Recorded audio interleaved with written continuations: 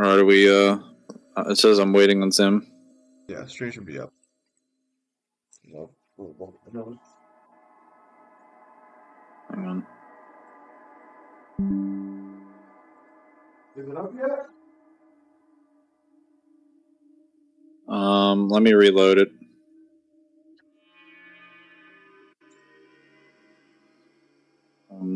Not seeing it yet. Yeah, no, it says upcoming. Oh, there we go. Never mind. It's up. Yeah, no, it says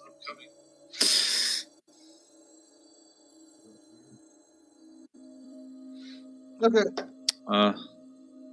You may leave me to my devices. Also, I was gonna say, before I leave, so I haven't been able to fix the internet problem yet. So at some point, your voice might start fucking up a little bit. Just I don't know. Probably at that point, just leave the call and rejoin. But yeah, that hasn't been fixed yet. So good luck. Okay. You have fun. Yes.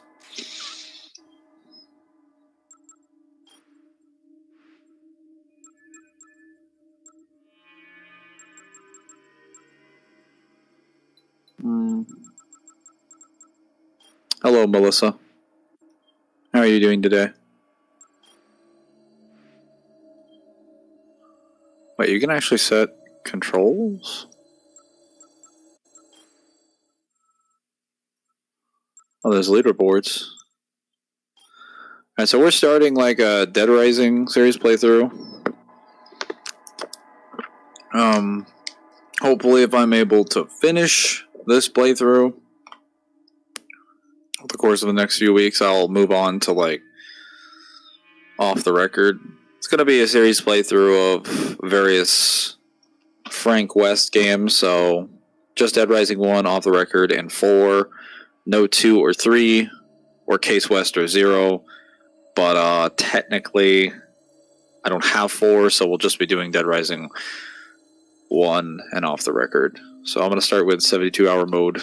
We're going to begin. We're starting in September.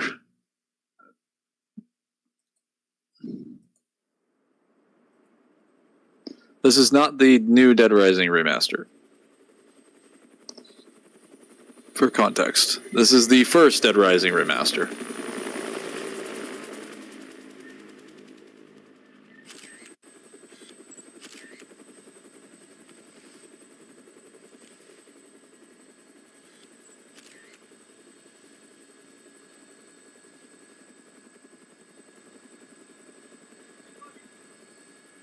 Say, buddy, you mentioned something about research for a story. That's right. Got a tip that something big's happening. In a nowhere little town like that? They sure didn't mention anything about it on TV. Yeah, well, I'm freelance, pal. I don't make my living waiting for the TV to tell me what to cover.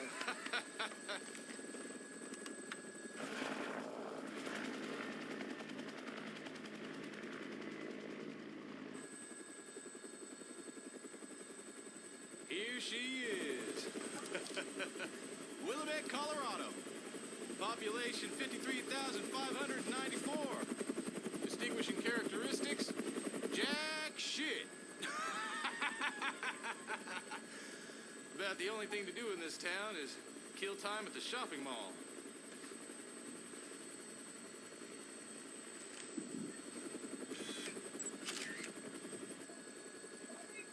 What was that? The army? Yeah.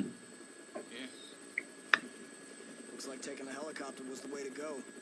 I bet they got all the roads blocked off by now. All right, listen. I want to get shots of the whole town before That didn't look like the National Guard. Take me over the main street.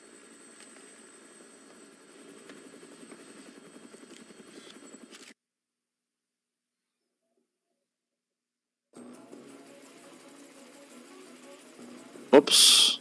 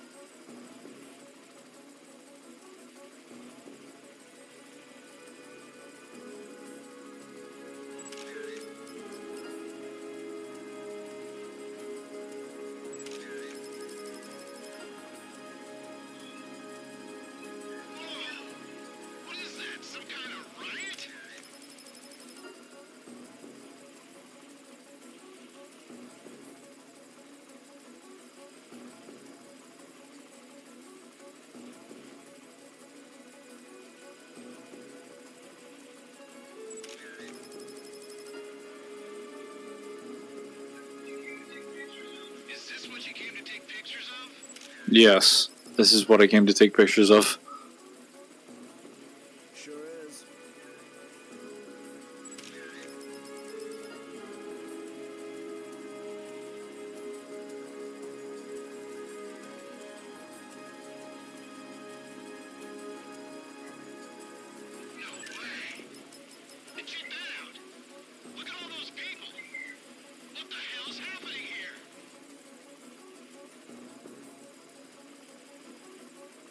I have no idea. But one thing's for sure. Whatever's going on down there, it's not business as usual in this town.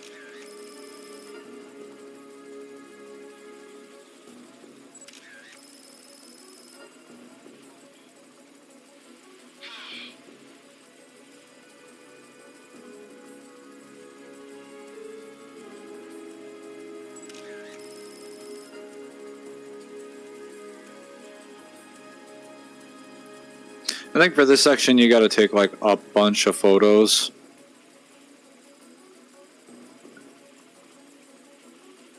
Oh shit. Hang on. I didn't realize pressing start would have actually ruined it. Hang on, I'm gonna have to start from the beginning. I thought I could pause it, but yeah, I gotta be careful, apparently.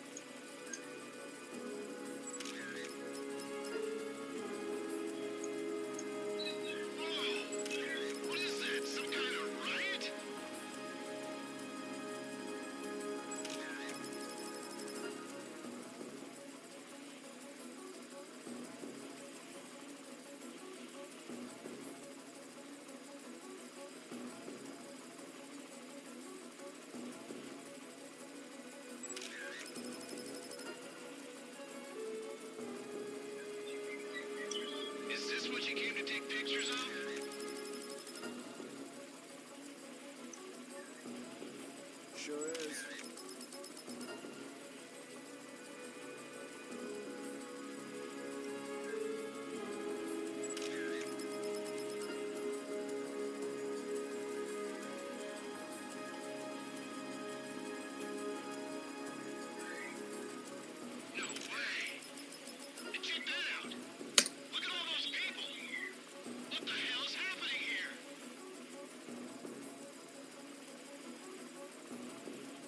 I have no idea.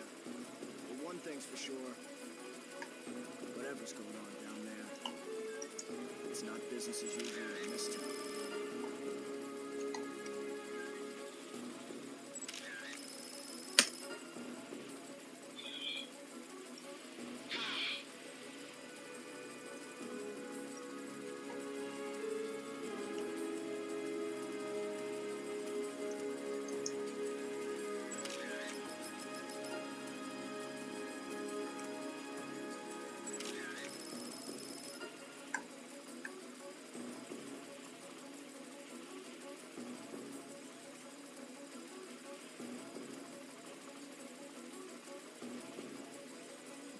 Mangler, do you agree with the Leon Kennedy versus Frank West death battle? I don't remember what the outcome of that death battle is. If you could remind me, that'd be great.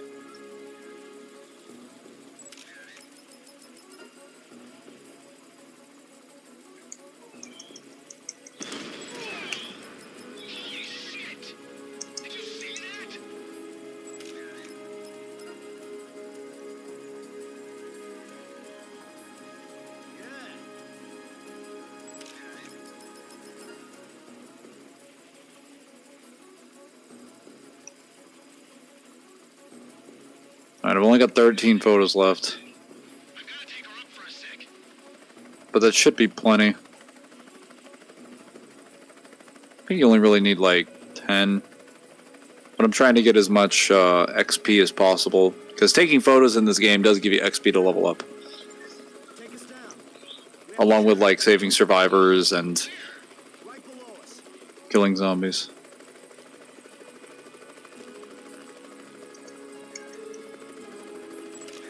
Oh, that's what orange is. Orange is drama.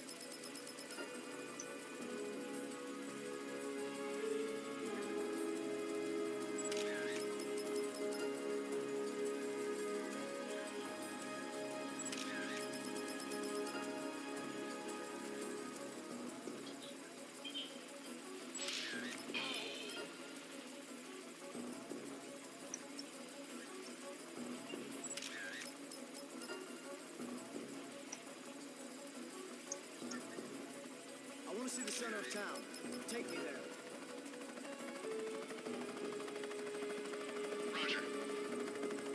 Melissa, what was the outcome of the Leon Kennedy versus West Ethel? I cannot answer your question unless you provide me with information. I do not remember.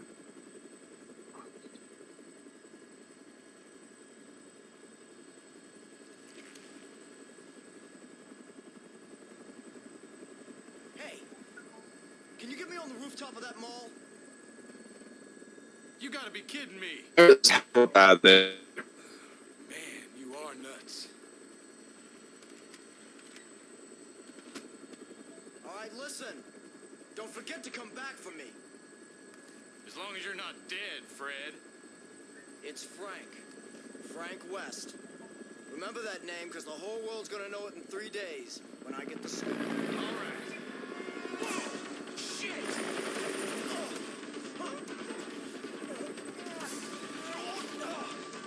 I don't believe we ever figure out what's inside that briefcase, which really bugged me.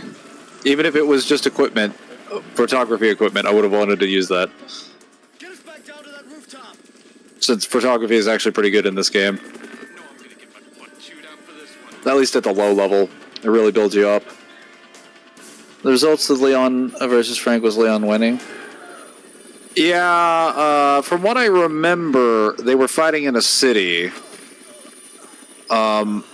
I know that if you use scaling in Resident Evil, Leon is supposedly physically stronger if you scale him to Chris. And there is evidence that Resident Evil characters are not like normal humans. But I would argue neither is Frank. Freelance. You know, Like, Frank literally has feats that he can disembowel special forces soldiers, and I do mean disembowel. Like, he just grabs their stomach.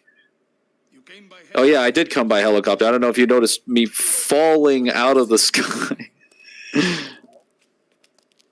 well, if it were just a riot, I'd No. let them know He can literally rip someone's intestines out of their stomach, a little extreme. like by force, despite wearing body armor that can stop like 12 gauge rounds with his bare hands. Doesn't sound Like, he's not just superhuman. That's already like bordering above most standard superhumans. almost as if. So Frank wouldn't be that far off, though I think there are characters in Resident Evil that are stronger than him. But the main issue that I have, from what I remember, actually no, I can't remember that much. I disagree with the logic of a Resident Evil character like Leon beating him simply because Frank West does not simply beat you by getting into a fist fight with you. Frank West beats you typically by just building something in a store and then coming out with a weapon that's like way beyond the tech level of what Frank West himself normally has. Like, if Frank West were armed with nothing but, like, a baseball bat, right, and a camera, if Frank West went into, like, a store... Also, I'm level 11 for some reason. That's kind of weird. Well, I guess I'm not going to judge it. If Frank West went into a store, like a clothing thing or like a Radio Shack, and came out with a bunch of radios, he could legitimately build like a laser or some kind of time bomb or like a device that would produce enough electricity to like fry a fucking elephant. He could do that despite not having any of the parts needed to actually make a weapon like that. That's what Frank West is known for, is being not only being incredibly adaptable to his environment, but being able to make things that make no sense.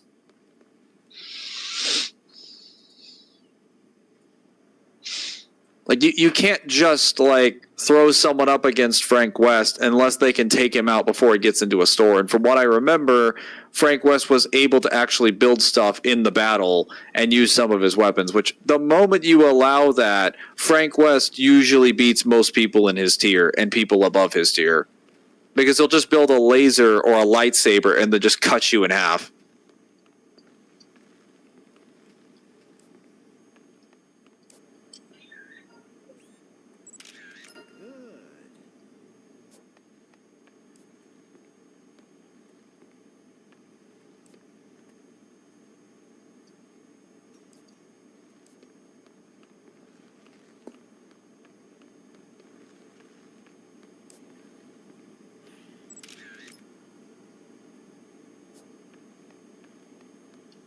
Let's see what kind of key skills I have.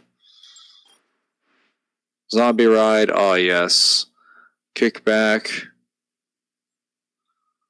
Flying dodge. Football tackle.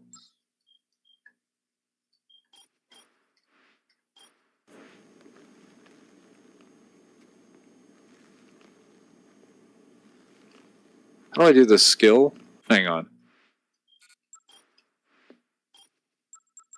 Press and hold left stick and then press A.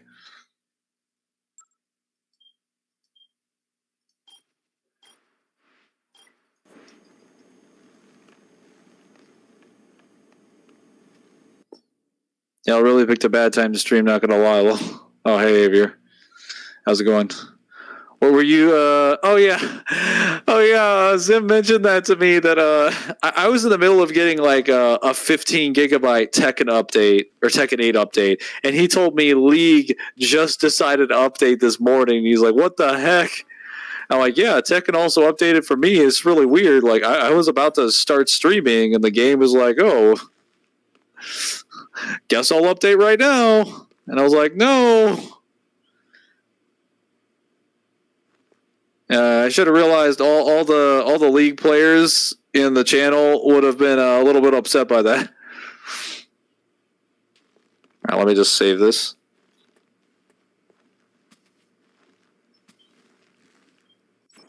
Hang on, I gotta take a screenshot.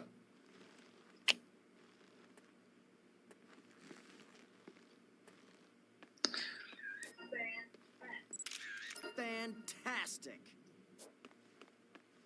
I meant something complete. No, I didn't mean that. I meant something completely different. Oh.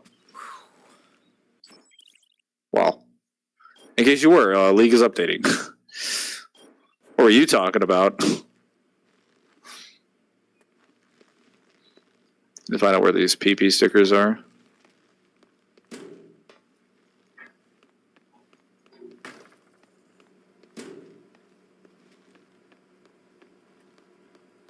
I don't think 72-hour mode starts any case files until you examine the image in the monitor. Which is right here. Turn on the news and you'll see. Oh.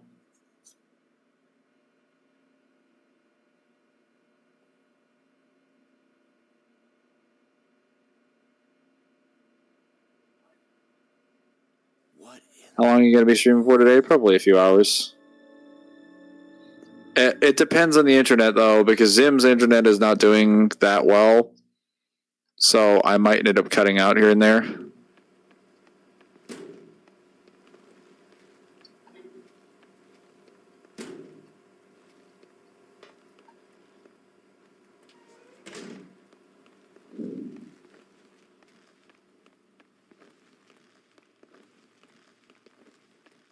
There was actually a glitch for Dead Rising 1 where you could click on the... It was patched with the remastered version, I think, but you could click on the image of the monitor, and if you did it after this initial section, it would bug the game. And you just have a quest line that would be a main case quest line. It would be blue, but when it ran out, the case files would be lost, and you had no way of completing it. Even if you went up to like the security room, which is where the arrow would point you. Hey, bring that up.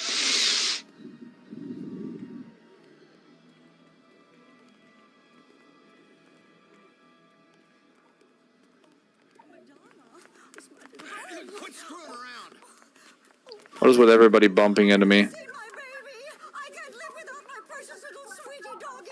Oh, where is my Madonna? Where is she? Oh, oh.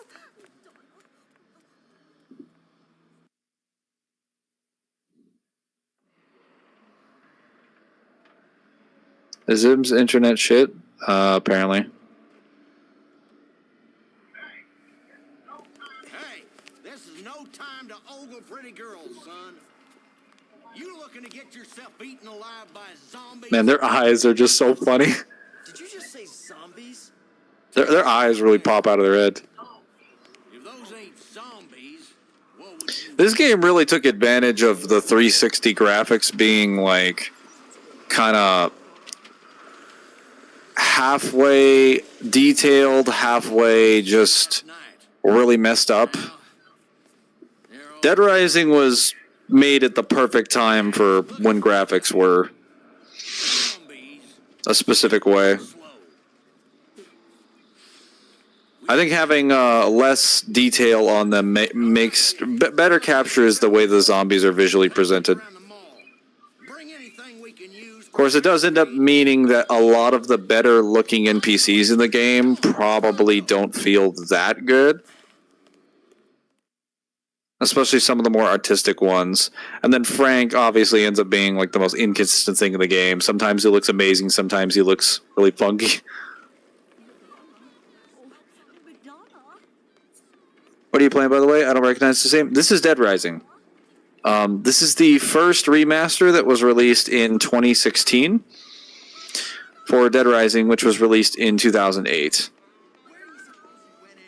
It is a mystery horror game where you're trapped in a mall for 72 hours with a bunch of zombies swarming, and it's your goal to figure out why the zombies are here and survive for the 72 hours until you can discover the clues to the situation. Damn it! Every time I come shopping with you, something happens to raise my blood pressure. What do you mean every time? Should probably take some photos of everybody while I got a chance. It seems familiar, yes. Dead Rising is one of the more iconic franchises that Capcom has made because it's very unique gameplay-wise.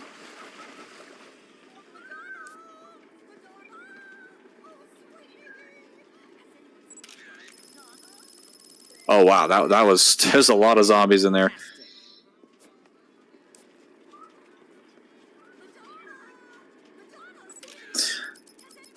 I do like the photography mechanic because you basically get a bunch of different genres that you can take photos in, and they give you tons of XP. So this is obviously not the main form of gameplay that you're getting. Fantastic. I'll show that in a minute. I'm just taking photos for XP that I can use.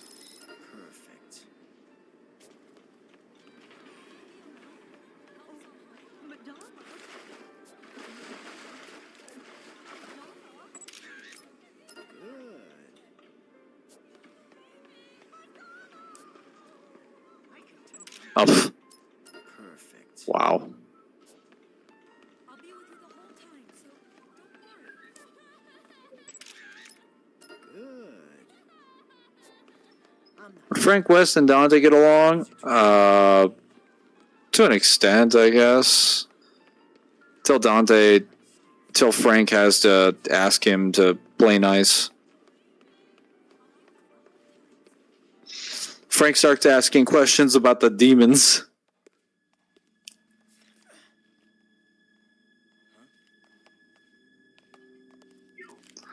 I thought Frank just decides, I'm just going to take pictures of anybody. Do you have any idea what you've done? Why did you summon me to this place? What are you planning? Would you calm down? I don't even know what you're talking about.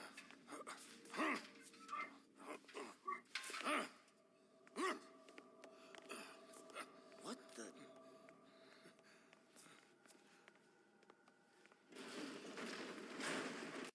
Oh no.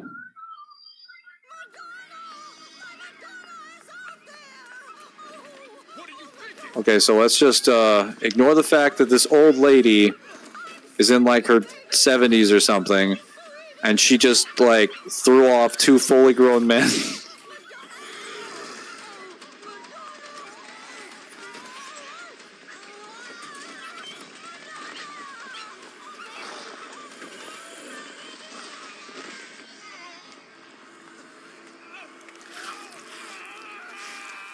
And that is how the zombie apocalypse starts in Dead Rising.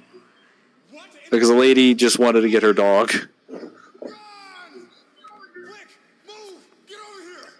She's the most hated character in the game for what is effectively the length of 60 seconds.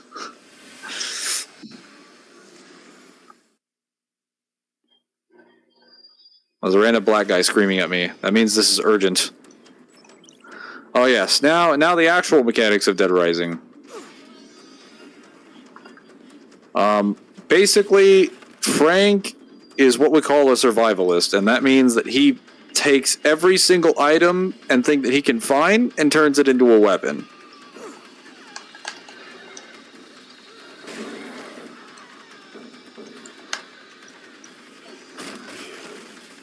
If you've ever wondered what would happen if you just got trapped in a mall with zombies and just used anything and everything you could to kill them, that's basically Dead Rising.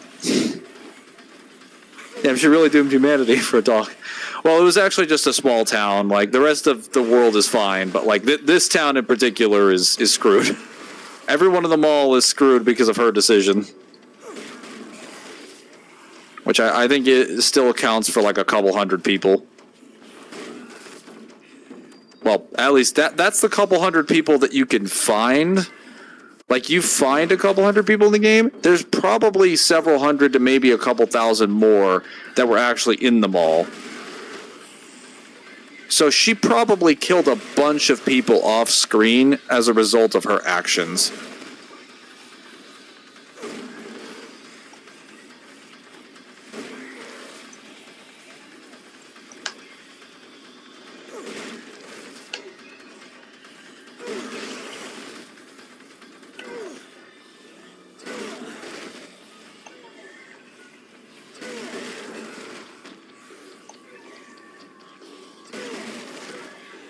I don't have to kill all these zombies, so I guess I can head to the stairs. But I do want to see if I can level up.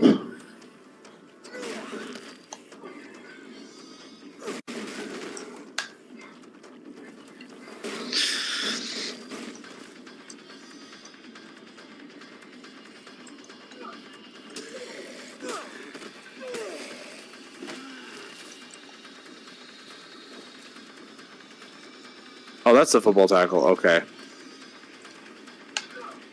Got him.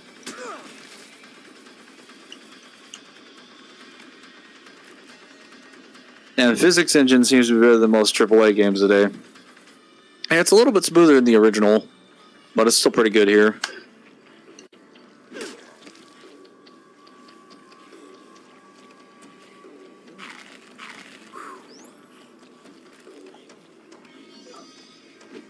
A 2x4.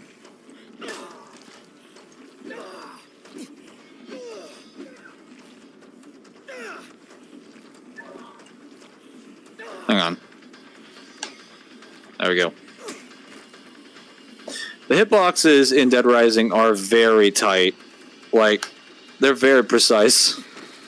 You gotta have like certain moves to hit zombies on the ground. You gotta have certain moves to hit them mid or high. All of the attacks of various weapons, even like most blunt objects, have different hitboxes. Like a 2x4 will not swing the same way that a baseball bat will, or like a knife, or a golf club. They'll all have completely different attack animations. Uh-oh.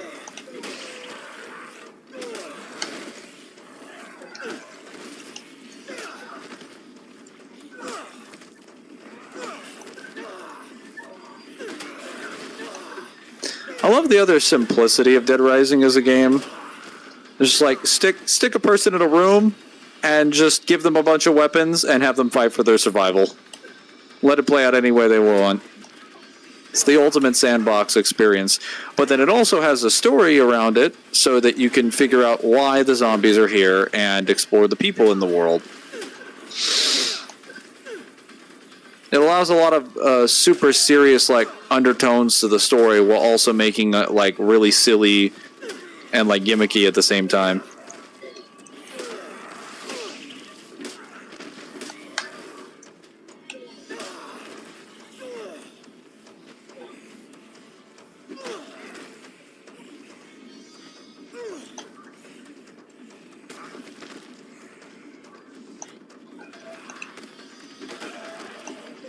Alright, I need to get going. I'm wasting time here.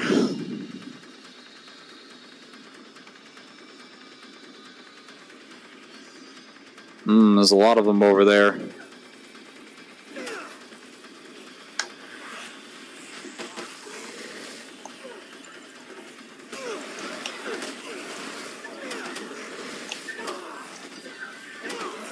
Head to the stairs, the announcement says.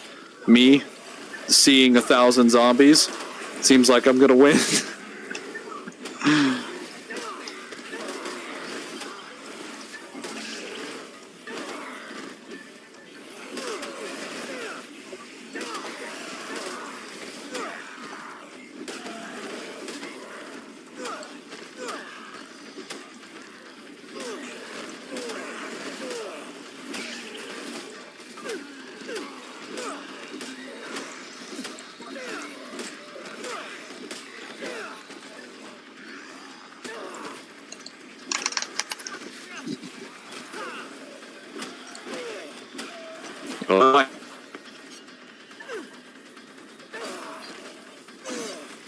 Red pipes are the best weapons in the game.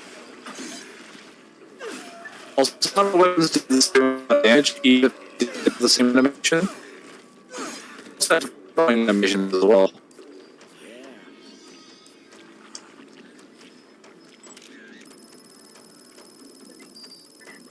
Fantastic. Let me just go over there and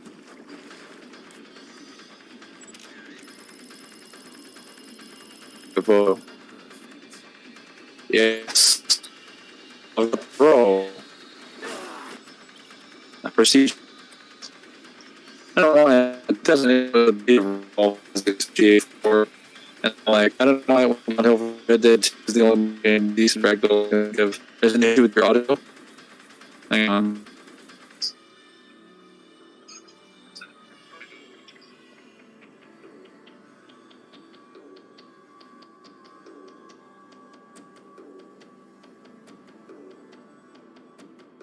How about now? Is it better?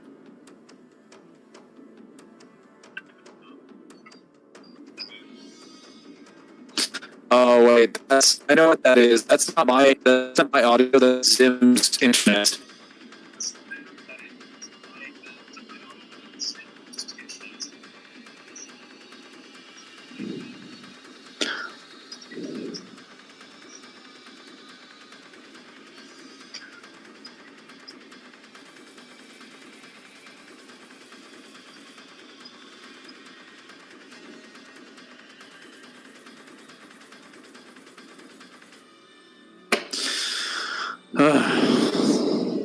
Yeah, I can't do anything about that.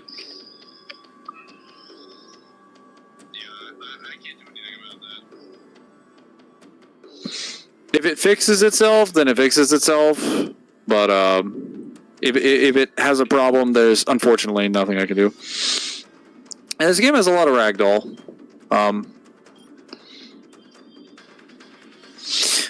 In this game, if you want to level up, there are technically 3 different ways you can gain prestige points. One of them is obviously killing zombies. The second is, well, I guess there's technically 4 ways. Completing quests or like the case files, which are like the main story events and missions. Number 2 is escorting survivors, finding survivors and escorting survivors back to the safe room.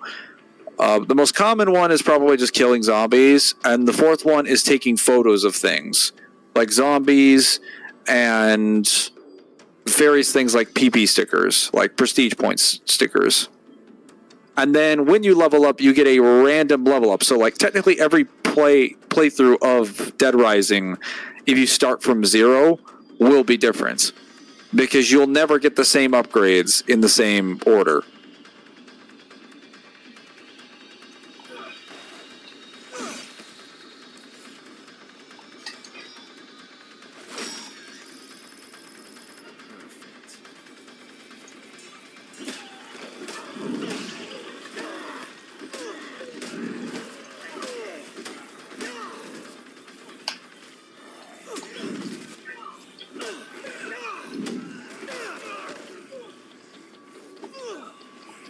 Now, where's the thing I was looking for?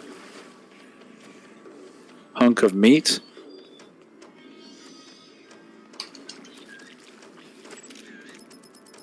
Perfect.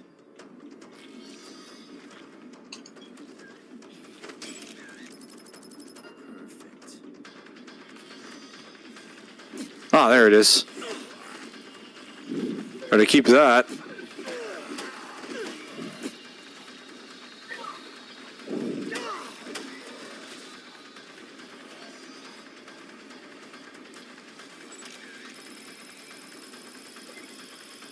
Fantastic.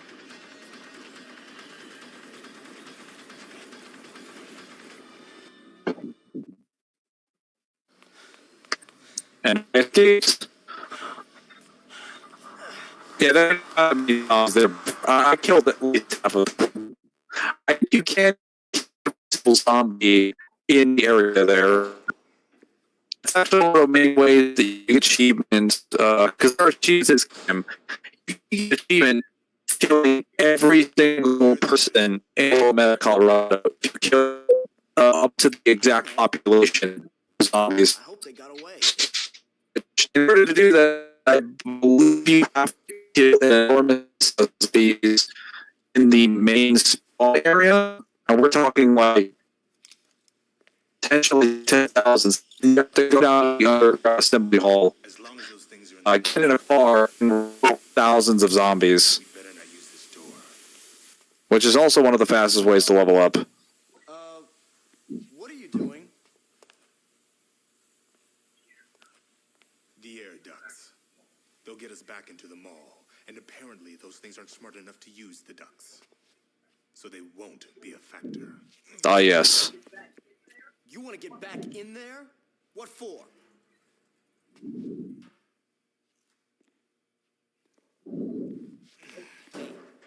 Hey.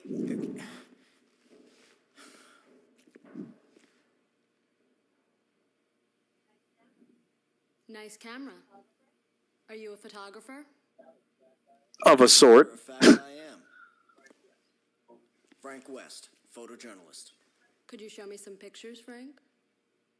You know, usually you're supposed to shake my hand when I offer it, not take my camera.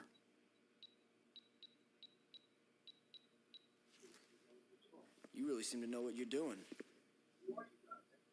Who are you guys, anyway? And what are you... I took that one near the entrance. That guy do something?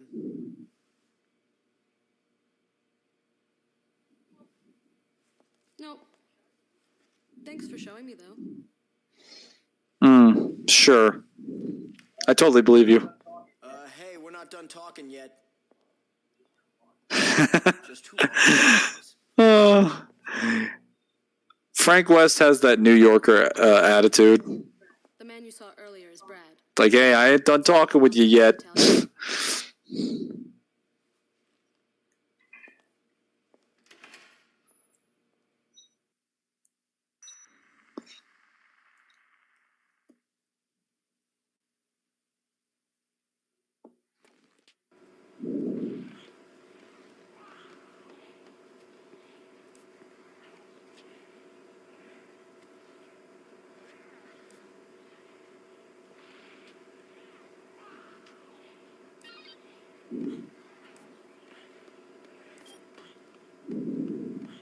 Aw. Thus starts the game.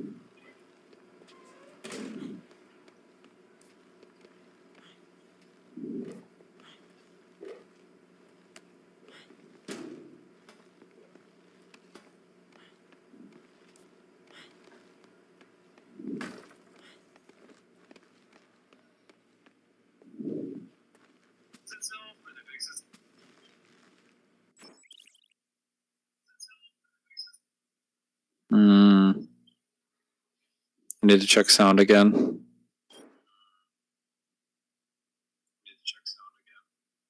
Oh, seems to be fine.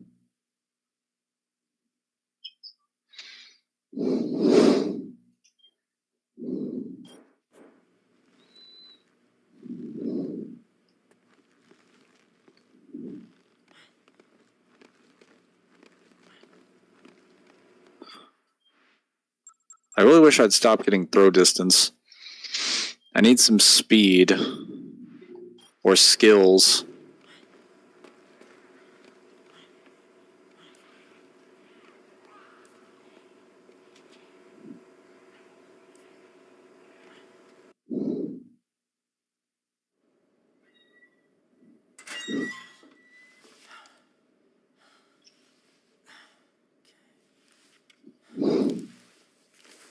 Seems we're about 40 minutes in.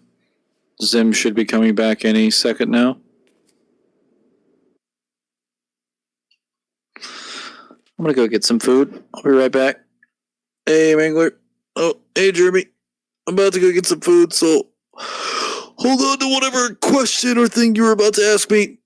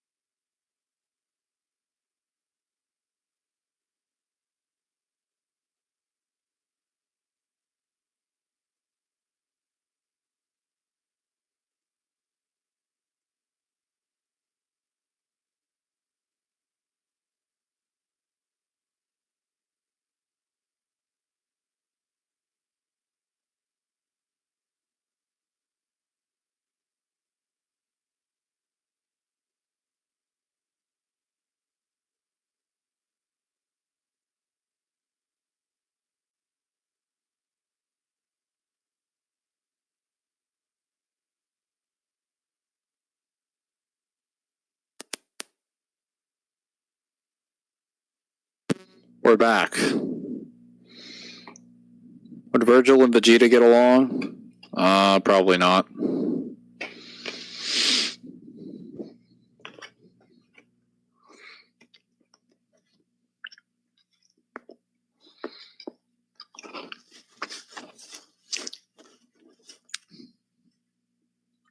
Vegeta doesn't have anything Virgil wants.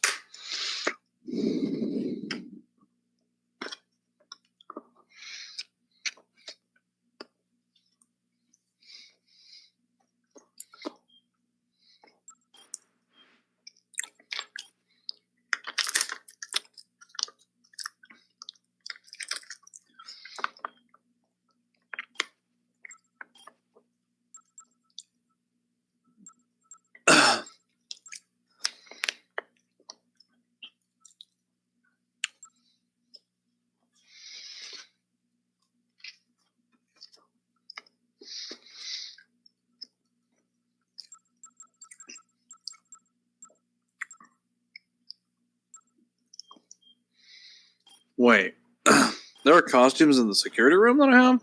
Oh boy.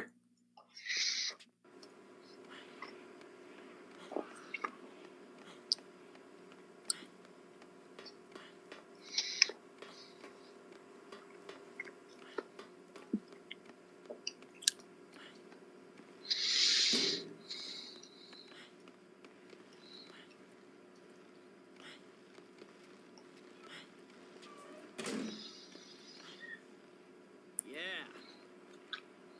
Hmm.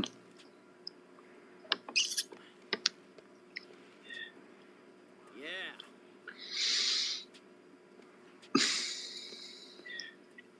Yeah. No, just different colors that I can use.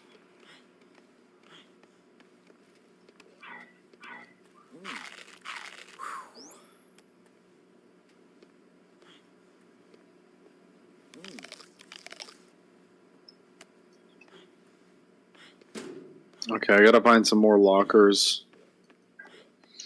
So apparently I have a bunch of key files.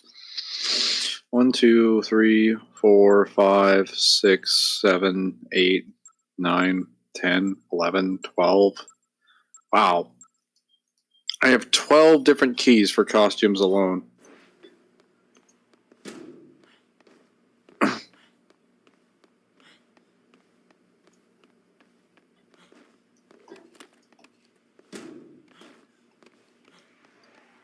All right. I don't know which costumes these are. I'm just trying them out. You playing the deluxe remastered edition? This is the original remaster, 2016. All right. This is not the new remaster.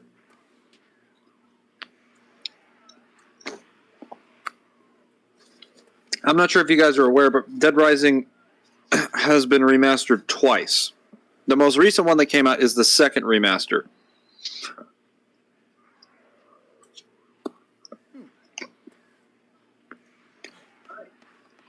All right.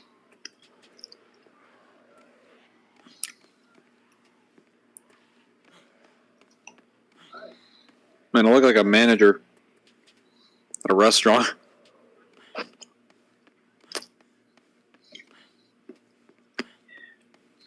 Yeah.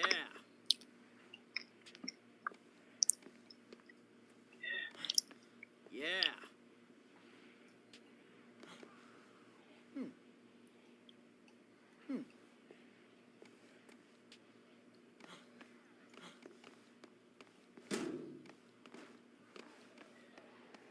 Yeah. No, that just looks ugly. Yeah. Yeah. Would Hellboy and Nero get along? I don't think Hellboy would have any interest in Yeah. talking with Nero. So probably not. They don't have anything in common. Hellboy's not the kind of guy that goes around and makes conversation with people anyway.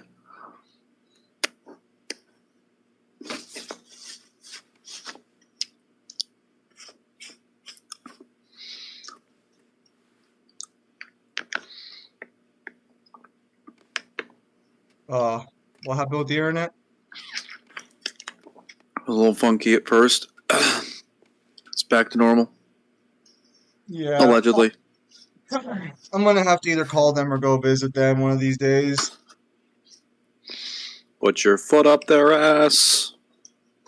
I'm afraid it's not. I'm afraid it's not that simple because, like, I'm assuming they were gonna have the modem there ready to go. I mean, I think it is that simple. If it's like, if I pay you money for a service, you give me that service. Otherwise, I come knocking at your door. Also, the problem is that I don't know what the problem is because I don't know if it's the router they gave me or if it's the modem I use or vice versa. Because so I have an extender on that thing, and I think the extender's pretty old too. Yeah, So it's one or the other. yeah. Yes. And the problem is that I'm going up. it's just Discord. Discord and online games are the main problem, so it's a ping issue somewhere. Because, like, I can stream just Excuse me. fine.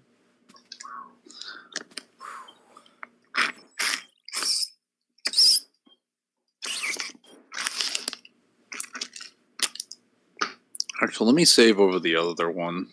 I don't want to have two files.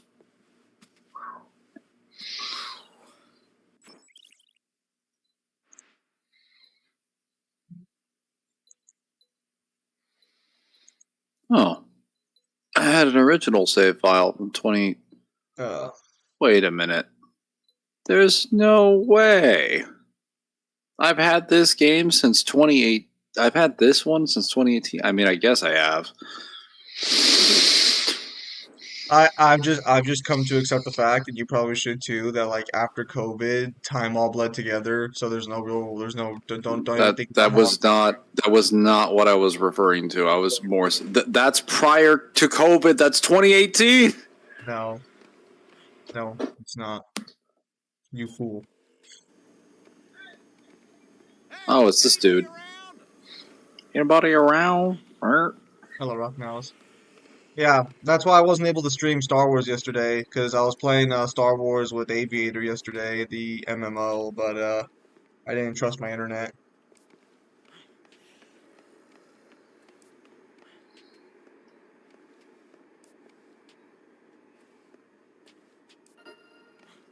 You get a cold or something, Mangler?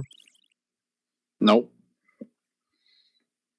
Oh, so when you gonna attempt the 6 hours challenge? 6 hour what now? The 6 hour challenge, of course.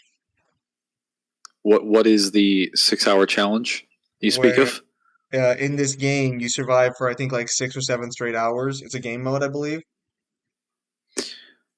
Oh no, that's infinity mode. Um, but that's more so like I think you have to survive. Yeah, you have to have your console on for like 10 something hours. I believe it's 7. Uh, well, in game, they might have patched it with a remaster, Did I hit the but in the spot? original, it's like 10.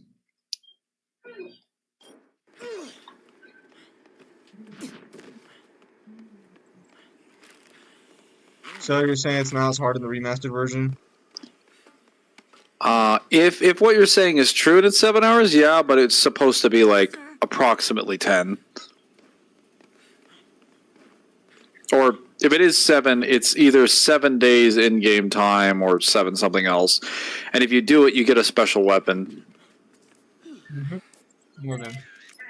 Fantastic. Tá virado. Oh, mas esse criança tá aqui?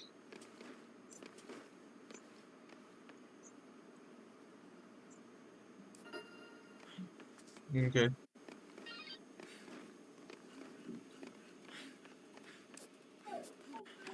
Go over there. Go. Hellboy got Escorting survivors is actually not that difficult in Dead Rising 1. If you know what you're doing and you know where certain weapons and things are. Follow me.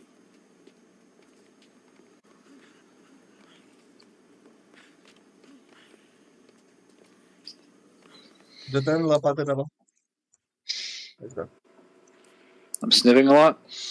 Oh no, you could just hear the sound of me, like my nose, like that's not me sniffing. That's well, I guess I am sniffing, but I'm not sniffling. That's just the mic picking it up. Okay. Sorry about that. Unfortunately, I wasn't able to get. Jay didn't wake up till later on last night, so we weren't able to stream DMC 5 because I'd rather not stream his mods without him being there again. Oh shit, I should have killed her.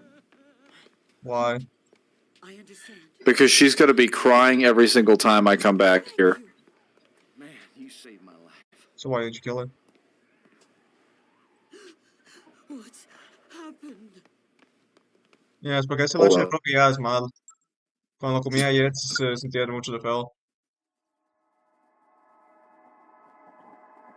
Mangler, what are you doing? Why'd you leave? Are you restarting the game? No, I'm loading so that I can.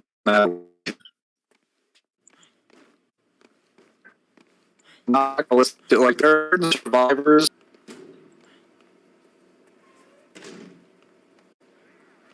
One second, chat. All right. There are certain survivors that you just generally it's agreed upon that you kill them because they'll be annoying or they'll be too much of a hassle. Wow. Okay. Well, if you don't want to listen to the sound of someone crying every single time you make it back to the security room, and I do mean every single time, like she never stops, then yeah, you either leave her out here or you kill her. Damn, bro.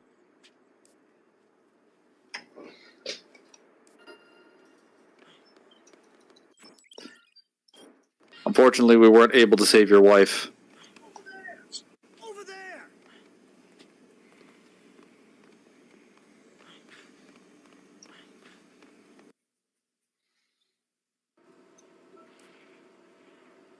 I really owe you one. Yeah, you do. You owe me money.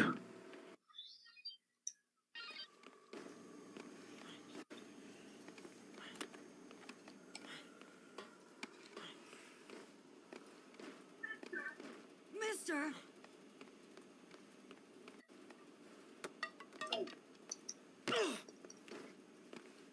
Have you ever played Dead Rising before? I played it. I played the demo disc years ago. Total Zen maneuver.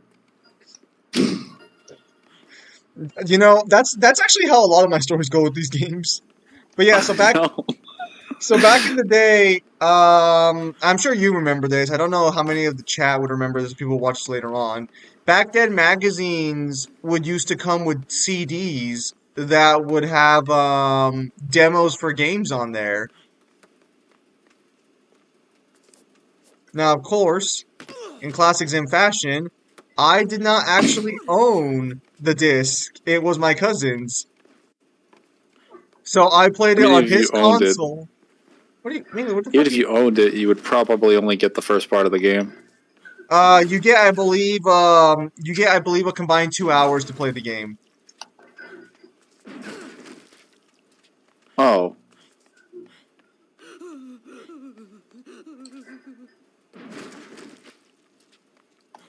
I lived through the heyday of the demo disc. So the Dead Rising remake, Mangler, are you taking panty shots of a dead woman? No, I was taking What? shots of What her is it? dead body.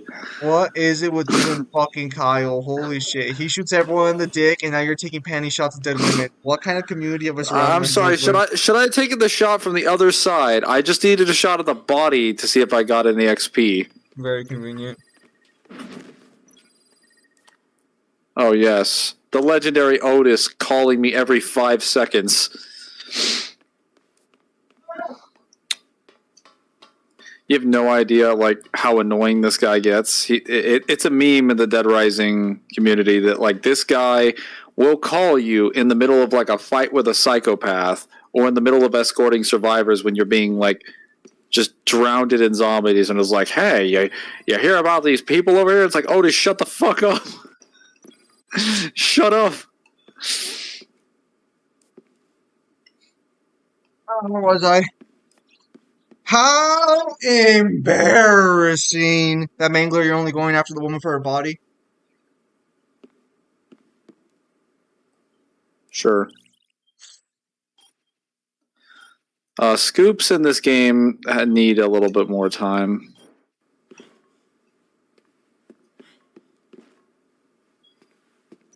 Oh my god, another call?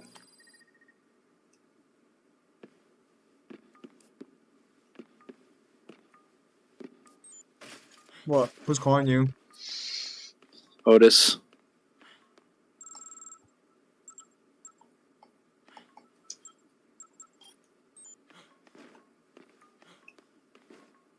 I got the scoop information.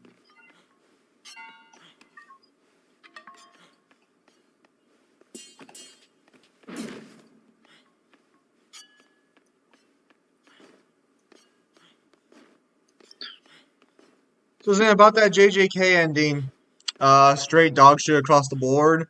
It's ultimately not the worst ending it could have had, but it's definitely. I'm starting to question why manga writers are so bad at ending their fucking series. Had a feeling you'd show up. That's Frank West, assuming zombies are gonna randomly show up in the middle of a random hallway. In a mall infested with zombies. Seems like a reasonable thing to assume. God, it's you. Look, don't sneak up on me. Brad was attacked. I located him on the monitor. Ugh! It's probably just a sprain. You sprained yourself from that? I've gotta help Brad. My goodness. Or he's done. To be fair, Fine. Give me your gun. Come on. I'm the reason you just got hurt. If you say it's because she has heels, No, I can't. understandable. However, she's Regulations. technically supposed to be a Homeland Security agent, so she should have some level of physical training. it's not that. It's just that like How to use the this? human body Kinda. is kind of weird about that. Oh, there we go. I've The covered iconic wolves. line. Yeah, JJK's ending was straight trash. I've never met. I don't think I'll ever meet an author Look, who. through helping you, you and I are gonna have a nice little chat. Sorry, I A don't think I've nice met. little chat. I don't think I've met an author who despises their own creation that much. I don't know how he fucked up the JJ Candy when it was so easy to have Gojo win or have Fraud Kuna kill everyone to win. It was that easy. So the way JJK should have ended, honestly, should have been when instead of Gojo dying, Gojo and Sukuna should have killed each other, and then the merger should have happened. And while the merger's going on, Sukuna gets resurrected in a weaker state, and the heroes have to defeat Sukuna themselves, and then that would have been it perfect. And then the series ends, they beat Sukuna, Gojo fucking kills off the first Sukuna, and then boom, like literally everyone walks away happy. Oh yes, the books. So from what I books. say books. From what I've come to realize, most manga endings that are good are usually open-ended. It's usually the definitive, and to be clear, JJK's ending is open-ended, but they made it just definitive enough to where it's still fucking dog shit. The writer just hated his own story too much. It was ridiculous. But yeah, the best manga endings you will encounter are going to be they're gonna be open-ended.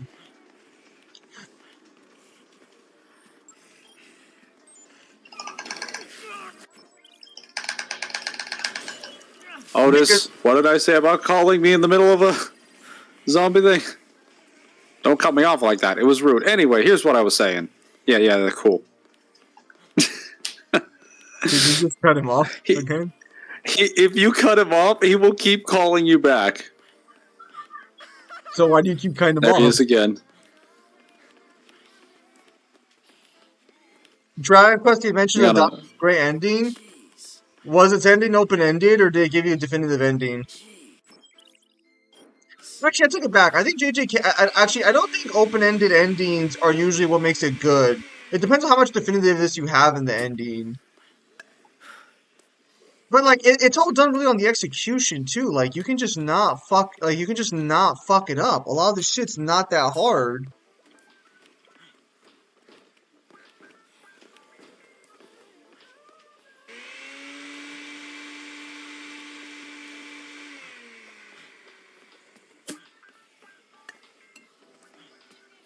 Jeez.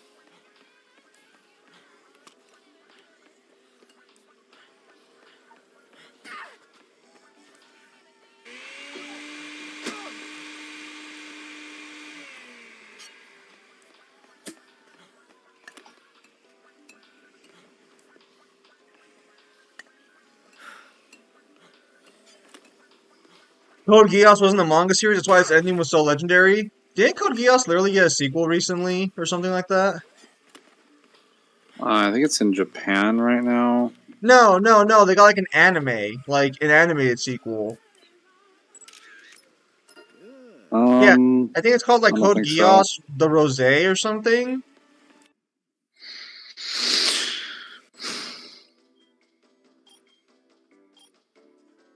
So have you seen some of the changes they did to the new remaster versus the original game?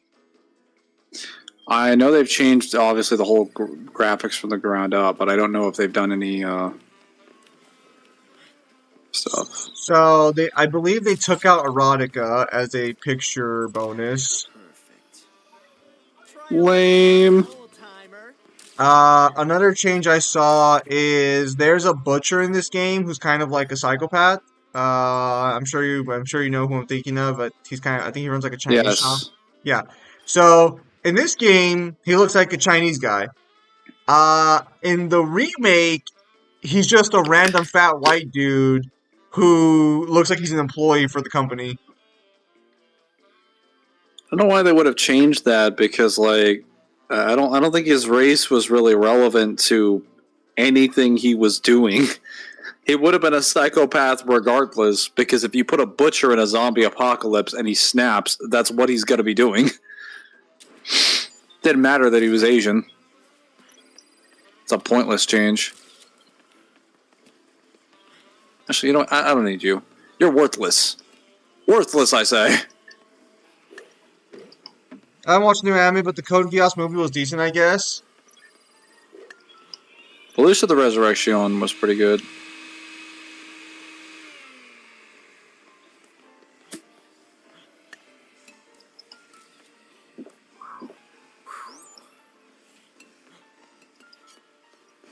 What a strange game mechanic. What, the drinks? Yes. But yeah. No, well, they allow Frank to get superpowers, so I'm okay with them.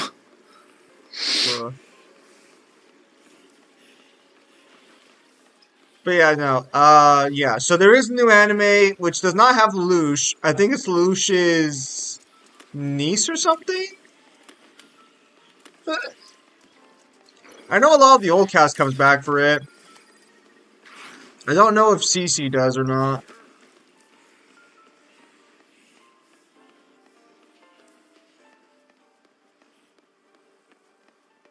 Did you just call her Cece?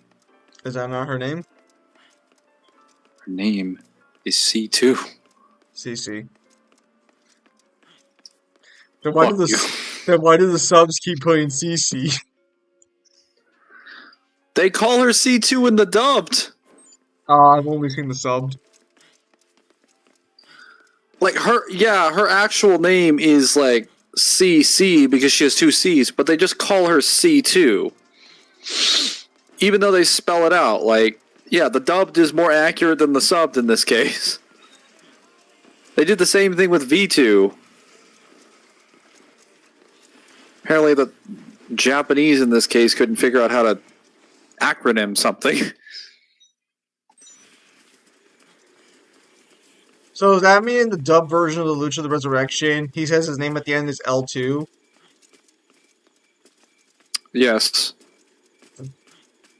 Like, why would he call himself LL? That just sounds dumb. I mean, so is CC, but I wasn't judging her. Bro, you were definitely judging her. You just didn't say it out loud. I guess with that context in mind, her reaction makes a lot more sense if that's what if that's what the dub makes it sound like. Because I know it's an anime only She's series.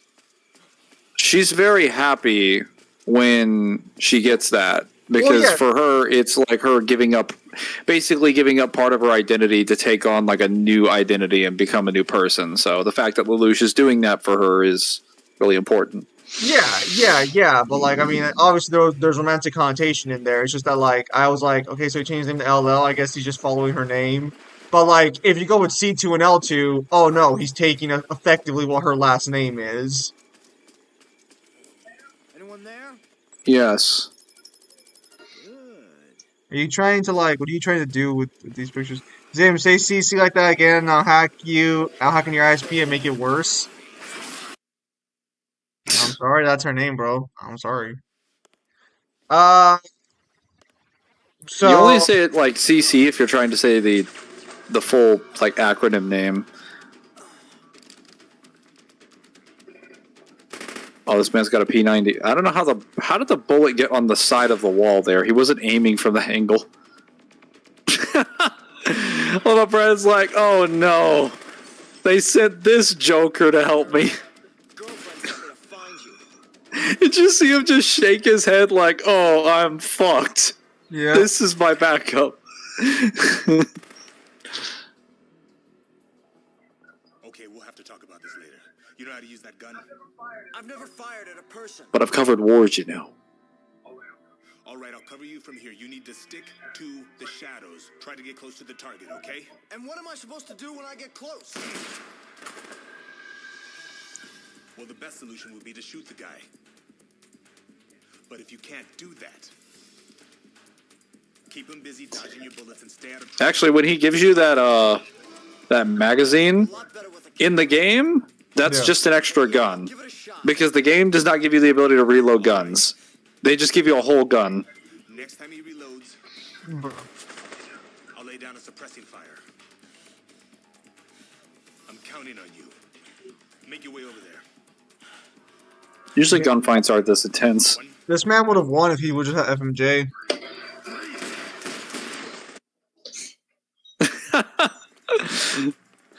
Zim, shut up. Don't start making sense now.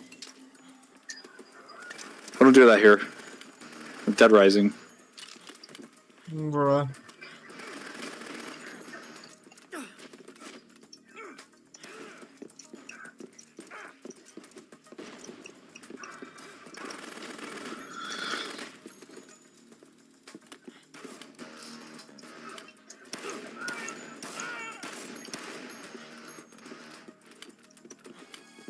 So, I know you're probably not curious picking up another card game, but Bandai is releasing a Code Geass focused set for their new card game Union Arena, actually. They just had a Bleach one come out, actually. I made a Quincy deck. I mean, if I'm interested, I might pick it up. Oh no. Hey, asshole, you gonna fucking, like, do something? I keep shooting him. I just move it over. Yeah, no. I was just saying that because like they released a new anime focused card game, but it's gonna be like a smorgasbord of a bunch of animes. The only restrictions are you can't build decks with more than one anime in the deck, and you're basically color locked within that deck. That seems pretty fair. So I like, don't want none of that cross archetype bullshit. yeah, so like, so the first two animes that came out for the game were Hunter x Hunter and Bleach, specifically the 1,000-Year Blood War arc. And you can't combine them. Why are bullets so weak in this verse? That's a good question. Not that bullets are weak. The people are just strong enough to take the bullets. Like, did he even lose HP? Don't question it. My attack is buffed, by the way, so it's not like the bullets are weak.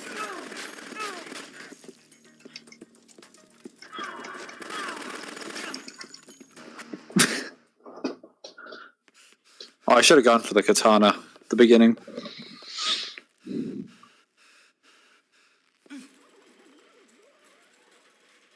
Apparently he's Batman.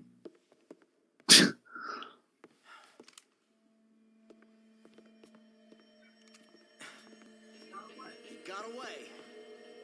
Who was that anyway? I don't know. Well, while we're here, we better get a beer or something. Probably. I need a burger. I'm starving. Thanks for your help. The name's Brad. I'm Frank West, photojournalist. And right now, I'd rather have an explanation than your thanks, Brad. Sorry. I've got nothing to tell you. Damn, the Bulls did jack shit with the sword one-shot him. Look, Yeah. I don't know what Jesse told you. The swords and melee weapons do more damage overall than So you cover your zombies handguns. and leave the rest.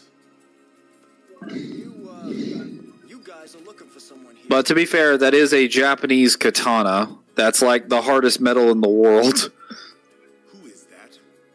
And it's also a blade. I help you. Bruh.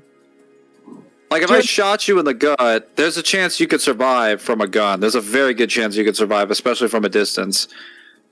I could wing your shoulders like 10 times and you'd be alive.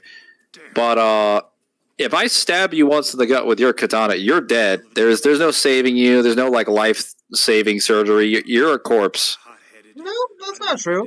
hotshot paparazzi Yeah, with nothing generally to is. do Because Yeah, I'm yeah, usually yeah. going to hit like a major organ or some kind of artery, and you're probably gone. Yeah, usually. But technically, you can survive a stab like that. Only if it's like on the surface and it doesn't go in deep. No, If it goes all the way through, you're done. It depends on how fast you get treatment. Like if you get stabbed and then immediately go to the hospital, you got like a 60% chance of Yeah, survival. what are we talking here? Like you're sitting in the hospital room and someone stabbed you? I'm Like in the emergency surgery room. surgery? I'm fighting in the surgery room. My opponent Okay. stabs me. I feel I like kill that's my. cheating. The entrance plaza. No. Right near the front door. plaza. We just needed to determine whether or not it was possible to survive a katana strike to the mid So do I have your to the permission midsection. for this story? Or not? Everybody's just done with Frank already. He's only been here for like 20 minutes. Well, yeah, because he's a photojournalist. Like, I mean, no one likes journalists. I'm aware.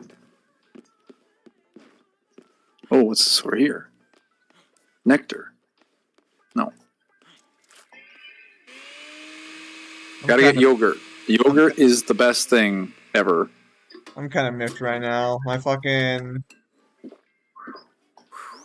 I play Magic's Commander format, and they banned cards worth over $100 a piece. So people got all mad. Because they got all mad, they gave the fucking community back to Wizards of the Coast. And that's like, damn it, now we're going to see how Wizards of the Coast does it. Well, just to let you know, there was one guy that survived being stabbed 35 times. Yeah, By because what? And how far?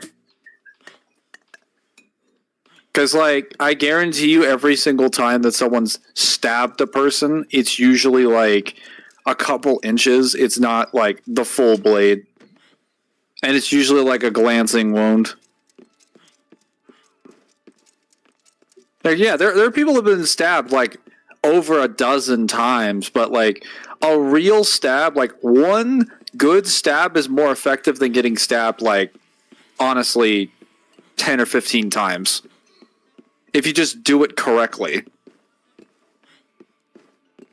But most people aren't, you know, trained fighters. They don't have an understanding of, like, biology. And they also aren't thinking in the moment. But the same can be said of any gun as well. Like, generally speaking, you need to have training to use a firearm effectively. Otherwise, you're going to drop the ball.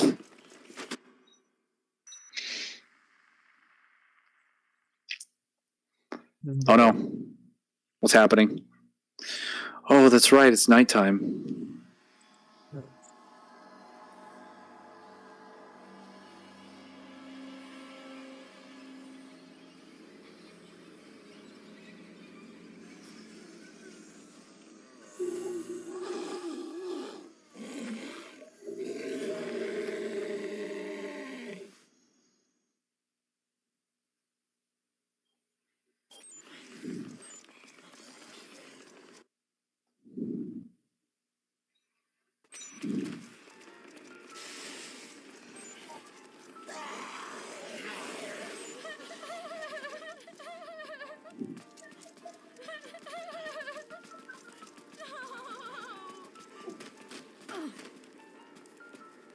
What's the lore explanation for this?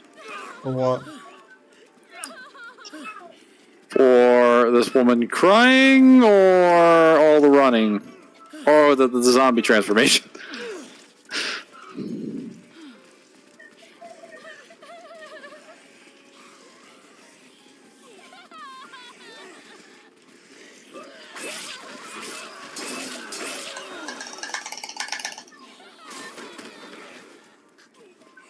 Oh wow, Brad's gonna die. No, no.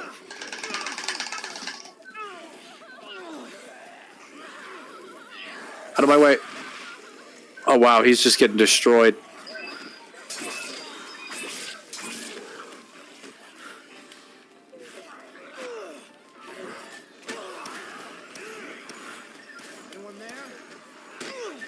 The fact that I can't direct Brad is so stupid. The I zombies need to get getting him some stronger at food. night. Oh. I don't think there's ever a lore explanation provided for why. It's strange. Ah, pies. Just what I needed.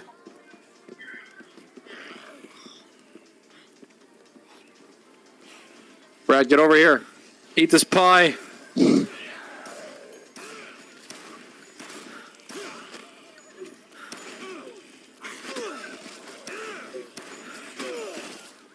No, you fool!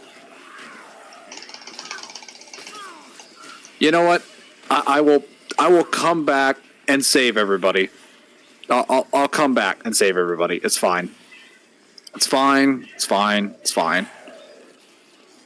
But before I can do any of that, just gonna get some of that sweetness.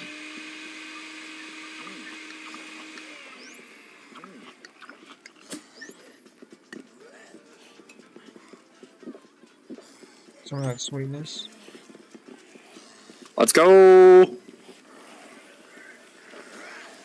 of my way. Actually, no. I need a better weapon. Off my balls! I'm not into that. Right. No! Stop! Get off me, you're ruining my quick step! Oh. Brad, how are you still alive? That journalist is Usain Bolt with... Yeah, no, honestly, quick step, like, drink... Frank West normally and Frank West with the perk drinks is not the same person. When he gets quick step, he is able to outrun cars. And I do mean he can outrun them. He's not just like fast enough to react them. He can literally travel and cover the distance faster than actual cars and vehicles in the game.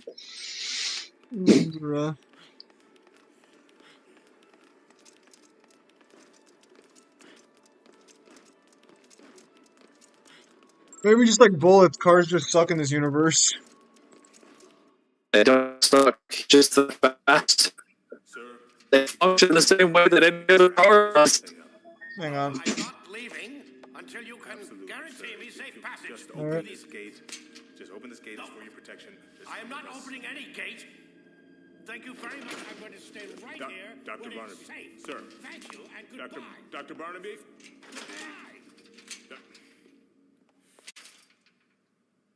Well, what happened? Hello? Alright, there You we go. can't just arrest him?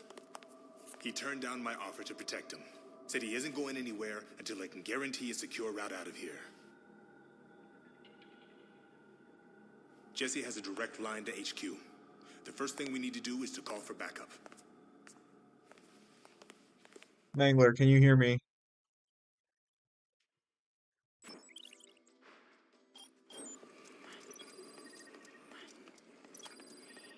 Hello.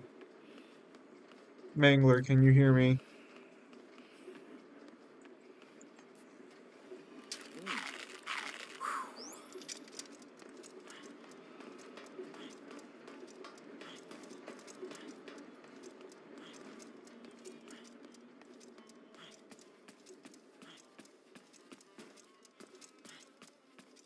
Yeah. Yeah. Chat, why isn't Mangler responding?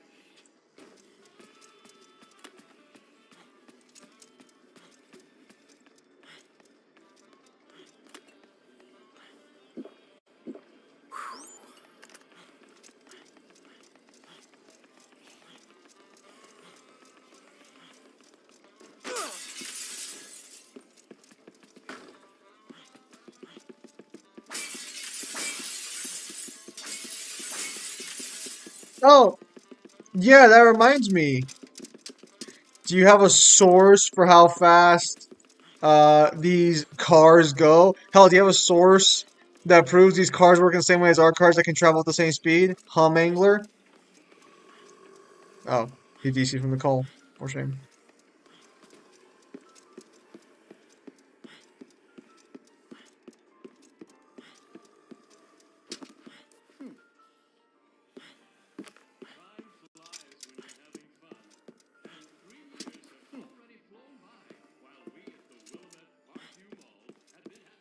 Oh. News.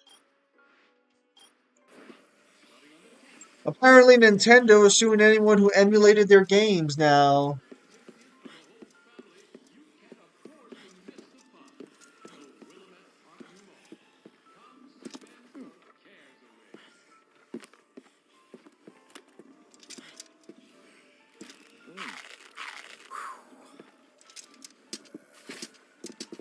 So I guess I'm glad I never fucking...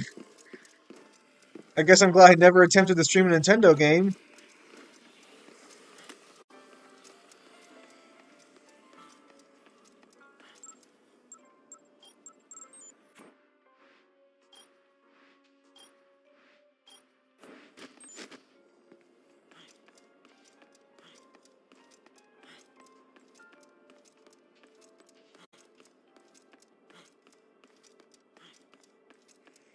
Nintendo's getting kind of crazy, to be honest.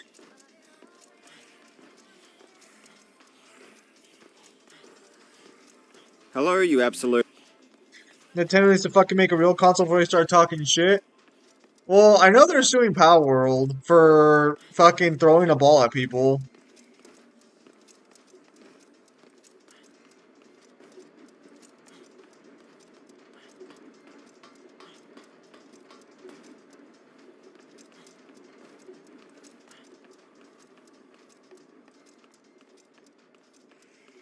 What the hell's going on today? Unreal Engine?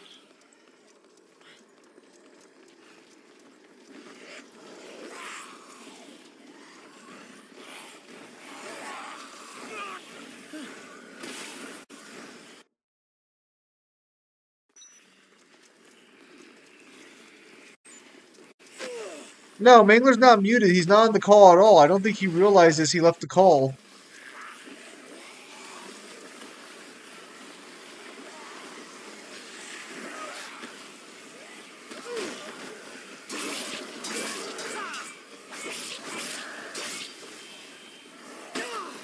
I guess I should message him about it.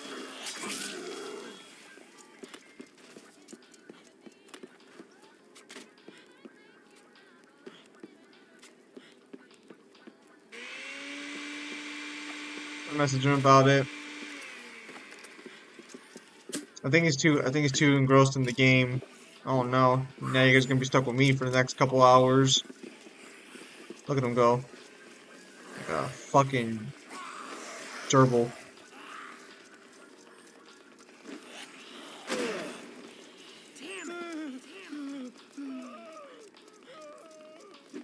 Technically, the fuck?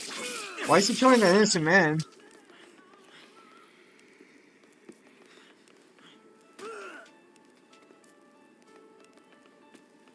Bruh. You all saw, right? Mangler just immediately attacked that man for no good reason. I saw that. You all saw that? Damn it! I'm not here judging.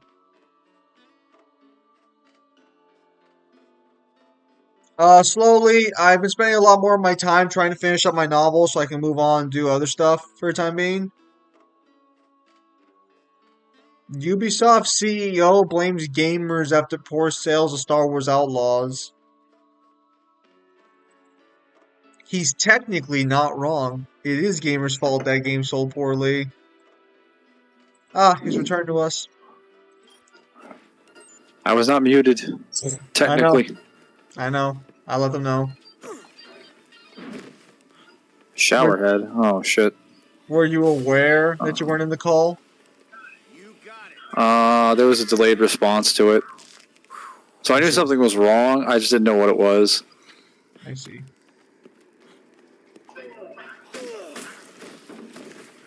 Yeah, apparently Ubisoft is now blaming gamers for their games not selling well, and they are 1000% correct. That is entirely gamers' fault. That is how that works, yes. If they don't choose to buy your games will not sell. So I was going to answer my allegations. Alright, Mangler. Do you have a source for how fast these quote-unquote cars move? Hell, do you have a source I read that this proves comment these already. quote-unquote You cars? just couldn't hear me. Alright. To repeat my answer again. Over there. If I have to prove that a car or a vehicle or something exists a specific way or the same way that it exists in reality, at that point you have to ask me to prove that everything in reality exists the same way. Everything in a game exists the same way that everything in the reality exists. Which, to that I would say, what's the point of assuming anything? Because most verses won't tell you every single little bit of detail about everything that exists in the universe itself. Why is it taking these guys so long? Oh my god. Fucking morons.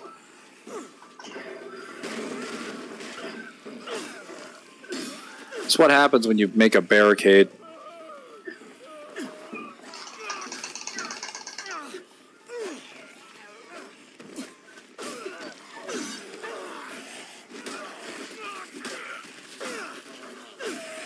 Fuck survivors.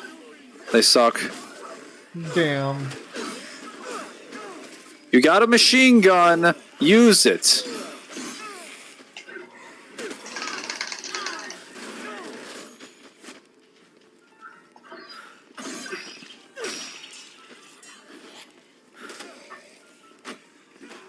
Sounds to me like you're saying games are not a reliable source? What the fuck? Follow me. Follow me. Come on. Come on. Oh. Oh my goodness. Come on. Come on.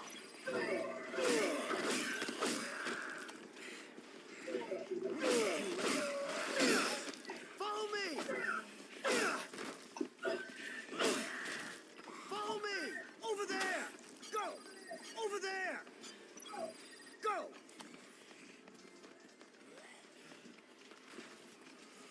But yeah. The heck? Roger.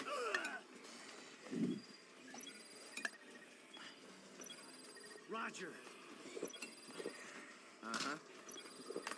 Dang, Yuji's still missing his fingers? I didn't even realize that. I don't think so. Okay, so I'll get Have you guys heard of the joke recently where is Kappa stronger than Super Saiyan 4 Gogeta? I think I've seen some of that, but I didn't know if that was actually like people were taking that seriously. Yeah, apparently. I don't know if it's a joke or not, but apparently, yeah. That really like a discussion. Like, Yeah. GT unironically has a better version of the same cosmology. They scale higher.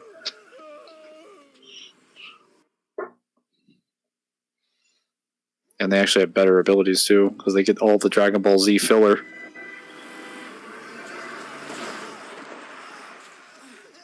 Oh, and GT characters also use the afterimage technique, unlike Dragon Ball Super characters.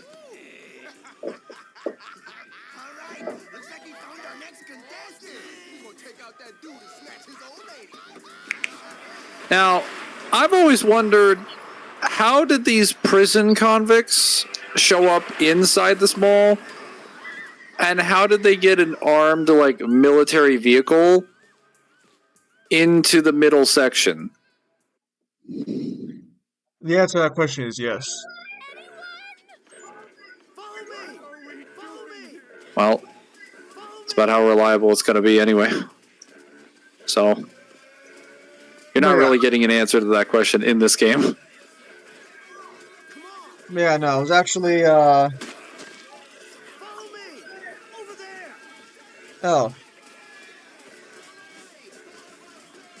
Yeah, those would be Alan's messages. Yeah. But, so yeah, apparently there was a big discussion going on. People believe that Kappa shit stomps him. That's hilarious.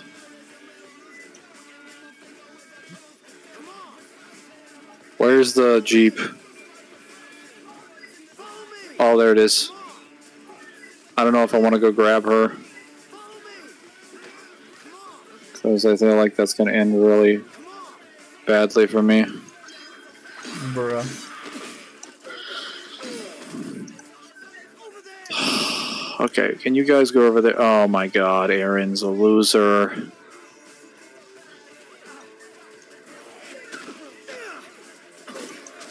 Mangler, when the other survivors can't fight off a billion fucking zombies like he can. How about, let's try one. Can we start with one? Bruh. Notice how I'm just not getting grabbed. I'm just moving and running and moving and running. Alright, lady, get over here. Get over here, I swear to God. Don't make me come over there. I don't want to get closer to the convict vehicle.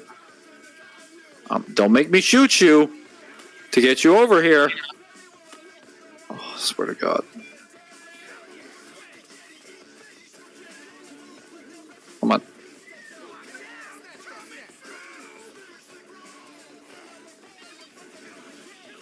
Ah, damn it.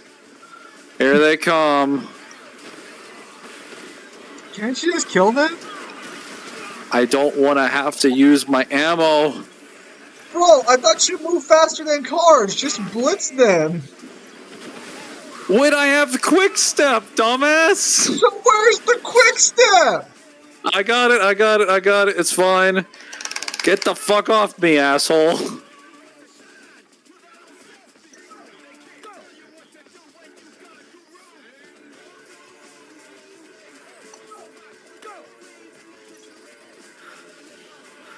Otis, what the hell?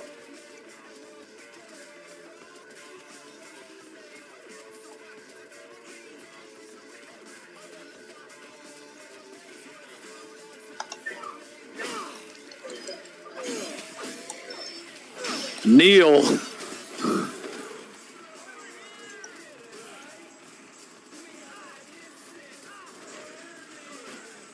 I don't have time to tend to your needs. Frank West super speed sucks ass, seeing as slow as zombies can catch him.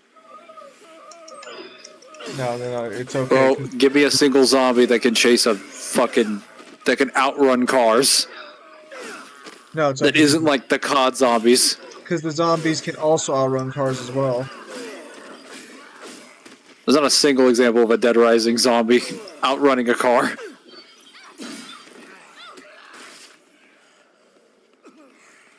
Sure they can. Oh my god. Did this guy just interrupt my dialogue? I'm gonna have to kill him. I'm gonna have to kill him. There's blood in the water now. Okay, Otis, I'm here. Okay, please finish your conversation. Oh no, Kenny!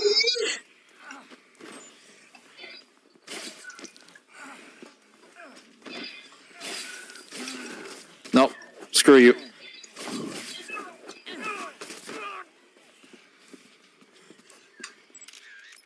I forget that Kent is dangerous. Oh He yeah, has a Glock and everything. Oh yeah, so Hayachi's back. So that's Trash. Worst decision they could have fucking made. He should have stayed dead.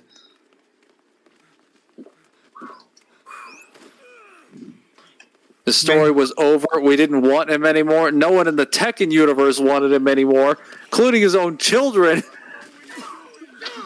And they're like, yeah, let's bring it back. Why? Mangler when fucking Bro, none of the when the cast fucking can kill a Rise of single person. Skywalker has a better explanation for a character suddenly coming back than your verse, you have a problem.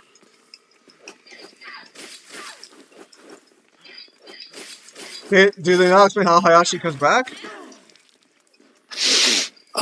It doesn't matter how they would explain it. There's no explanation that can justify him coming back. His story is over. It was finished. Wait. Apparently, Hayashi wants his daughter to awaken the devil blood within her?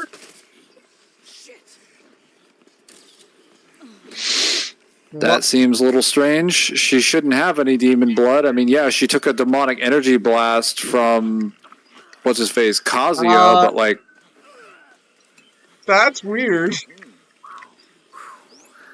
It's almost like that just made the story 100 times worse. Because that added a bunch of questions that shouldn't be there. I thought he hated the devil gene.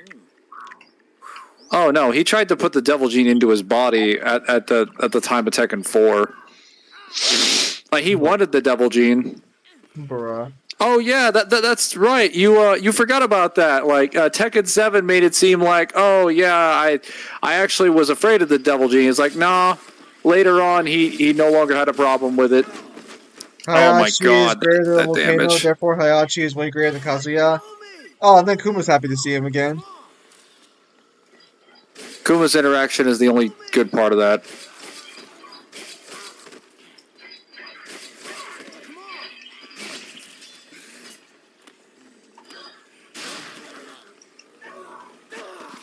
Come on! Follow me! Follow me!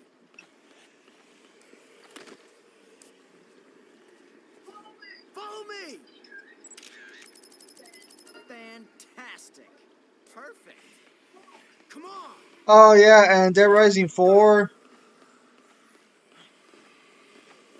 Frank West can craft the magic wand that can turn you into presents and shit, so he does have reality warping transportation via that.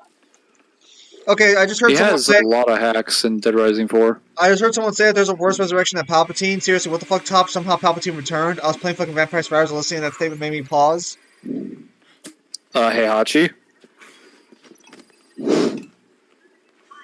Look at Heihachi trying to get along with his Because grandson. the difference with Palpatine coming back is that it wasn't the original Palpatine; it was a clone, and that was made clear by what the film showed because there were cloning banks. Not to mention the technology in the verse for Star Wars allows for that shit to happen. Plenty of stuff in Star Wars can explain it existing that way. You just wouldn't prefer it to be the case. Whereas Heihachi surviving a volcano after his story is over and there's no more usage to having him around, and him being around hinders the writing decisions of other characters, is infinitely worse. Whereas, like, you could always do more things with Palpatine and with Sith in general, at least the way Star Wars is written. You could dislike it, but the difference is that like there's a lot more to work with. Whereas with Heihachi, it's like, what are you even bringing him back for? To start another King of the Iron Fist tournament? So of the Iron Fist tournament number 9.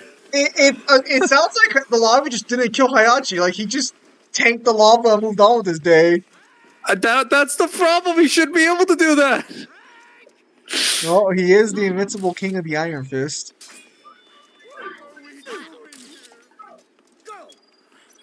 Hang on.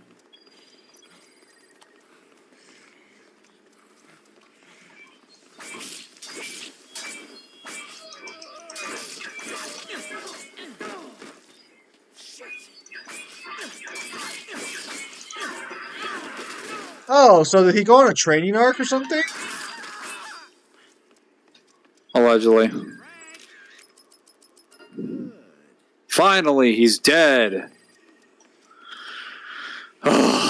Kent is such an annoying NPC because he constantly interrupts your Otis calls. He constantly bugs you. If you accidentally hit him, he does a massive amount of damage. It's just not great. Oh, Frank I West also has the laser see. sword, so his durability negation. Frank West has the laser sword and off the record. What, has him finally acquired context? No. There's technically two versions of Hayachi that you can play as. There's the monk, and then there's the classic one, I guess. A costume? I'm not sure. I think it's a Or story beat. Does this even have extra story? should.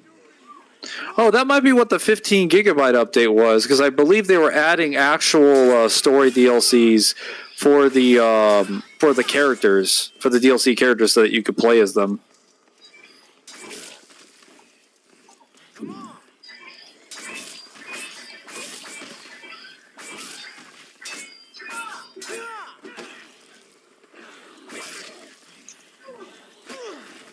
Okay, yeah. So it looks like Hayachi comes back as the pacifistic monk, but then it looks like halfway through he returns to his old way.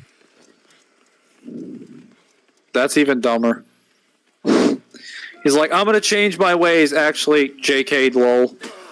Like within like the next, I don't know, few days or a month, I'm back to being a bitch. It's like, bro. Oh my god.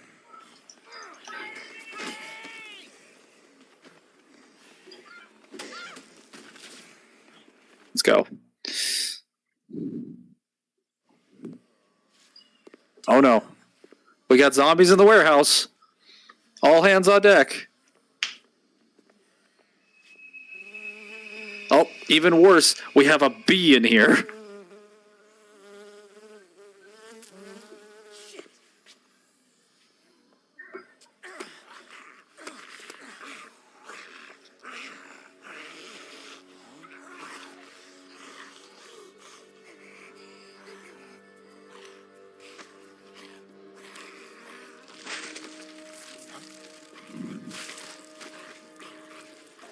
What in the hell is going on around here?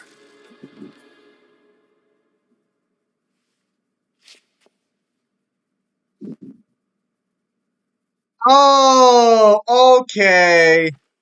Okay. No, Okay. now I have the complete context. Blindness with your bitch. So he never fell in the lava. Oh! Hang on. I called it!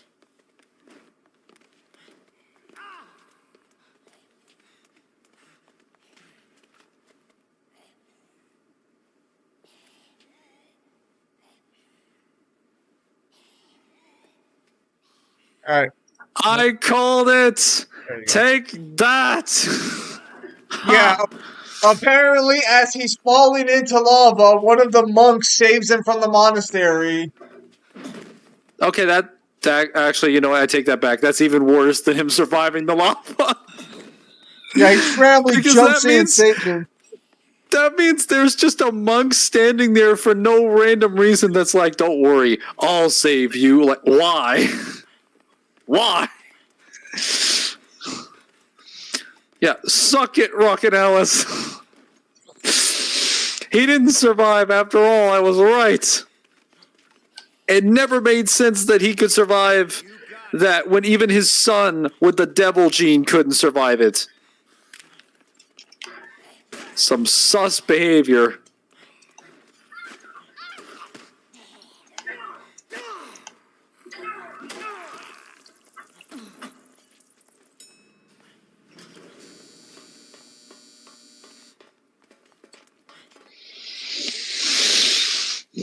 I am satisfied. It's still stupid that he came back, but that's at least that at least makes a little bit more sense. Yeah, That he it's just never fell into there to begin with. so basically Hayachi loses his memory after the fight. So Kazuya beat his ass so badly he got amnesia. And while he had amnesia, he's been training with the Tekken monks to fully master the pure version of his technique. So does he play differently? I do not know. I don't play Tekken. Well, that would imply they're going to design him differently. Because Reina already plays the way he was. That was also another reason for him to not be in the game.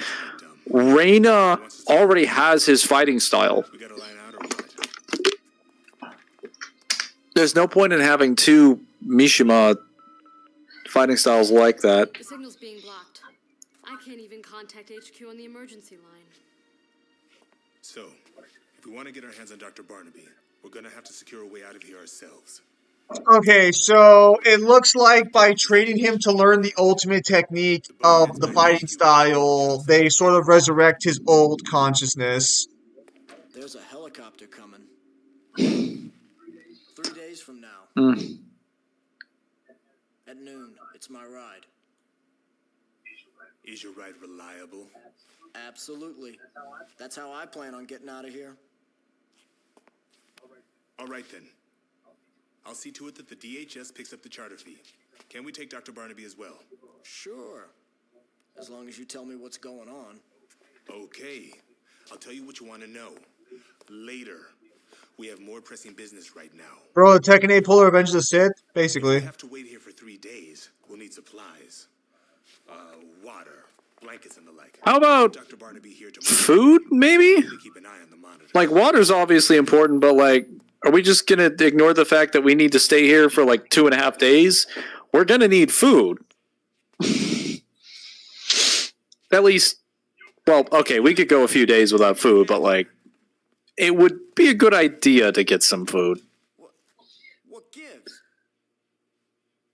Considering the helicopter and all. So is Miss Sabowski a new character or is she an old character? Who? Doesn't mean we can tell you. I guess she's a blonde girl who fights in a fucking red, white, like, fucking karate outfit. What did you say her name was? I think it's Russian, so I couldn't really pronounce it properly. Appreciate the situation. Oh, I guess it's, oh, never mind. It looks like her name's Lydia. Looks like her game Yeah. name's Lydia. She's new? She's Polish. Hang on. She's from Tekken. Zombies. I still can't believe All right. She's the newest character aside from Heihachi. so unreal. Okay. So apparently, her, Eddie Riggs, and the fucking sword guy are all helping Hayachi train to learn this ultimate technique. Yeah, I got it. Why? Who knows? But apparently, I don't know what the fuck Eddie's doing there. That, like, what are you... First of all, Eddie would never help Heihachi willingly. He did not enjoy the outcome of the wars that were happening in Tekken 6. Lydia definitely wouldn't because her nation would be getting pulled into it. She's literally the prime minister of Poland. She is the leader of Poland's country and government.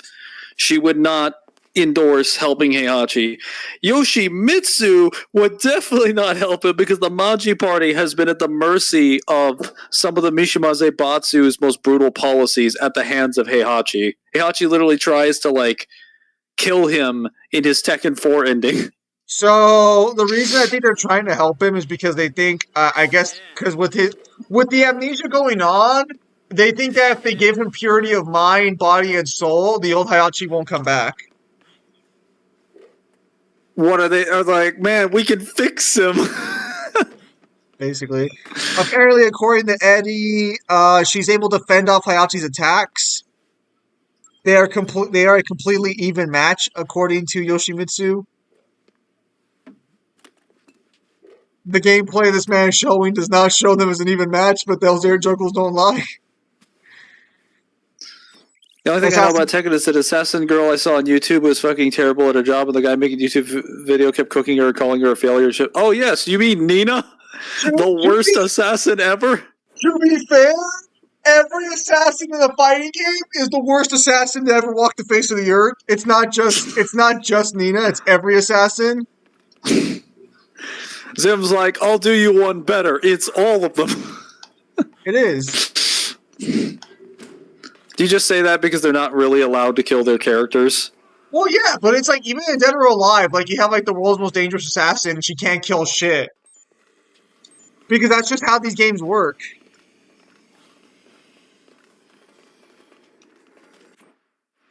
Wait, do I have status? Oh, I got 2 speed. I am speed.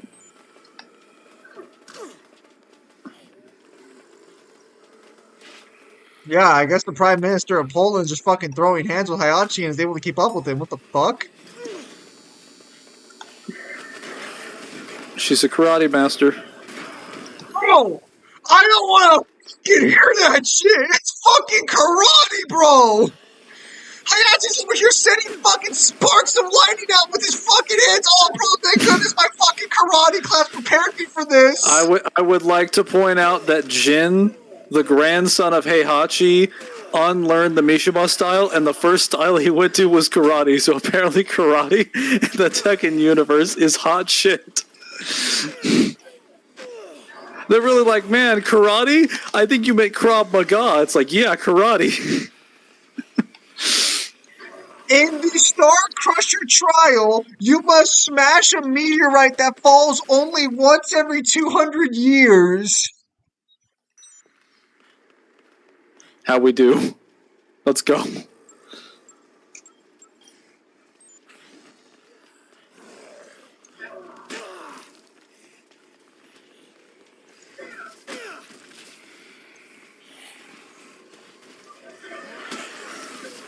They're literally asking him, if you complete this trial, will you help us fight Kazuya Mishima? Hayachi's got that one in spades. Don't worry about that. Dude, I knew it was going to be about this. It's like, hey, you really are just so desperate you need them to kill the other one. But have you guys figured out at this point they're never going to permanently kill off? If they were like, yeah, we're not even going to let him touch the lava, that basically means Harada is going to let him get thrown into these situations just to pull him out at the last second. The DLC is happening at the same time as the final fight. The meteorite coming down is from Jin and Kazuya's final battle. Oh, yeah. That's how you know you're cooked. Is this remastered, by the way? It's not. Bro! It is, just not the most recent remaster. It's the first remaster. Wait! Okay, so Kazuya basically destroys the giant, or fucking Hayachi basically destroys the giant rock they were fighting on. Wait, hang on. He's holding it back. Hang on. He's losing.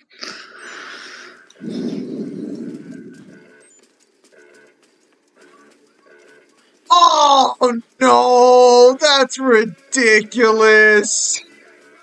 What? So when he's fighting the meteorite, he headbutts it, and that's what brings back his memories. Arana's like, how do we put him into a new role where we can give him an aesthetic and maybe buff his fighting style to justify him being a different character? I know, we'll give him amnesia and make him get rescued by a monk who happens to be nearby the volcano. Brilliant. Wait a minute, but we need to have him fight Kazuya again. I know, we'll just make him regain his memories. But how? Wait, they were fighting on a meteor. Just have him slam his head into the meteor.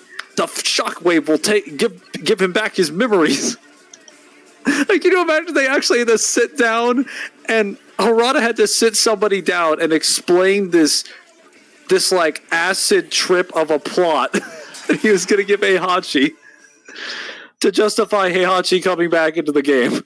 Okay, and then there's like no reason whatsoever, but Hayachi decides to kill all of the monks who were helping him throughout this time. What? Why? Apparently, because he's all like, "You guys were trying to seal my fist." I don't like that.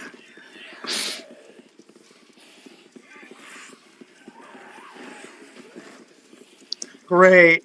Now there's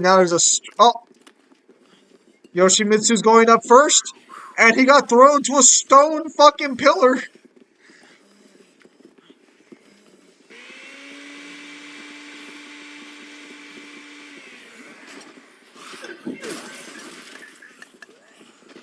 Dang, Hayachi calls Yoshimitsu a weakling. Damn. We all know he wouldn't be able to square up in the actual game. I'm invincible now with the Mishima style ultimate technique.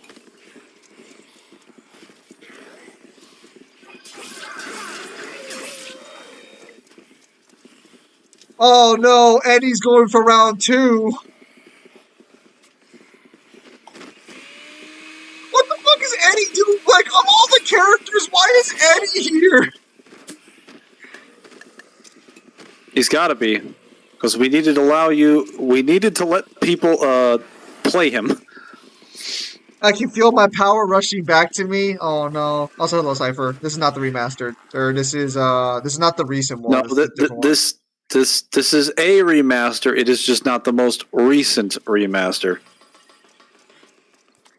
Oh no, Eddie's being air juggled like it's nobody's business.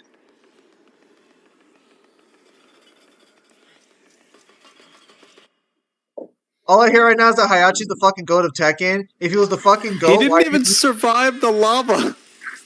if he's the goat, why'd he lose to Kazuya? Curious.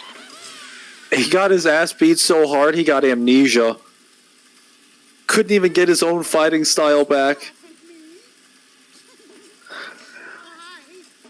Oh, well, hello, Andy.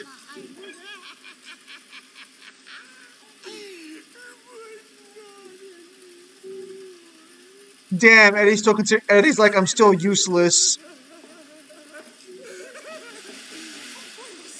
I am completely fine with that. That guy was designed like a really cheap character in the game, so Wait, he I'm got fine with him being useless in the story. he got a second boost, and Hayachi's like, this doesn't even count as a warm up.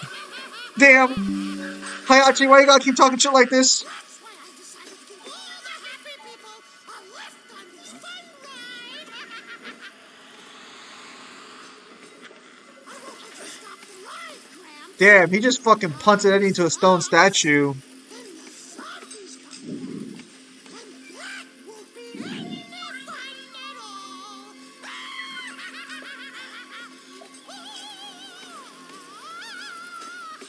Kazuya needs his Devil Gene to be relevant while Heihachi's just that goated. You realize Kazuya beat Heihachi in Tekken 1 and also fought him in Tekken 7 without the Devil Gene. Like, technically he's never needed the Devil Gene to beat Heihachi. He just always resorts to that because why would you do something like that?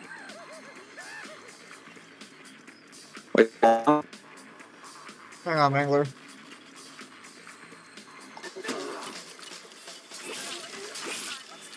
Alright, I'm back. The most popular Psychopath of the Dead Rising franchise?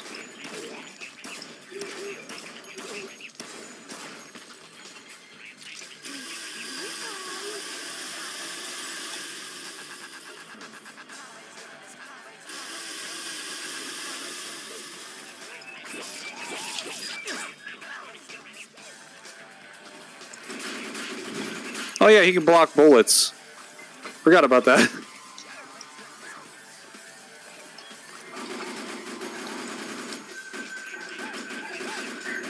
What is this ninja bullshit?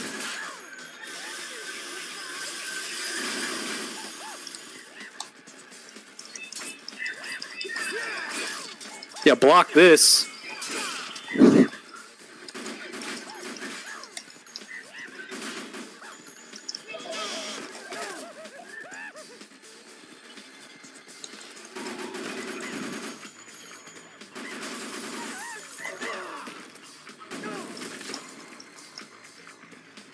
He randomly just goes to pick up Yoshi. He randomly goes and picks up Yoshimitsu and fucking Eddie from the statues he punted them into and just slams them into the ground for no reason.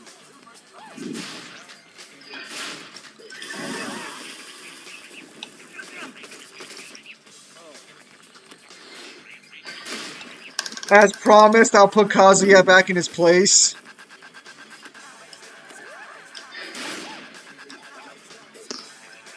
Yeah. Why do I feel like that's probably not the case? Actually, that's even worse because he's gotten more abilities since then, not less, and Kazuya's lost the Devil Gene. So Kazuya's gonna throw hands with him without the Devil Gene and still win. I just need to win.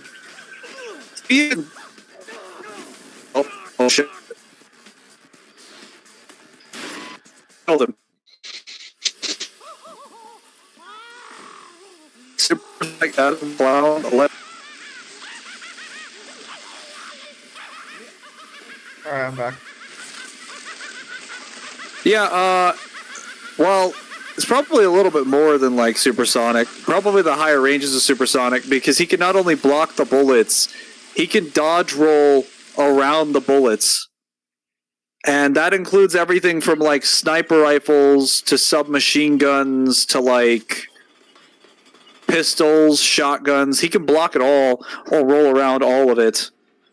And you have like high powered rifles, you have like military grade assault rifles. He can dodge everything.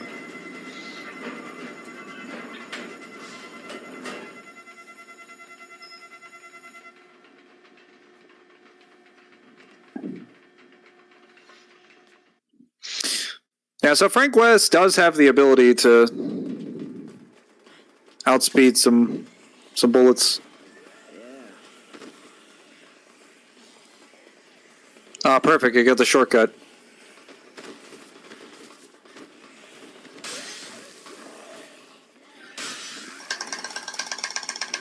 Fuck off. Gotta drink one of my quick steps.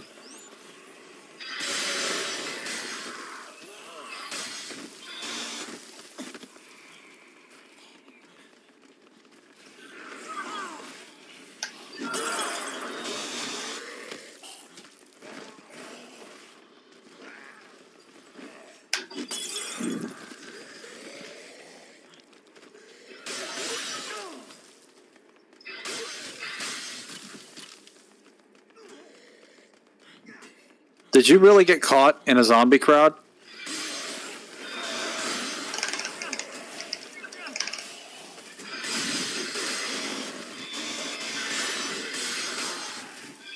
Start moving, buddy. I gotta go save the Japanese tourists.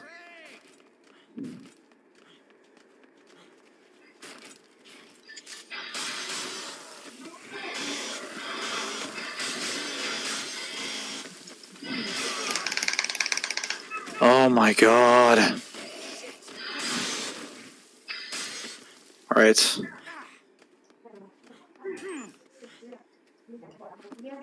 So Frank has never learned Japanese. Now, he has learned Japanese. Just by picking up a book, he is able to learn a language in less than a few seconds, at least enough to have a basic conversation. He has bad Japanese, though. But he can still do it enough to have a conversation, which is like, you require like months worth of education to do something like that. Also, they say his Japanese sucks, he can't understand, but you can still understand what they have to say. If you don't pick up the book, you can't understand what they have to say. Dead Rising is actually a broken yeah, no, like, Frank West has some of the stupidest, like, abilities and intelligence feats ever. And this isn't even considering the combo weapons. Like, we haven't gotten to off the record yet when he gets, like, a bunch of other ones. Oh, there we go. Perfect.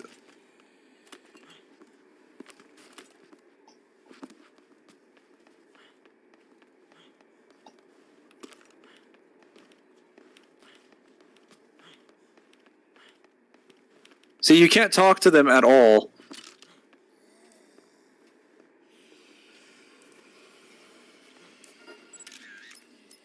Perfect.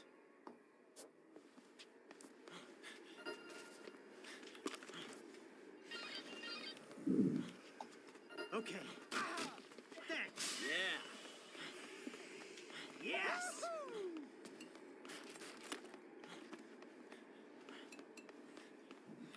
Let's go over here.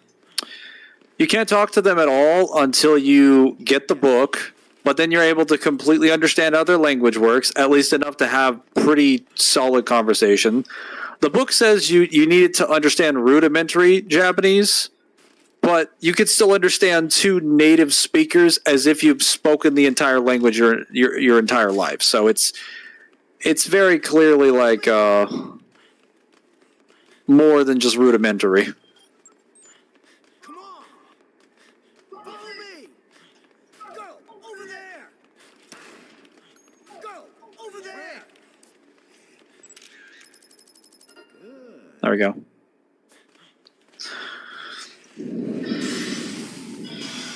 Follow me. Fuck off. Oh my god. Great.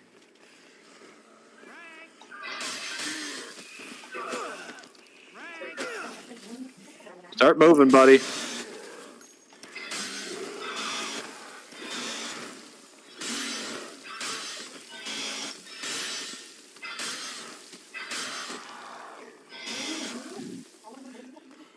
Come on. Follow me. Follow me.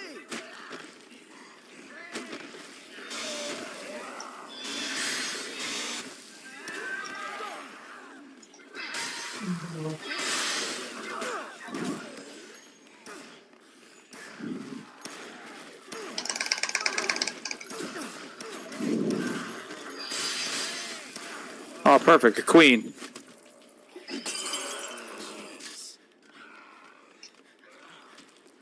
Let's go, go, go, go, go. Follow me. Follow me. Come on. Over there. Oh, the shortcut. Yes. This is another reason why people like fighting Andy, is not only does Andy have like a great theme music, he's a good boss, he gives you great PP, he also gives you a survivor that gives you a shortcut back to Paradise Plaza. So it allows you to cut across the entire mall and safely escort survivors from North Plaza and the food court. It allows you to avoid the convoy entirely.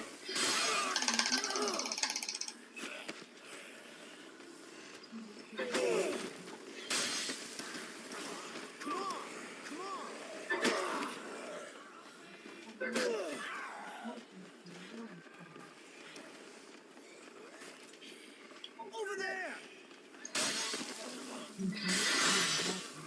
I just got to escort them a little bit further. Also, Frank can, because of the various books that he can read, he can basically increase the durability of his weapons several times over, at least the lasting durability of them, to where they can last longer and more effectively. Like, he's capable of maintaining weapons and everything from, like, interior design things to toys to construction tools to knives to, like, skateboards, like anything that you could see in an American household, he somehow has the skills to maintain them if he picks up certain books, and he just gains the skills of whatever those books are. Follow me. And that is Frank, my third goat, and Capcom right behind Azura and Ryu. I don't think Azura. Oh, you mean Ryu? Okay, yeah. I was thinking of Ryu from Ninja Gaiden.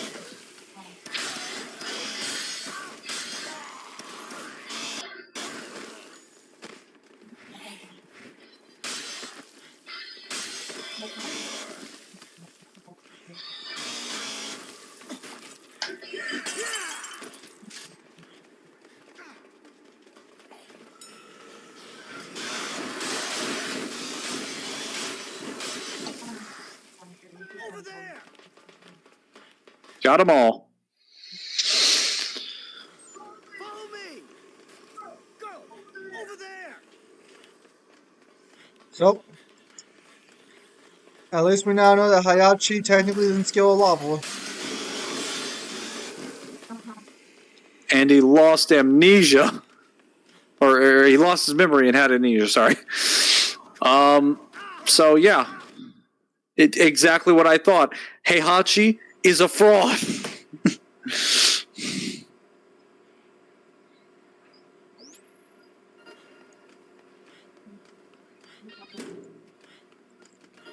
Yes, I've leveled up again. And another skill.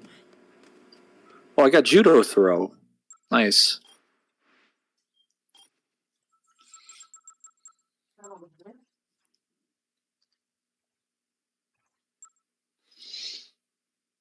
Oh, yes. Double lariat.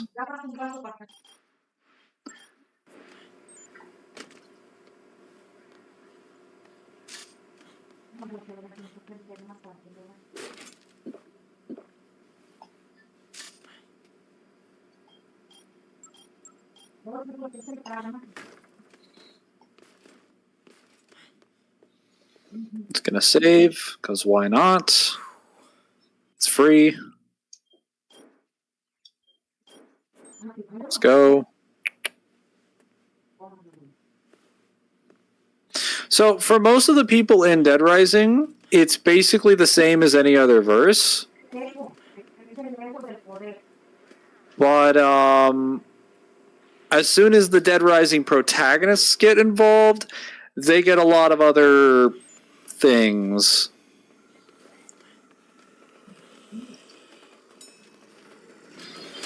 Like Frank, Chuck Green, and Frank West, Chuck Green, and Nick Ramos get a lot of stuff. I think Chuck gets everything from like his comics, Dead Rising 2, Case West, and Case Zero. Nick Ramos gets everything for Dead Rising 3. And Frank gets everything for Dead Rising 1 and 4. And then there's a alternate timeline version of him that gets... he also gets stuff from Case West as well. But he also gets... There's an alternate timeline version of him where he plays out the events of Dead Rising 2, and he basically gets all of Chuck Green's feats, plus, like, another set of other feats.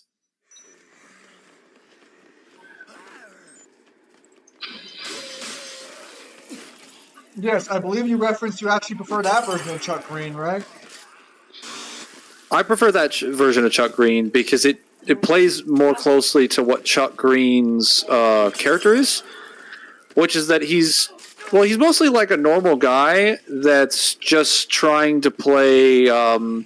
He's like a professional athlete that plays on those Terror is Reality sort of shows, where he professionally kills zombies. And then when the Las Vegas incident happens and his wife dies, he basically loses like all of his emotions and becomes like dead inside. If you read the comics, he actually has a full-blown personality until his wife dies. And then he's like, no, I don't want to do anything anymore. And his daughter basically gets bitten by their mother, or by her mother, and gets infected with the zombie virus. So he basically has to get Zombrex for her every 24 hours or she turns into a zombie. So he doesn't really have a personality at all. He's very much sort of like a caricature of a character. It's not like Nick Ramos or Frank West. Like even in Dead Rising 4, I'm pretty sure Frank West still has all of his kooky, weird personality traits that just make him like the Dead Rising protagonist. But Nick Ramos also acts like a normal person in the scenario because he freaks out, but he generally has like various moments of hope. He's pretty happy most of the time. He's smart and resourceful. He's also apparently tried to date some girl during the events of Dead Rising 3. Like, he has a lot more personality going on for him. Maybe it's because he's younger, but like, Chuck technically did have some kind of personality, and then they just killed all of it off when his wife died. And that happens before the events of the games. You have to play with Chuck during the entire length of time that he's just lost it. And I don't prefer that version. I prefer the off the record version, which is a scenario where his child basically succumbs to the zombie virus, or it's implied that she does, and he is basically going around in like a bloodlusted manner, attacking people who he thinks are going to hurt him, and he ends up fighting Frank West as a psychopath. And I think that's far more in line with how Chuck would be acting. Like, Chuck doesn't act like a Dead Rising protagonist. He acts like a psychopath in the shoes of a Dead Rising protagonist. That's why it feels weird to play him. So Off the Record basically writes him the way that he should have been written as a character. Not saying Frank West needed to be the protagonist. Technically, Nick Ramos or literally any other person could have done it. I just think the way they wrote Chuck Green, it would have been perfect if they made him into a psychopath, or if he turned into a psychopath by the end. But then he just turns out to be like a normal, mellowed out parent by the events of Dead Rising 3. So I don't know. Maybe I don't know what I was talking about, but it seems to be the case that Chuck Green does have a personality. It's just turned off during Dead Rising 2 for no reason at all. It's like, bro, your wife's still dead. What gives? Bruh. I think you're the only guy I know who actually liked Dead Rising 3. I heard like nothing but complaints about that game. Plenty of people love Dead Rising 3. It's Dead Rising 4 that people had complaints about. The people who had issues with it were just people that hated Xbox One exclusives. I see. I find Chuck Green an off the record very sad and tragic character. I would not say he's sad and tragic. At least not in... Well, okay, he's definitely sad. I wouldn't say he's tragic, because his character isn't built up until that point. He just becomes... Like, you already see him after the tragedy has occurred, but you don't see the tragedy happen on screen. Oh, yeah, so I guess there was a big news thing that happened today. Yes, I don't know what that was. There's so much news that happens every now and then that I can't keep track of it all. Well, no, I'm on YouTube right now, and apparently, like, on the news, Iran launched a missile at Israel, I guess. Oh, so they were like, I guess that explains. Is it wrong that I kind of thought they were already doing that? I thought that was the point. I thought that Well, was... so the thing is that I was under the impression, I don't know if you remember this, but like the U.S. actually proposed, finally, after to stop being such a bitch, they proposed a ceasefire for the situation in Israel and Gaza. Israel rejected it because Netanyahu wants to stay in power. And then after that, they're like, hey, we're going to invade Lebanon. And everyone's like, why? And they're like, just cuz. And then they decide that they're like, yeah, they made a declaration of war, basically, towards, what was it called? Towards Iran. That it's like, do not think we won't go to whatever lengths we need to defend our, to protect our people. And I'm like, why? What has Iran done to you recently? Like, it's... Man, Israel's taken after us in more ways than I expected because they're just declaring war on everybody. A missile, kind of an understatement, and more like 200. Well, the actual poster says a missile. Honestly, that's kind of fucking deserved. Israel is punching down, and then has recently started punching up at other nations that actually have an organized military. And then they're complaining about I think they were complaining about Lebanon calling them terrorists. And I'm like, bro, you literally blew up a bunch of their cell phones. You can't like turn around and point fingers at people when you're committing acts of like, violence around the globe on an unprecedented scale. Oh, this shotgun's probably going to be gone anyway. They just feel like that. Israel feels like a GTA protagonist right now. They're just going around like pushing everybody, and then eventually, when they push an NPC that has a gun, they're surprised about the fact that they're getting their ass kicked. Like, it's just kind of funny. Wait. I read. No, I thought that was Gaza. Iran's not the same area. It's not Palestine. Oh, okay. Now I understand what the issue is. It's interesting how not every single Middle Eastern area looks the same. No, I was like, no, that's why I was tripping out. I was like, guys, what's the issue? They've been watching this. Zim, do you? Oh, so you literally thought it was Gaza, and I was just like, wait a minute, Gaza's fighting back? That makes sense. Palestine. I was like, all right, what's the problem, guys? Like, I mean, they're at war. Okay, I'm not seeing the issue here. Oh, now I see the issue. At least in the main Dead Rising 2 timeline, Chuck still has his daughter, and he gets to meet her in Dead Rising 3. But in Off the Record, both his wife and daughter are dead. Yeah, and that makes him a tragic character in Off the Record. But you would only know that if you played Dead Rising 2. Does he successfully ever cure his? Does he successfully ever cure his daughter in the game, or does he just keep giving her Zombrex? I think he just keeps giving her Zombrex because you find his daughter in Dead Rising 3. She's the girl that you're dating. You just don't know she's actually Chuck Green's daughter until overtime mode because you run into him. He comes back to find her. Okay, well, what I mean is like, does she still need the Zombrex in the future or not? I'm pretty sure she still needs the Zombrex. I mean, how cheap / expensive is Zombrex if like you have to take a daily pill? We're not given a general estimation.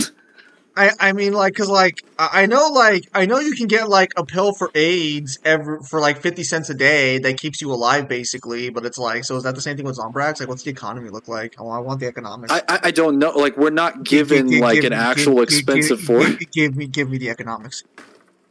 I can't give you the economics. I have the data, but I can't give you the economics. I really got called out about that. All right, let's see here. Yeah, that's why I said you guys started the stream at the wrong time. It was just as situation was unfolding, so we started at the right time then. Yeah, my own. What? Just no. It comes from a pharmaceutical company. So hang on, Mangler. Hang on. Mangler, try it this time. Maybe you're fixed. All right. Okay. I was saying that just know that Zombrex is a licensed product from a pharmaceutical company. So it could be relatively cheap and then get expensive over time. I don't know. We're never given a price for a Zombrex container. We don't know how expensive it is. All right. Yeah, in my political opinion, Israel is getting, well, if it isn't the consequences of my own actions moment. You mean the entire world's political opinion? you mean everywhere but the United States' opinion? Yeah, you're absolutely right. Dude, the entirety of the United States believes that. The only people who don't believe that are people who are paid by Israel. So just every politician. Who's crying? Who the fuck is crying? To think I got rid of Natalie only to invite in a bunch of whiners. I appreciate. Yeah. Oh, there we go. I'm sorry about mentioning the situation, guys. It's just that, like, I saw the image on YouTube and I'm like, oh, it's kind of weird. What's so special about that? But no, yeah. That's why you guys started that's why I said you guys started the stream at the wrong time. It was just as the situation was unfolding. Yeah, well, that tends to be how news happens. It just happens when it's inconvenient. What's going on anyway? It's always on a Tuesday for some reason. Someone called the professor and they must have known your stream was coming on. Bro, the game's updating, the Israel's getting bombed or something. Like, everything happens on the Tuesday. Proof that everyone hates Mondays. All the interesting stuff happens the day after Monday.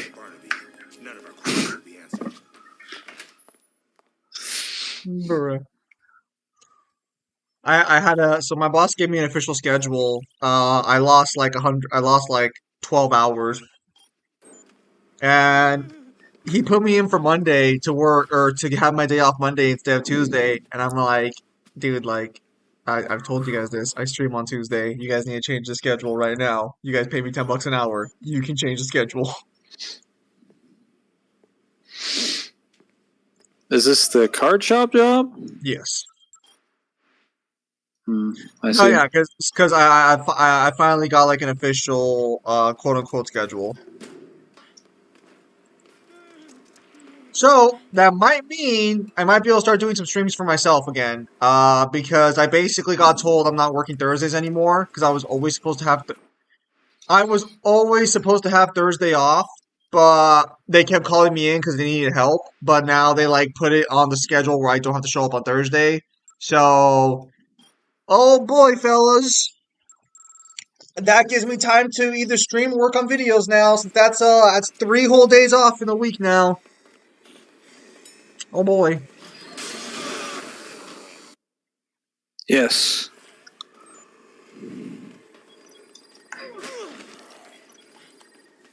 Why is he Oh calling yeah, I you can just go into the entrance plaza. to do that? Why are you I not doing will.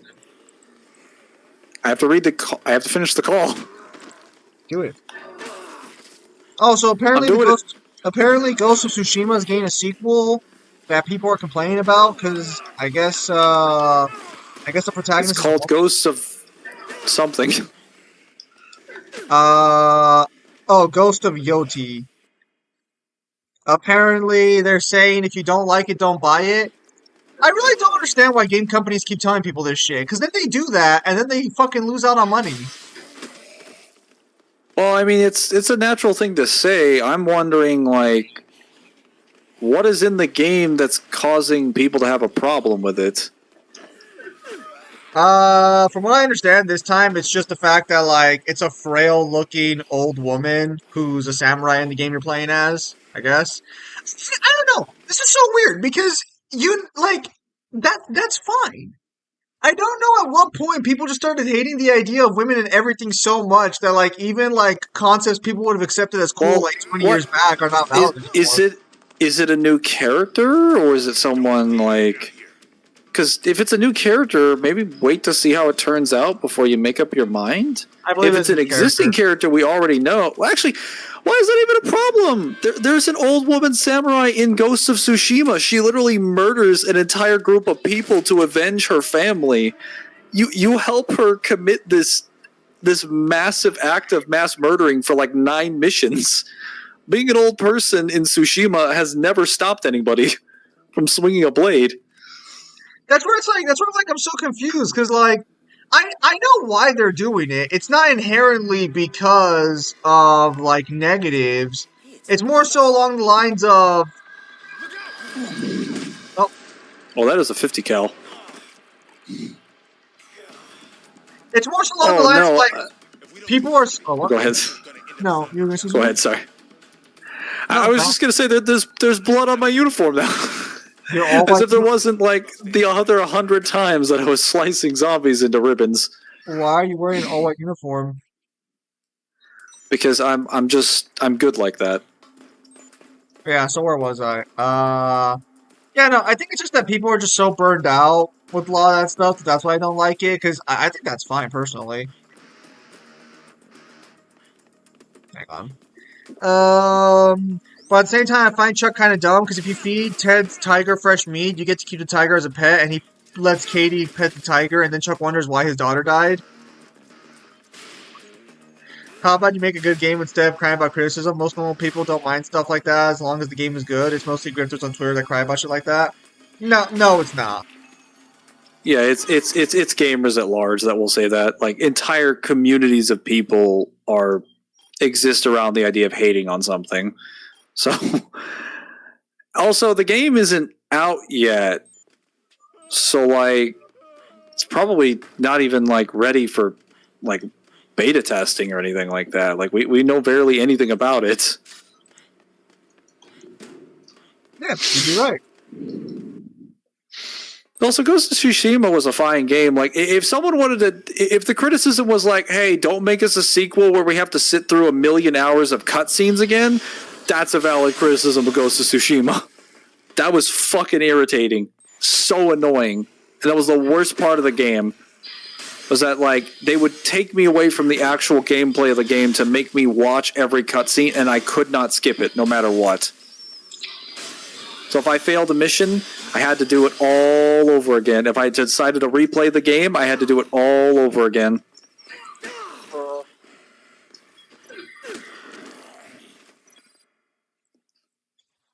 But yeah. No. So here's the problem. Here's the problem. It's not grifters complaining about it, as Mangler pointed out. It's I would say it's probably being as generous as possible to both sides. I think it's like 40% of the gaming community, if not more, it has that It's a similar large mentality. percentage. Yes, it's not a small percentage. And the longer people keep saying it's a small percentage, the worse it ends up for companies. Ubisoft is literally tanking all of its stock right now. Dude, I didn't tell you this. I'm thinking about buying Ubisoft stock because if Assassin's Creed Shadow works, that stock's gonna go back up so fucking hard. It's like $2 a share right now. I kind of want to drop some money on it and see what happens.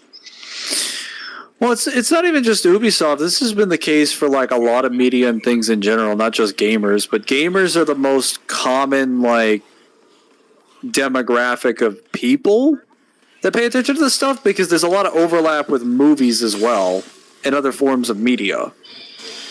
Yeah, I need some of these pistols. Oh, that's. Hang on.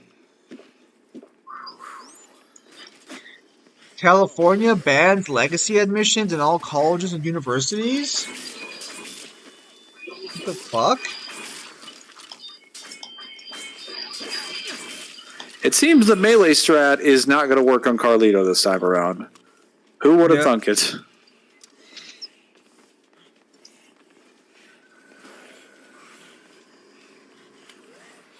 Oh, to be fair, that's kind of to be expected, considering I did... Oh, wait, there's nothing in this. I need more. That's kind of to be expected, considering if he was designed the exact same way, it would basically be the same boss fight, but in a completely different arena. Yeah.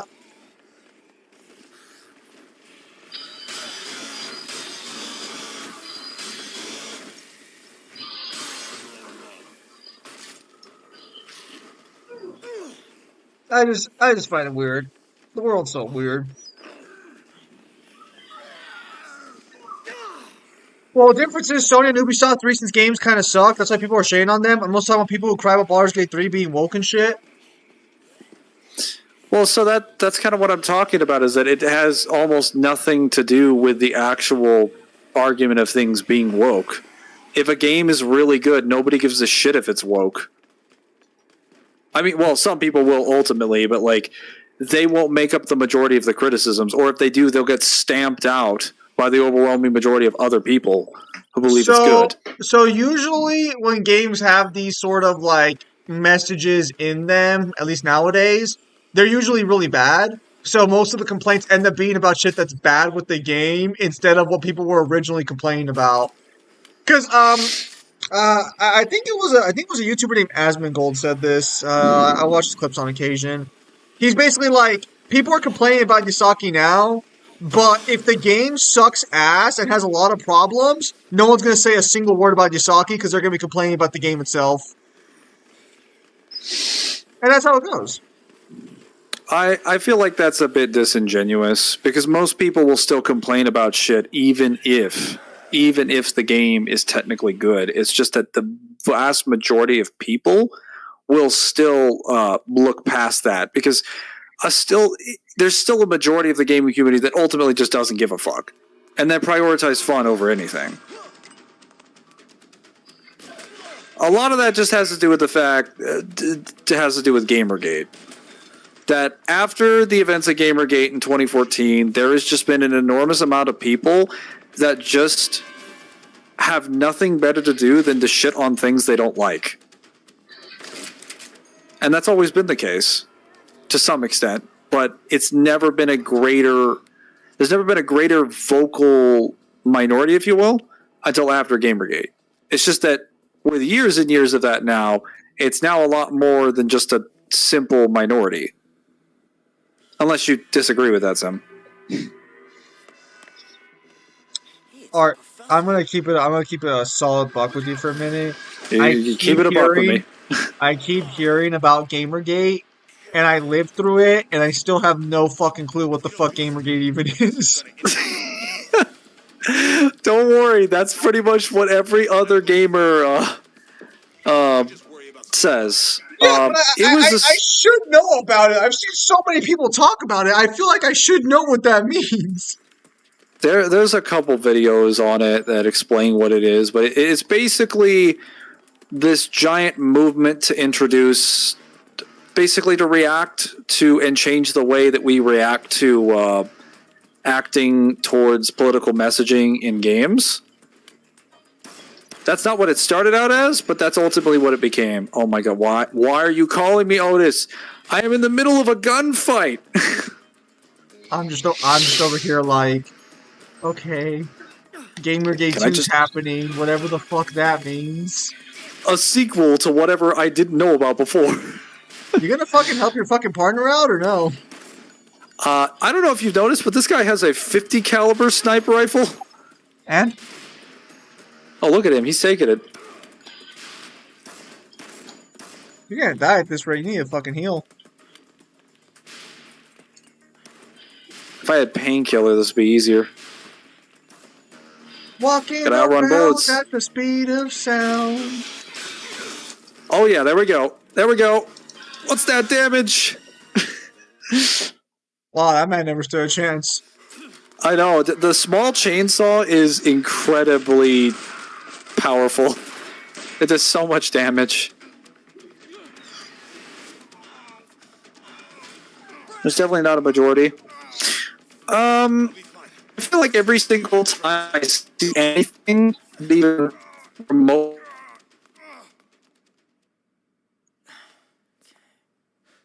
He's unconscious, but alive. Damn! You all right? Yeah. If it's a game that's good, if it's a game that's mid, or even a game that's great, and it has any sort of political messaging, there is always some kind of like attitude towards it that is like an anti-woke position where I don't want any sort of messaging, I don't want any political messaging in my thing, therefore this is trash, or therefore I dislike this. That seems to be the case regardless of what the quality of the game is. It's just that a number of people who are willing to commit to the bit is dependent on how many people actually believe it and how popular the game is. If the game is outrageously popular, then The sedative's taken it effect. will generally be a vocal minority, but a minority at the end of the day. If it's not as popular, or if it comes from like a AAA developer that's not been doing so well lately, like Ubisoft, people will just shit on it because they can. They're like, well, it's Ubisoft. Like, you know, Ubisoft games blow. Fever. But ultimately, like, the position is still the same. Excuse this, Mangler. 50 cal is nothing compared to a katana. True. That technically depends. That depends on where you're getting hit. Frank out here taking a shot from a 50 caliber. True. Why are they still screaming? You guys are acting like you're still in pain.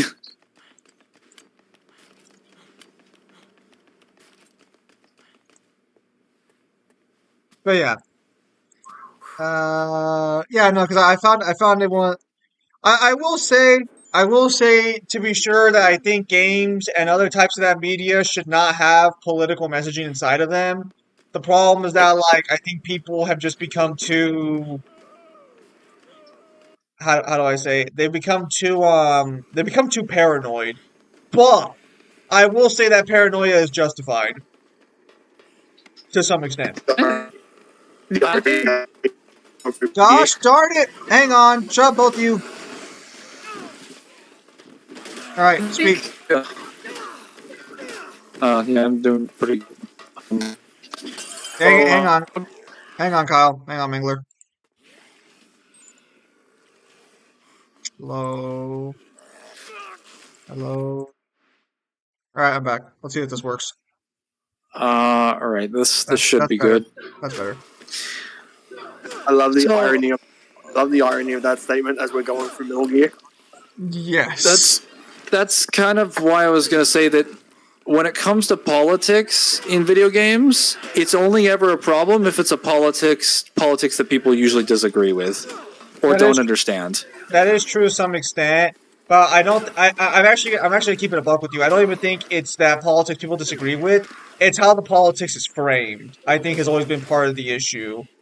Because I think Well, I told you. ultimately, framing is relevant to what knowledge you have on the issue. No, no, Because no, no, no, no, no. if you're not usually familiar with something, you wouldn't be able to understand it at all. Because let's be Or clear if you've here. been fed information that's inaccurate. When we're saying politics here, we're not even talking like real political situations. We're talking social. We're talking there's gotta be a term for social fucking issues that isn't politics. I think it's just called social issues. No, You got it. a good term. A good That is a good issue. Society's woes. Societyism. There we go. We added the ism. No, I think I that's like socialism. my label better. No bias here, of course. I will take I'll take the citizen, and you take the race. What the hell? But yeah, no. So the reason I'm saying that because like when people complain about politics in games, they're not complaining about capitalism, communism, or anything like that. No. They're complaining about fucking social movement. So it's like it's not even really politics. It's just like I guess that is what some people just call it the message now. That is politics. Politics is just stuff that affects like your life.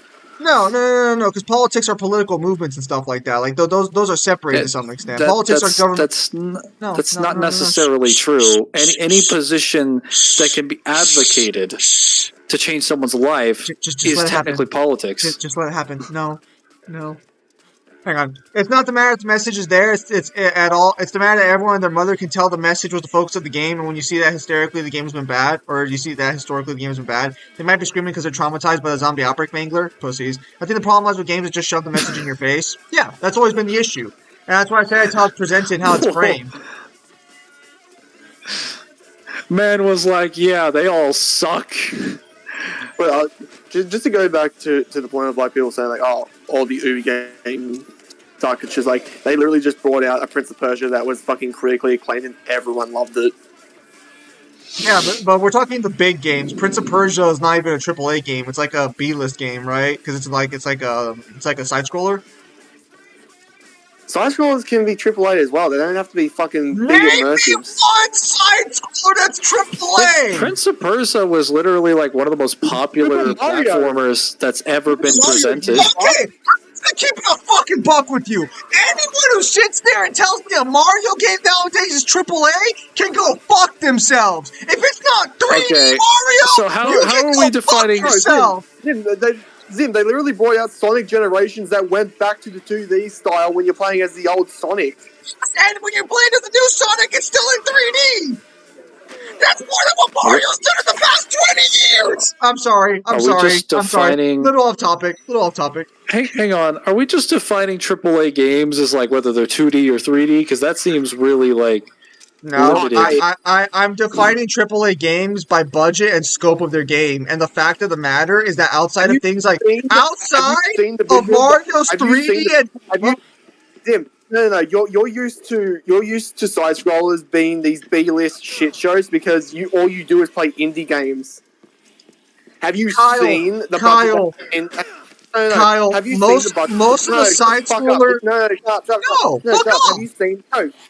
Have you seen the budget that went in the new Prince of Persia? There's literally 3D models moving along a 2D axis. And what's with 3D backgrounds? Kyle, it wasn't even advertised as one of Ubisoft's AAA games. It was not a AAA game. To be clear, I am not saying AAA inherently means good or bad. I'm not claiming that Prince of Persia's new game is bad or anything because it's not AAA. I'm just saying that when people are talking about Ubisoft games failing, they're talking about the big shit, not the small stuff, because does Ubisoft even release small stuff besides that Prince of Persia game? What else have they released in the past, 4 years? All Ubisoft does is release open world AAA games.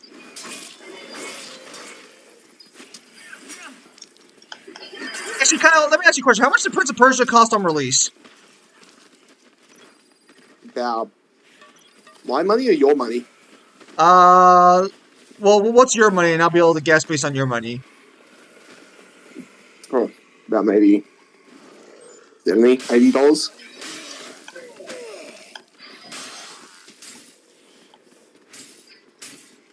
Really? I thought the game was a $40 game. What's it called? Is it the Lost Crown or what's the game called? Where are the bathrooms here? It is Prince Lost Persia Crown. Lost Crown.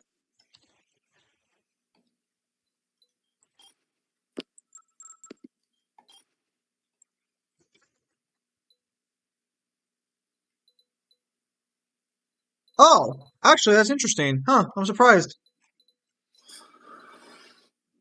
Okay, no. I was right. Yeah, it's a $40 game. Yeah, okay, I was right. Yeah, it was $40. Yeah, it's not AAA. It's like a fucking double A or a B-list game. Yeah, so to be clear, while Kyle talks shit about the side-scrolling indie games, I guarantee like every side-scrolling indie game I play is probably better than half the shit that's come out for AAA, especially from Ubisoft. But that's not the point. The point I'm getting at is that Hey, you fucking Far what? Cry's been fucking fire. What was that? You say that, but Far Cry has always been fire, aside from 2. Far 2 is probably the best Far Cry game because it has the most mechanics in there. Far Cry 2 sucks. Uh-huh. Far Cry's Dude, literally been releasing the same fucking game. It fucking sucks. Now that I can stream fucking PS3 games, I'll stream it for you, and it's the most archaic fucking thing to play. It is so fucking bad. Weren't you going to play Far Cry 1 over Far Cry 2?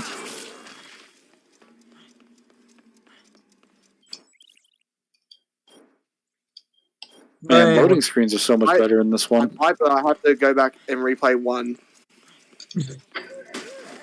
But Because anyways, I remember really fucking hating 2 because I don't find it fun. Where to know where I'm going, I have to physically point the camera down, look at a fucking map while running. That's not fun. To be honest, I can kind of understand what you do. Is she? Oh, right, I forgot. Women in Dead Rising go after your fucking penis. I wonder if that got changed in the remake or not. Probably. If it's Lame. even remotely suggestive, assume that it was changed. Suggestive? Mangler, they won't approve that suggestion! I said suggestion, not majestic. I said suggestion. Isn't it literally a GIMP boss? Yeah, probably. You mean like a boss that's like in a wheelchair? No, a boss that's dressed as a GIMP. So... Does Mangler not know what a GIMP is? Mangler, I was thinking of the wrong slang term. I'll say, is there a guy in black leather as a boss? Full body. Not in this game. Is that in 2 or is that in 3? That might be in 3. Okay. So yeah, wrong game, Kyle. Although there is a police officer that sexually harasses an entire group of like girls, but that's a little different because she's still in uniform. Well, enough about American news. Bruh. Kyle, no. Back to what you were saying, Zim. Anyways, what was that? Yeah. So, yeah, that's part of the reason why I kind of don't consider Super Mario games to be AAA outside their 3D renditions, because the 2D games are... They're not bad. I'm not saying the Mario games are bad, although personally I think Mario's, like, nowadays, like, his 2D games I think are pretty over-fucking-rated. But they're not... The fuck is that? Is that woman's body parts in there? That is a woman. Oh. I know you've never seen one before. Damn, being roasted by Mangler. See guys, this is what happens when Zim is on the clock and someone is taking something from his store. I need medicine.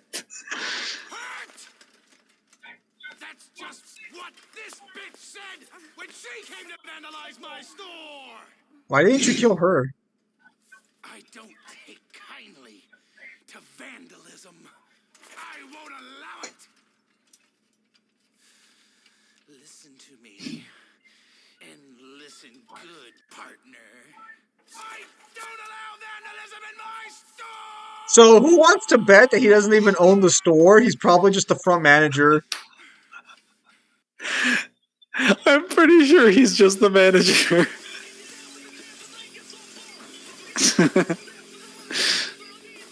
He's got 1 ounce. This is the definition of give a man a little bit of power and it just goes to his head. I uncooked pizza. I hate when fucking employees get a power trip being a barely fucking peak weight G.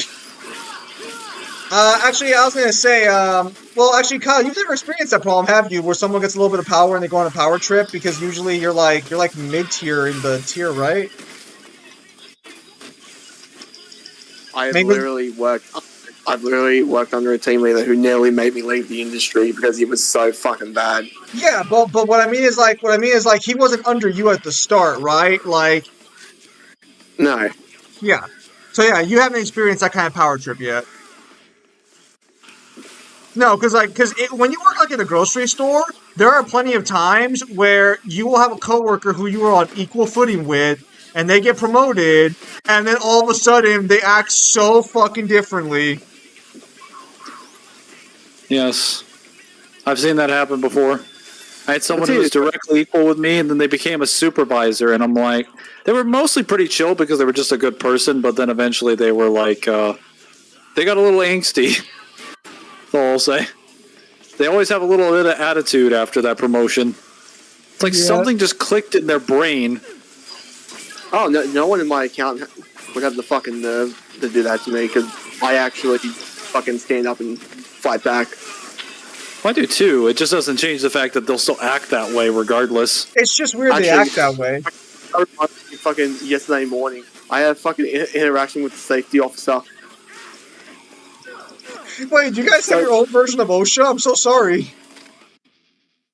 This is my store. So Yeah, no. what happens? I get to work. I see two youths. One of them's not working youth, so I'm like, okay, who's here? Is the manager here? Who's here? I see that it's fucking our safety officer. I'm like, okay, might as well go over there and say hello. Turns out we have to sign some new booklets and shit, and thought, okay, I wish. not bad. So I I'm wish re-signing- my boss. Oh, sorry. Go ahead. so I'm signing these booklets, and I fucking give him the sideline, and I ask him, so what are the chances of implementing a hate policy? And he's just like, and that fucking caught him off guard. He's like, oh, what temperature would you suggest? I said, how about what it's medically supposed to be? What medically you start killing yourself around 37, 38 degrees Celsius. And he's just like, And I just said to him, give it to me straight. Are we going to get a hate policy, or is it just not financially optimal? And then that fucking put him on the spot. I wish my boss or the owner of the store, since I guess we're assuming this guy is the owner of the store. I wish the owner of the store for my last job actually cared that much about his own store, Bruh. or half that much. Okay, so Kyle, no, I completely agree with you on that one. But so Kyle, why do you insist on making your managers just fucking like want to kill over? The story wasn't finished, and Mangler just started talking. Oh, okay, go on. So after he said, he's just like, so I told him I'm fucking sick and tired of working in 40-degree weather and killing myself. And he basically said, oh, well, it comes down to basically common sense. And I said, well, it's all fine. It's all well and fine to say that it comes to common sense when it stopped working. When it comes down to the managers who aren't on the fucking tools and aren't in the sun. The next call I did is I called my account manager who just got off holidays, and I said to her, "Did you end up talking to the big bosses about my pay rise yet?" Because I think I told you or on stream that my work plans on stiffing everyone for a pay rise for the next 4 years, and I basically said that's not fucking happening. I want an email in writing and with signatures that I'm going to get a pay rise at this specific date every year, or I want a 4-year increase. Hang on, Kyle. Hang on, Kyle. Kyle, hang on. Let me leave and rejoin, and then start from the back last sentence. Hang on. All right, Kyle, speak now. Speaking. Okay, yeah. So, the last thing we heard, like, clearly was you wanted an email with signatures. Yes. So I basically said that I want one of two things. I either want, I want an ironclad guarantee that I'm going to get paid.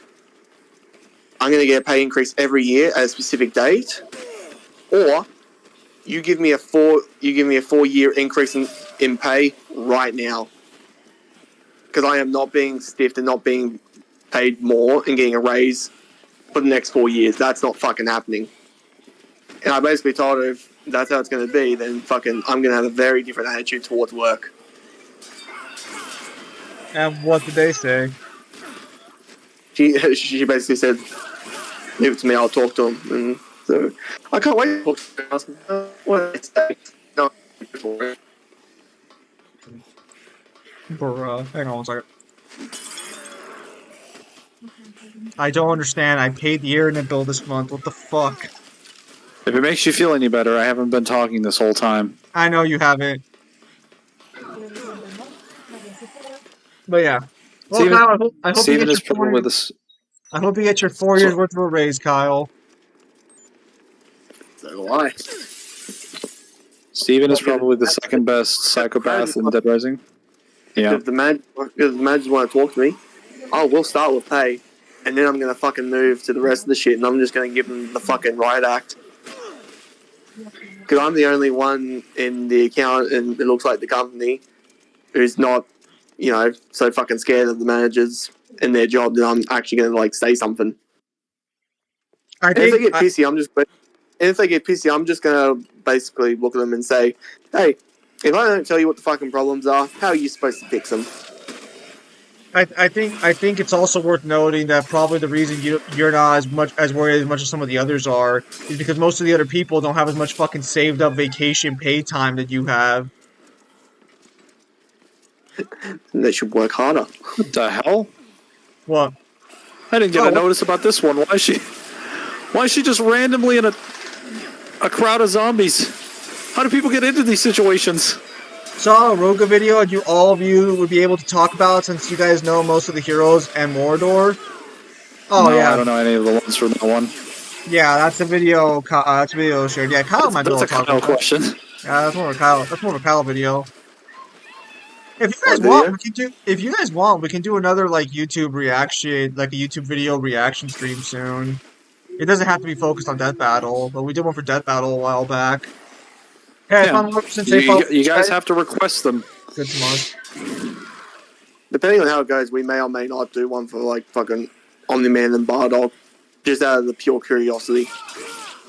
I think we can do that. I think we'll do that in general, just so that way we can just like gauge how Death Battle has become now that they no longer have Rooster Teeth on their shoulder.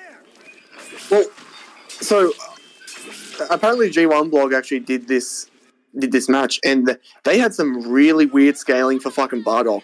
They were scaling him to like Saiyan, like post Saiyan Saga Goku, and like a little bit of Namek Saiyan, like Namek Vegeta. I'm just like, I don't know how the fuck you justify that. So Ninja Gaiden fans are gonna hate me when I find out how easy it is, just like Tekken fans. Well, no, which Bardock though? Was it DBS Bardock or DBZ Bardock? The canon one, the one where he becomes Super Saiyan, I guess, and the one where he has a happy family. Okay, so like the weird deep. Well, Super Saiyan 1 makes a little bit more sense. Is that not the same one? So the Super Saiyan 1 is a sequel to the original Father of the Bardock of Goku, but it's not part of the DBZ anime and like GT's continuity. It was just a standalone sequel. It's like how Off the Record exists in Dead Rising, where it's like other games are canon to it. It's just not canon to that one. Would it be canon to Super? No, most likely not. Because Bardock's origins are different in Super as well, according to both the anime and the most recent manga chapters in the Granola arc. Well, so the problem that I have is when they did the preview for Bardock, they gave us fucking nothing. And for Omni-Man, they literally just said that he's like, I think it was like millions or billions times the speed of light. So it's just like, okay, what the fuck are you going to give? What's so good in Bardock? The only thing I can think of is that he's so astronomically stronger, then it's literally going to be speed No. versus power. No, so I know what the argument is on the table, but so apparently some people are claiming that Omni-Man can't react or move at those speeds in combat. He can only do that while moving in a direction and building up momentum and sort of like velocity. So while he can, I'm just gonna say that I think you two know my opinion on like perception and combat. Like unless they're shown to be different, they're the fucking same. You have to prove it. well, so this is the problem: is people are claiming it is different in this series because they're claiming that the smart atoms in the guidebook directly state that they give you like perception based relative to your movement. So, how is he doing the feat? Is he just standing or floating in midair and then just accelerates like Superman, and then after he reaches a certain point, he just comes back and punches you? No. So Omni-Man never uses this in combat. So what Omni-Man proves is that he can fly across galaxies in like a week. A week. Yeah. So that's really good speed. But the problem that people are claiming is that there's enough side material that basically makes that feat invalid for direct fights. What does the side material say? That apparently he has to build up momentum and velocity to reach those speeds by going in one direction over a long period, or I guess in Omni-Man's case, probably like 24 hours. Okay, then it's just a Superman situation then. And also that apparently his perception is relative to the speed he's going, allegedly. I haven't seen the scans for this, but this is what people are claiming.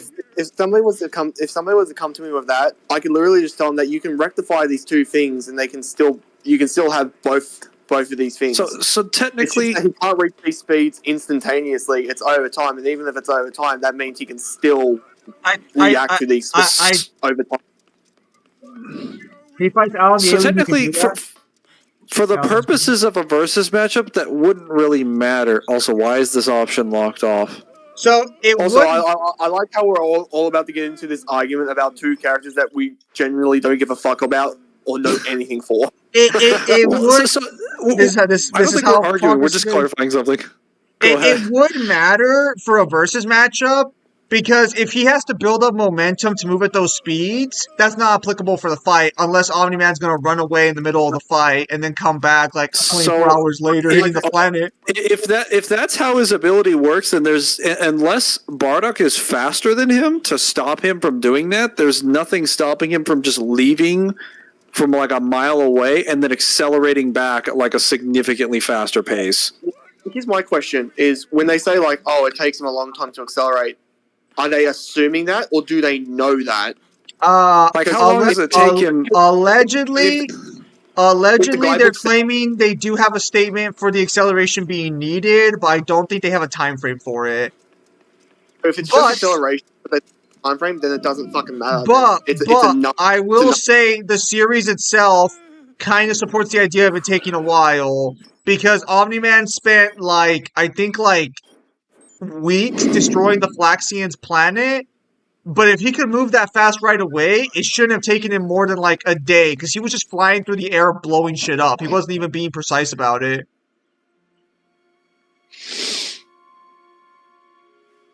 You have medicine? He stabilized. Yes. I feel like this is like when we should have had that. Is it Rocket Alice? Who's the person who actually knows about Invincible that could actually clear this up? It's Rocket Alice. He's claiming that he's not claiming that it's wrong. He's saying it just doesn't matter because they can fight Alan the alien who could do that without smart atoms. I offered to help her, but she took off. Can't really blame her for running from a guy. Honestly, I think you and me talk about. You and me talk about it's literally going to come down to what do they value more, AP or speed. I'm more on the thing of I think speed matters way more than fucking AP, but maybe they see it differently. It definitely depends on what the difference is, because from my understanding, the only way I can see them even trying to justify that Bardock comes close in terms of speed, if they give him Super Saiyan Uzaru. Well, no. So I've heard people claim that you can get Bardock to MFTL just off early Dragon Ball. Professor, if we're going to protect I would say that's probably wrong. Let me, I've been quite recently. What feat do they mean specifically? Because if they mean like Goku when he fights Tien, that's at least light speed, even if that's contentious. And then after that, you don't really get any really good MFTL feats until Goku starts piloting the ship towards Namek. I mean, you have direct speed of light statements for Raditz. Like, Raditz is directly stated to be moving at the speed of light. Yeah, but And there are other things like right at the beginning of Z that rectify that feat being FTL. but my problem is, like, how do you scale Bardock and legitimately say that he scales to Goku or Vegeta? I can rectify you saying Raditz. Okay, I can probably see you getting away with Raditz, but anything after, like, Goku dies or after he fights Vegeta, no fucking way. You could, because he does have a power level of like 10,000 if you're going with the original version or the sequel, but DBS has completely different feats. He never fights Frieza. He fights like I think it's like gas for like 5 minutes or whatever. Isn't that when he goes back in time? So he goes back in time. So there are 3 continuities. All right, there is the father of there's Bardock, the father of Goku, which was canon to the original Z anime and GT. There's a sequel to that, which is a different continuity because it never happens for the original Z anime or Super or GT. Then there is the Dragon Ball Super version, which doesn't have any of the feats from the first 2 movies. He never fights Frieza. He never fights Frost. He never fights any of the Frieza soldiers or Dodoria's squad. He just runs into gas like one time and then like loses. But he's supposed to be allegedly powerful enough to fight Gas later on when Gas is like still under Frieza's empire. So he's apparently really powerful, but not really. All right, so apparently, according to some posts on the Death Battle Reddit, people believe that Bardock is stronger. Bardock, his AP and durability are just higher than Omni-Man's. And they're both FTL plus, according to the community. However, they're claiming Omni-Man is twice as fast as Bardock. He has much more experience, no easy weaknesses. He's just as smart, just as skilled, and he's much weaker, but he has to get in close to win. Allegedly, Bardock is 6,000 times stronger, has better abilities, better ranged options, just as skilled, just as smart. His tail is a major weakness, and future vision could distract him. Although I don't think that would matter for this fight. I don't think it would. And so, when you have 2 flying bricks, I'm sorry, but Bardock's never going to be able to hit him. I mean, because when people claim like Zenkai Boost is after they've healed. It's not during a fight. I'm gonna keep it a buck with you. You don't even have to really hit the guy, depending on how strong you are. Because as much as some people don't want to like kind of bring this up, you could technically argue that that Omni-Man's gonna try and punch Bardock, and his hand would just break on him if he's strong enough. Especially like if he tries to slam into him, Omni-Man's only win con is blowing up the planet. Keeping it a buck. Unless you want to argue is that something he does in character? Omni-Man probably would try. I don't think he would be against blowing up the planet, especially if Death Battle continues their lore, because his wife's already dead, so he has no reason to care about the Earth. So, yeah, no, then he probably beats Bardock then. No one to mark Reagan. So actually, I think this is something to bring up. Is like when people say that like somebody is twice, like let's say that somebody's like 2 times the speed of light, and the other person's 4 times. They say, well, he's 2 times faster. It's like, well, that's technically true, he could literally be 1 time the speed of light, and he would still look like he's fucking standing still to the other person. Oh, no. You're absolutely right in that regard. I understand where you're getting at with that one. No. This is not the fight. This is just like a comment in general about that. Yeah. Yeah, once you start getting to around like lightning speed and higher, the differences between being 1 times faster and 2 times faster in terms of raw numbers is so high that you can't really just be like, well, he's only 1 times faster. Like, it is actually a serious problem that you need to rectify. Yeah, so it's really just going to come down to what you're going to buy for Bardock's speed. Because technically, people do have arguments that put Bardock in a very similar speed format speed tier to Omni-Man. Is it based on him alone, or does it have everything to do with trying to scale him to Goku? Let me see.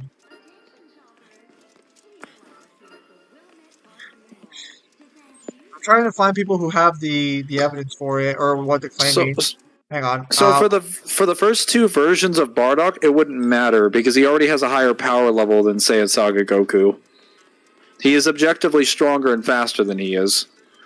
And if we're including the Super Saiyan version, he'd literally be like as strong as like first form Frieza. Or maybe a little bit weaker than that. And that puts him in like the star level range.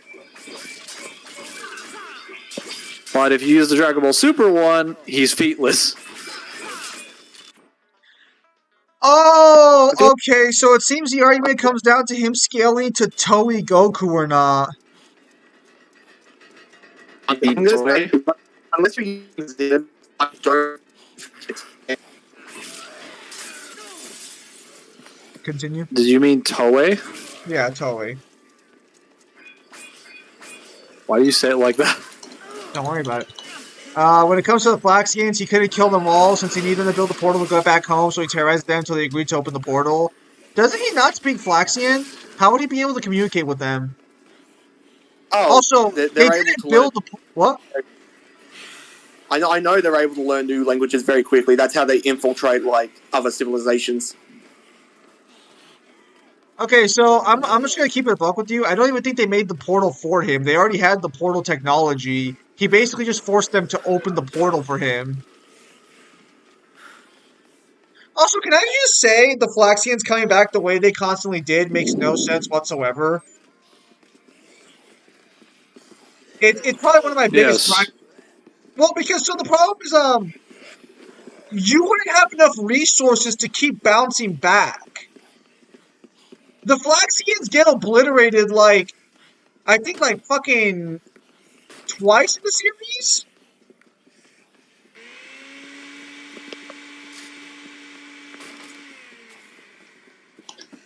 Or is it just the one time Nolan did it? Because even if Nolan killed them once, they shouldn't have had enough technology to bounce back or enough resources to bounce back.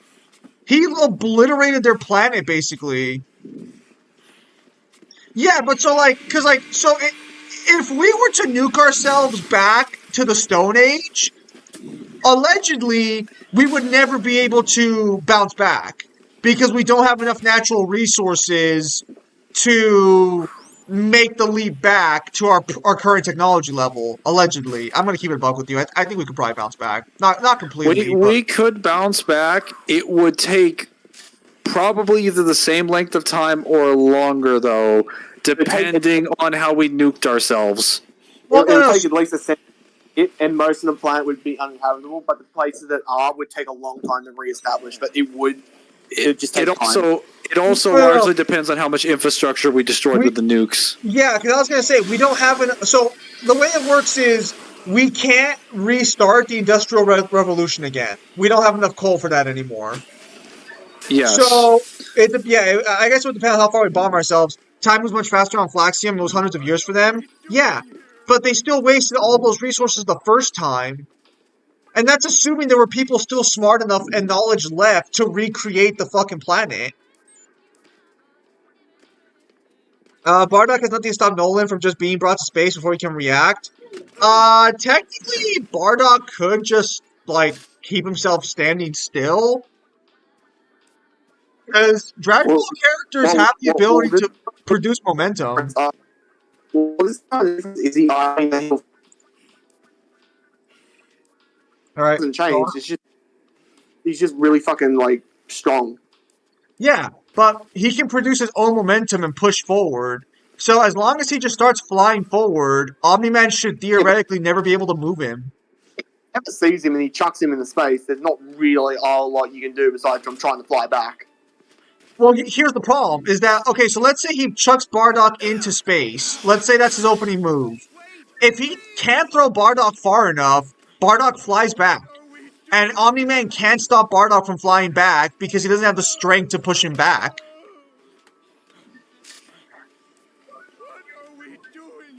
Omni-Man's only win con is blowing up the planet and hoping Bardock suffocates to death.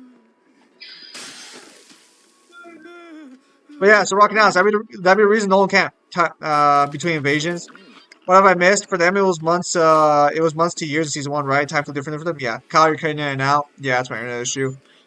Alright, so Devil, how's your 2 weeks going? Oh yeah, he's on vacation. No, I think he's still technically working. What? Well, he put his 2 weeks in. You scum. I don't think he actually quit yet. I think he just put his 2 weeks in. Oh, that happens in 2 weeks. Bardock would be a statue to him. He wouldn't even know he's being thrown into space. Again, this is under the impression that you assume that Omni-Man's first move is to instantly fucking chuck him into space, but that would be out of character to begin with, because he would probably tell him to get lost first. Can he sense power levels? Omni-Man cannot. Bardock. Okay, then he's probably not going to think to blow up the planet then. Well, actually, if he realizes how powerful he is, then he'll probably blow up the planet immediately. Well, so this begs the question: would the Scouter should work on Omni-Man? So I wonder what the Scouter would say. The Scouter would work because it works on humans. Yeah, but humans have a baseline key level. Yeah, and it works on aliens. 2 weeks and next week I'm off through vacation week. It's going. Everyone wants me to stay low. Well, seeing you've already put your 2. Well, seeing you've put your 2 weeks in, why don't you go on an actual honeymoon now? You should go on a honeymoon, Devil. That'd be. Oh no, that might be a. Well, I guess you could go somewhere locally. I'll say I don't think you can fly an airplane right now if he chose that option. Okay, I gotta save Gordon. Save him. Damn it, get off me!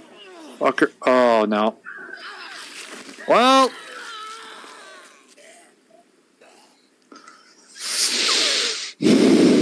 That's Nolan doesn't have Key, so the Scouter wouldn't tell much.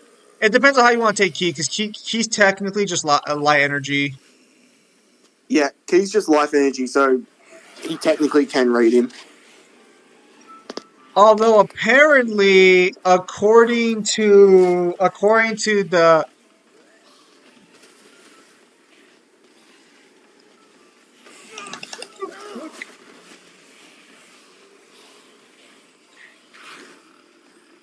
yeah, so I have to watch what they say, but it's gonna come down to what they buy for Bardock.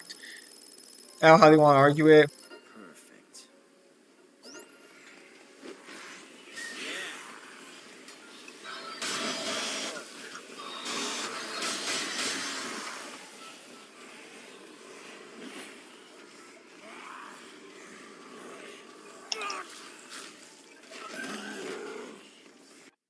Because apparently they are scaling him to the movie, have a kid on the way and such, stressed about that, and want to set up for the second job ASAP. Also, if Trump gets elected, that no tax on overtime is looking sweet due to the factory jobs.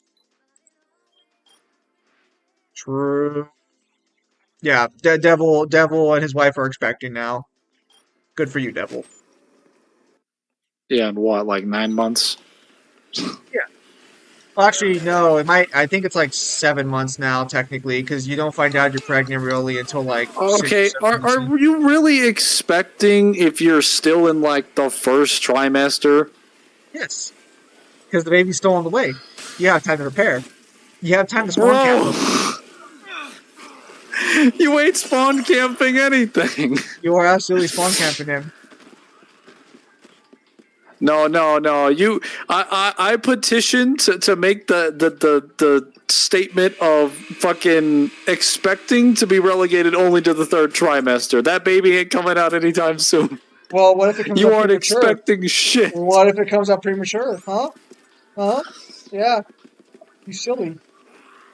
I mean, are there any examples of babies that are born before the 3rd trimester? Outside of like fucking artificial surgeries? Like I'm talking like naturally. Damn, bro. Damn. That's crazy. That's crazy. That's how.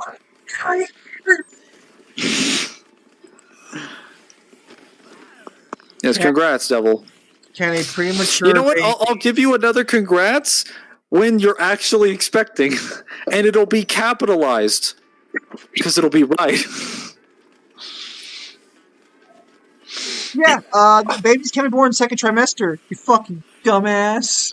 Based on what? Did you just Google search that? Yeah, I fucking did. And what did it tell you? That babies can be born in the 2nd trimester. That's what they're fucking, How? they just come out, they're just born, Mangler. That's what it means when they're fucking born, prematurely or whatever. I think he's asking, like, what are the circumstances that lead to it? What are the procedures that allow that to occur? That's crazy. Health complications, probably. Oh, look, another psychopath. We here. Looks like you lured another man in here, you little whore. Damn it. I want to buy this GameStop fucking statue. Damn it. Why do I do this to myself? Help me!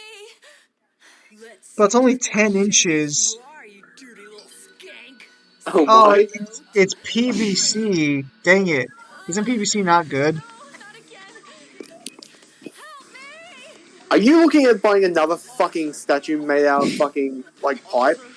Apparently, This seems yes. like abuse of power. I mean, look, what did You know, you can literally buy... I thought you had a fabricator. I thought you had a 3D fabricator. I did not buy one yet. I have a shirt press. I am buying a 3D fabricator soon, though. Just fucking buy the pipe yourself and then just fucking do it yourself. It's way cheaper. Damn. It's still right, though? Yes, though.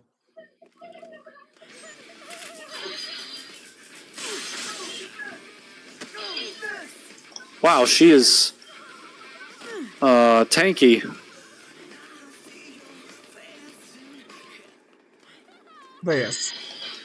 So yeah, good for you, Devil. Actually, Devil, I guess I'll ask while you're still here then. Which wasn't that I won tanky. already. Well, I have the small chainsaw, so nothing is ever too tanky. Oh, it hurts. The pain. I think her death scene is kind of dumb. Can't believe a worthless prick like You're not even bleeding, and before anyone says they didn't have like blood effects for this, Adam literally disemboweled himself on his own chainsaws, and I think the Hatchet Man is covered in blood on his death. So they just didn't bother to give her any budget. Lies. Yes, him? Oh, yeah, I was gonna ask you, so then, you're gonna be busy tonight, right? You won't be able to stream? So I can check the base there on that one now. Thank you very much. Are you alright? Best thing you could do in this game is just get all these 4 ladies, and then a few other guys, and then just give them all submachine guns. Very much. Are you alright? Thanks. What do you think? Hold hands with all of you? Oh no, that's right, I can't give any of them guns. There you go, here's a small chainsaw. Yeah!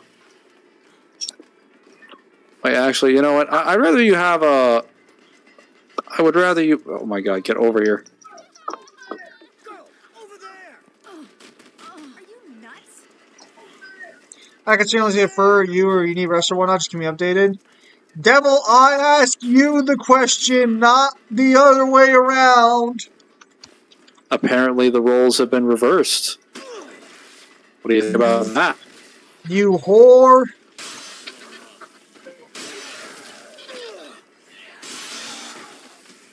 Follow me! Come on! Well, back to the, Come on! Hang on. Come on! Over there!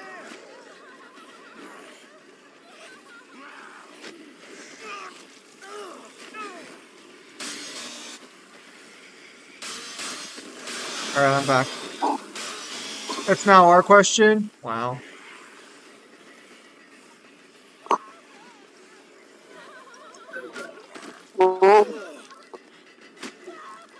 Move, ladies. Oh my goodness. Follow me! They got glitched on the wall. Go! Over there! And now they're shoving each other.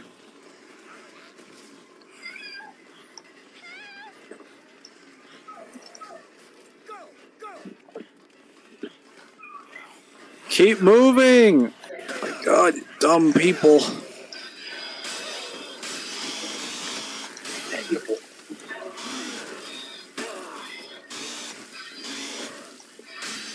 What, you tell me you don't like escort missions? I don't like escort missions when the NPCs are fucking dumb. When you can give them weapons and they're paying attention, escort missions are fine.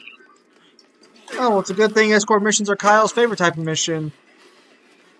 Then he would hate Dead Rising. Actually, you can play Dead Rising without escorting any survivors. You can let all the survivors die. You don't even need them to get tons of XP.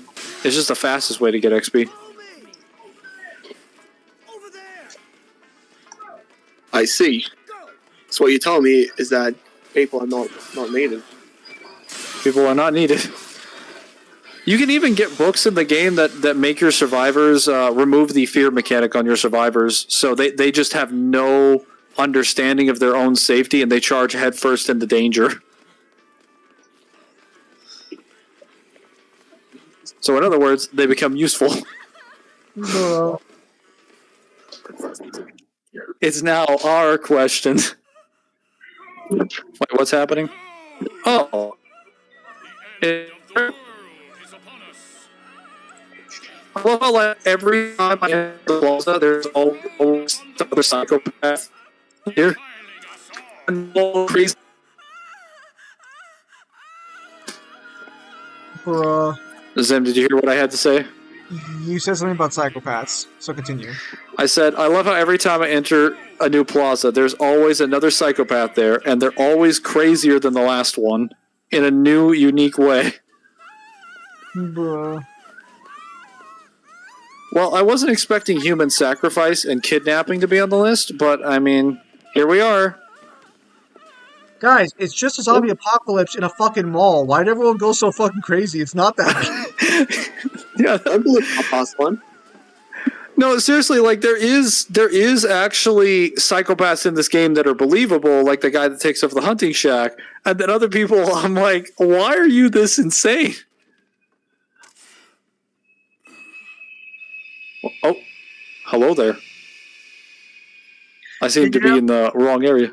Did you know that if you put back $20 each paycheck, 40 bi-weekly for your kid, they will have 20K or greater by when they turn 18 to start with?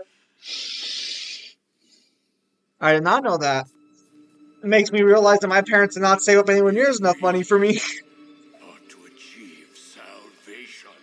Nah, just do the Industrial Revolution method of kids getting money. Must be purged. So make them work. That's how most generational wealth was built up. Dangerously. Most generational wealth was built up through 401ks. And then, well, I believe it was that, and then it was Social Security. Technically. Even though Social Security only kicks in until later, you can technically use it.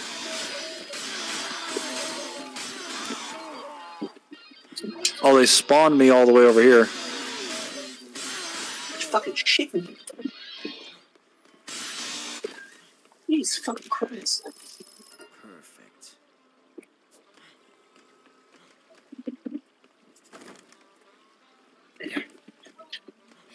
No. You're welcome. We're doing this per kid as well, bro. I want to see how much I have in my 401k. It should be quite a bit. Come How on. many kids do you plan to have? Follow me. Come on. All them kitties. I can't even imagine a bunch of little devils running around. More than one? A small army.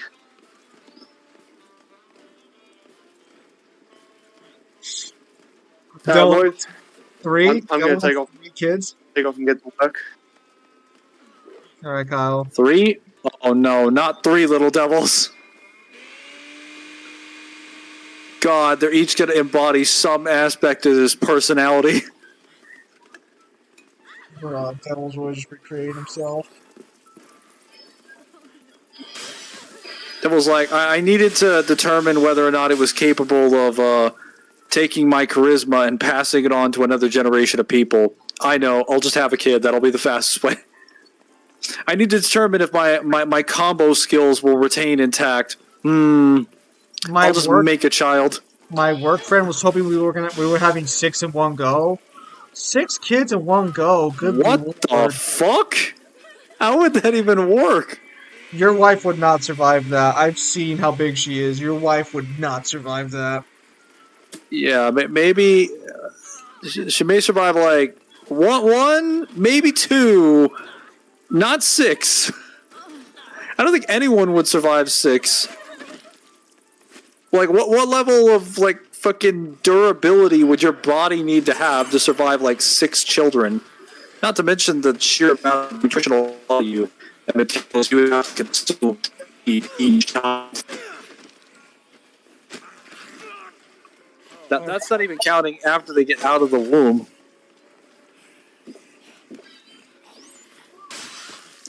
No, at that point, you're basically negotiating raising like super soldiers or something. Zan, You my need a mom had super 5. wife. Yeah, but I'm saying in one go. Yeah, like did your mom have 5 over the course of like 10 to 12 years? Because like that's the equivalent of getting like triplets and then having twins a year later. Like, I'm sure it's possible, but holy fuck, that's gotta be painful. Course over time. I mean, three over time, like 3 over the course of like 10 years is probably like a Not all in pretty good one amount. go.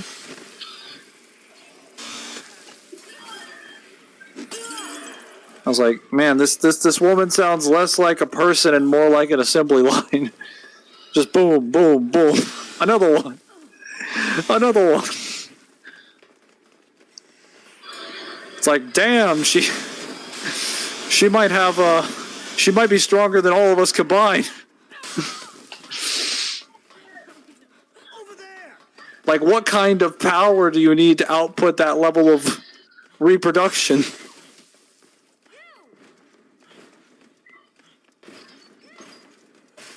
Why do I hear death battle?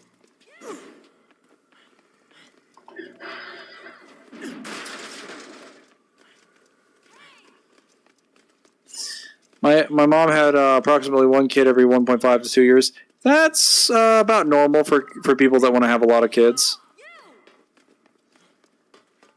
I think for my parents, if I'm judging the age range, I'm about 3.5 to 4 years younger than my oldest brother. And then I'm 3.5 to 4 years older than my younger sister, and she's 2 years older than my youngest brother. So on average, they usually took about 4 years before they had a kid.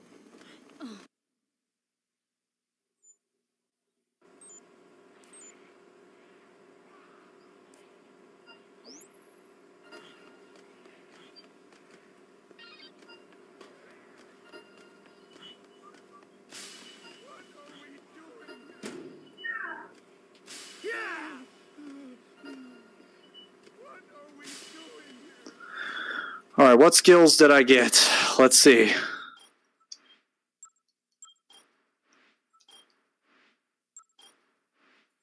A lot of attack. Tons of life. Roundhouse kick, finally. I need the knee drop.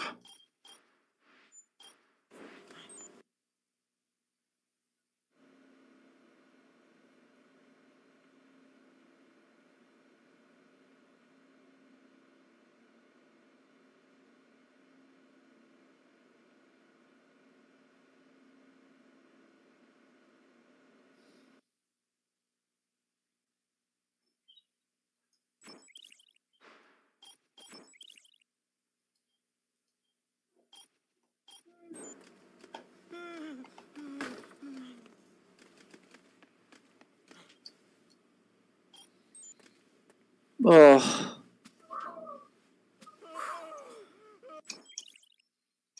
Man, it's a good thing I always have quick steps on hand, because this game would not be possible.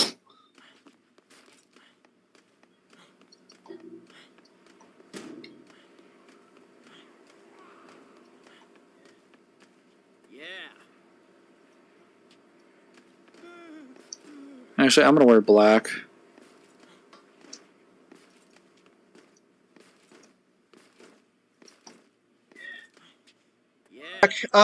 They talk almost about nothing about his feats, but they do claim the only Who's- canon for Bardock. But they do claim the only canon actual story is episode of Bardock. So For the original Z anime, yes. So yeah, I guess I'll have to find out. I mean, for Goku, well, I mean, I guess it's kind of different for Goku, because if you think about it, at the time that they did the first Goku versus Superman, they were just using like GT Goku, and then they switched to Super Goku, which are technically different Gokus. Yes.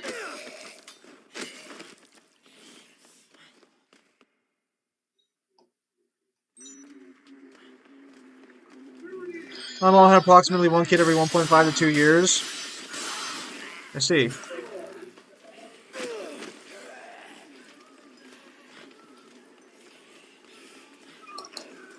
I've heard of people that have had like 8 to 10 children, and I'm like,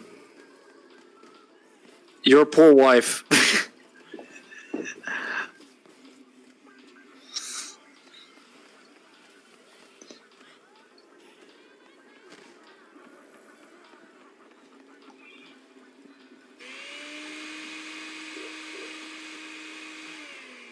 Well, Devil, how many kids are in your family? Like, how many siblings do you have? He has a few. Because I know you're not an only child. He is not. I know you have at least one. That is true.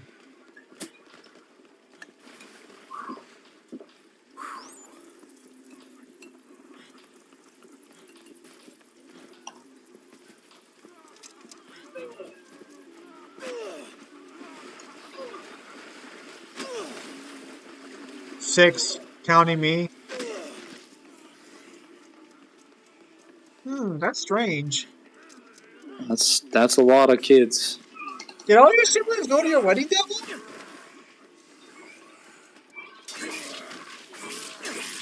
Are you just like doing a double take? Like, wow, that's weird. I didn't see that many devils at a wedding. Well, no, because I know I met like I think 2 of his siblings. I don't know if I was introduced to the whole shebang. His They were grandpa was hiding in the messed up. shadows. Well, no, there were a bunch of waiting. other people there. I just wonder if those were the other siblings, because only one didn't show up. Okay, yeah, so those were the other siblings. I just didn't really get introduced to them. Yeah, because I only remember your brother, and I think I remember one other one. I've only been introduced to his brother. I don't know anyone else.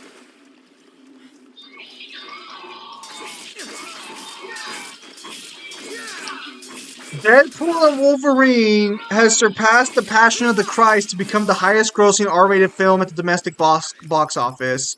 The Passion of the Christ held that record for 20 years. Didn't it surpass every other rated R film a while ago? Apparently, it's past the real one. How much did The Passion of the Christ make? Apparently, a lot of money. Could you give me like No. an estimate? No. No? Okay. Fuck you. Oh yes, the movie theater has been taken over by some rather unruly characters.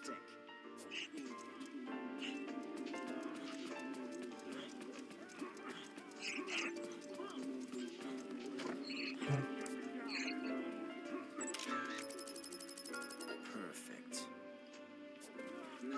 Oh no! Oh no!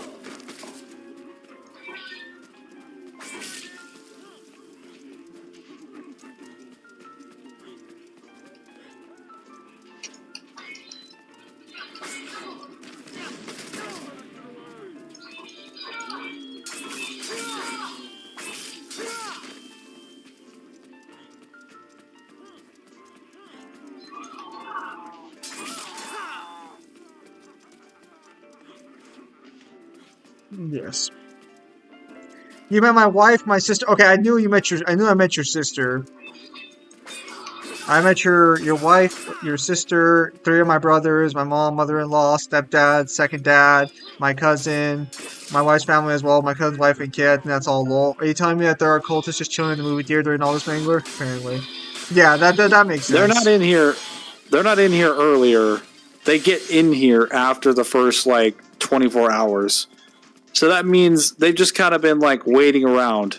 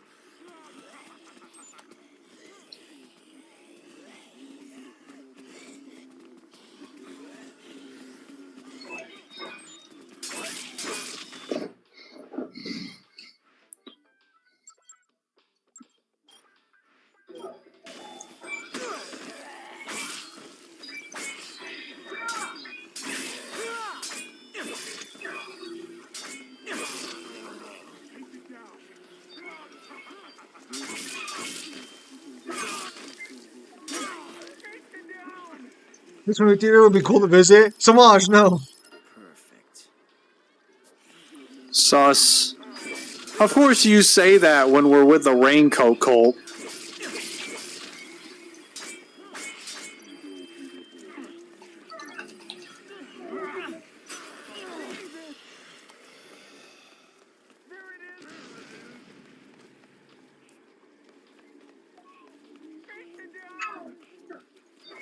Lol.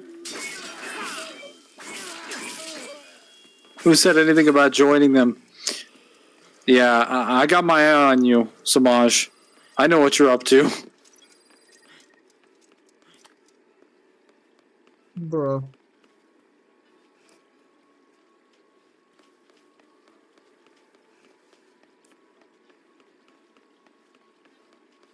Nah, I'm gonna bring in my cult. Oh no, DMC4 fans.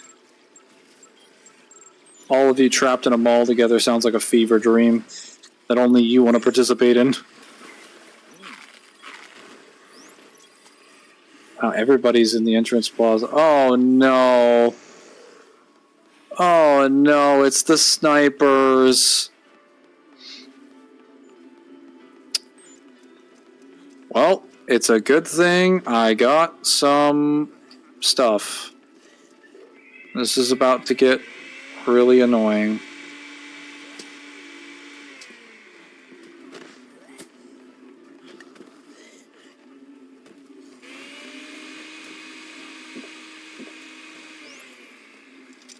I need to get used to. I was just getting used to using the typewriter one too. You do. Can you imagine Wars best gameplay?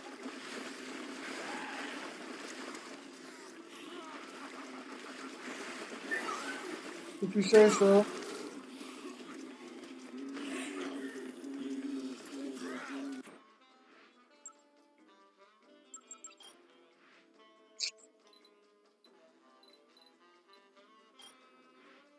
I need to get that save. Hang on. It's a good thing I have 2 speed.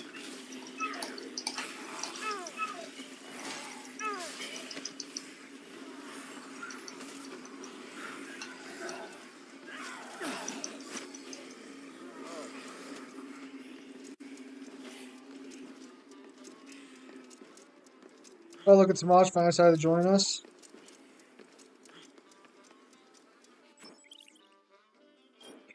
Oh yeah, so you hear Nintendo's going after emulators now, shutting them all down. They've been doing that for like decades now. What's new this time? But to answer your question, yes, I have heard about that. It's just been happening a lot longer than you made it sound like.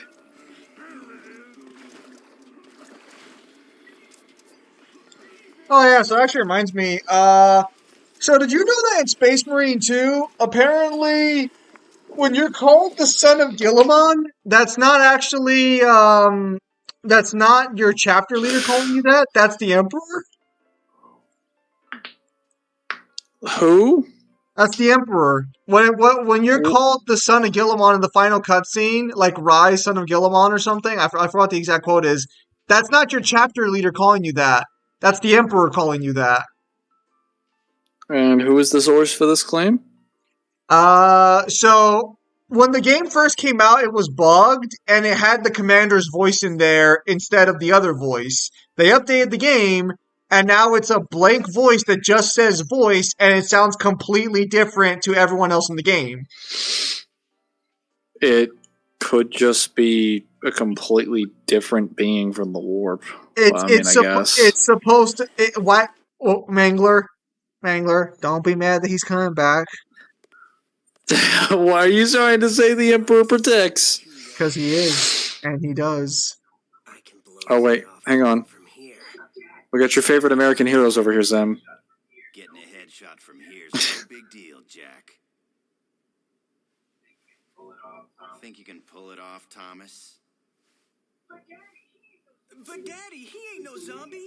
He's just a man. Thomas! We're doing this to survive.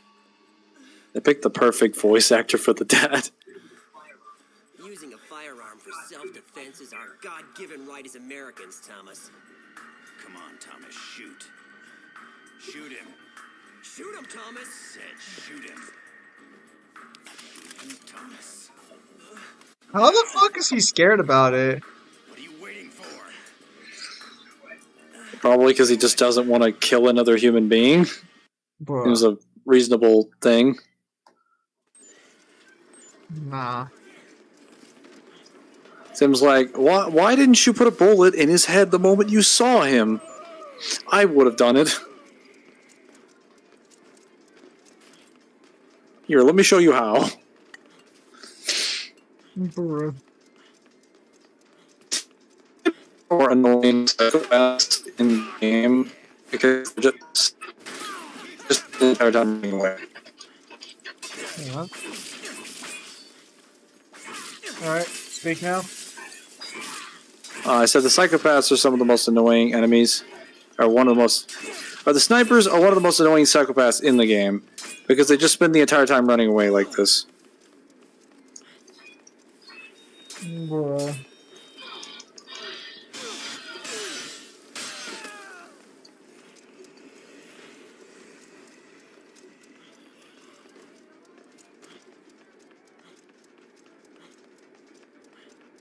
But they are easy if you have enough speed. If you don't have enough speed, it is a very tedious fight.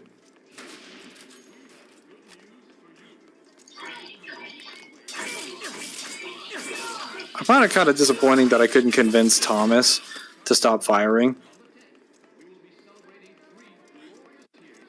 Mangler can't even dodge bullets.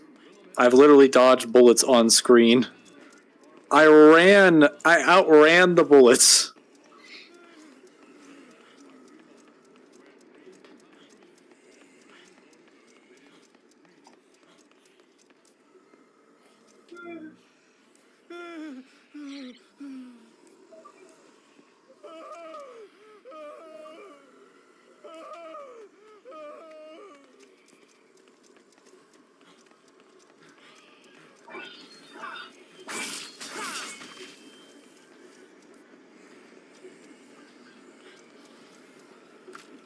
Mangler can't even dodge bullets. Oh. I did get banned from his. I did get banned from HS.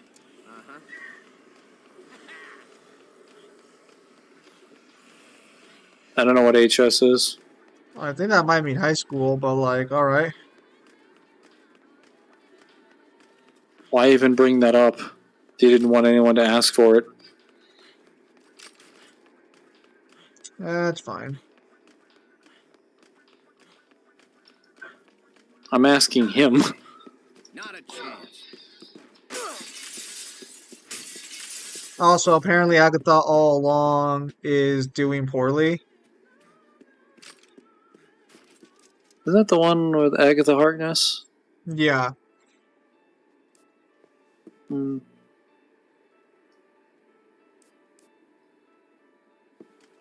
Beautiful works of art?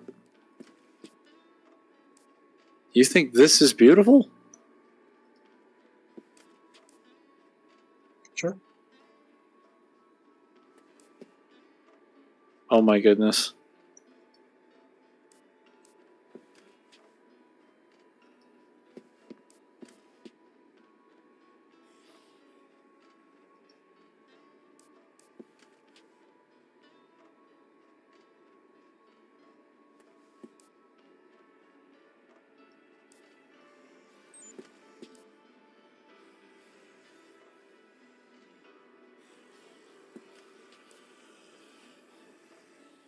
Hmm.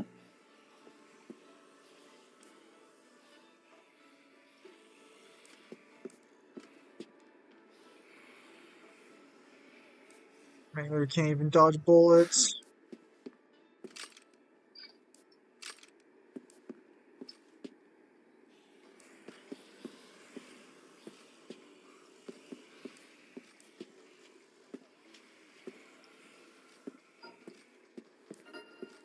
Carry him? What the hell? No, I ain't carrying you. You're carrying this weapon.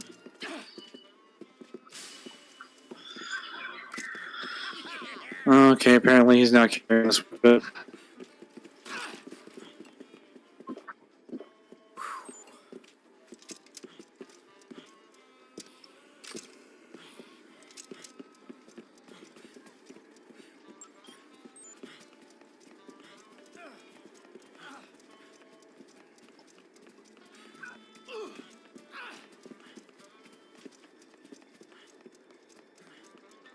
That old man moves pretty fast.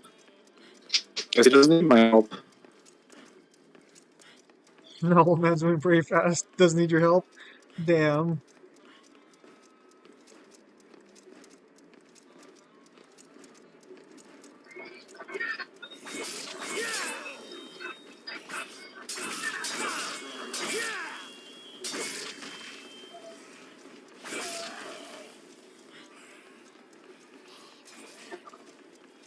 Oh, and he's upstairs.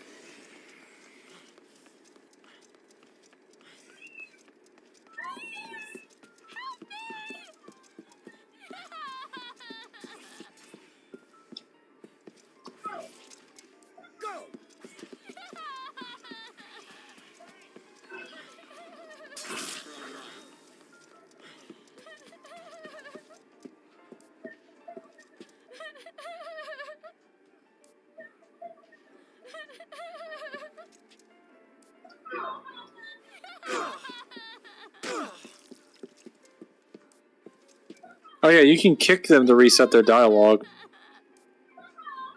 so the conversation goes faster.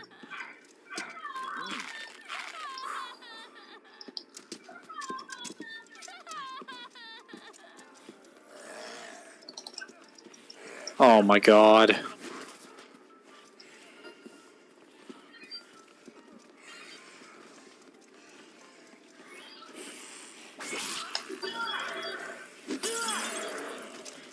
No, damn it. How does Wayne keep dying? He dies in every fucking playthrough.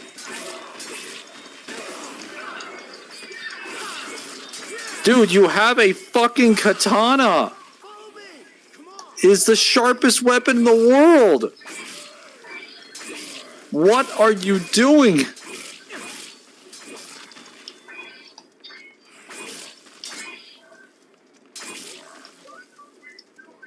What are you doing here is the better question.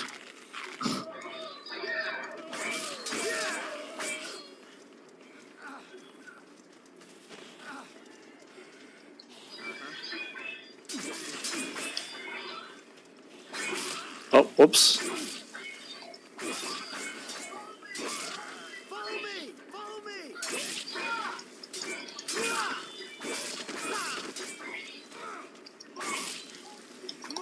Follow me!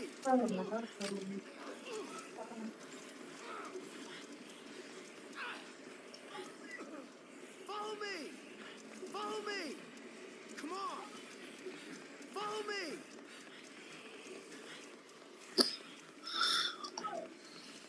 Go!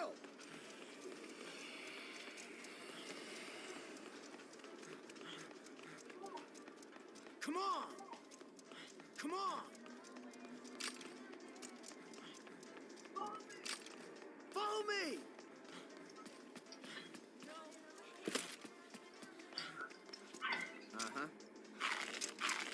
Oh my god, where's that old man? I swear to God.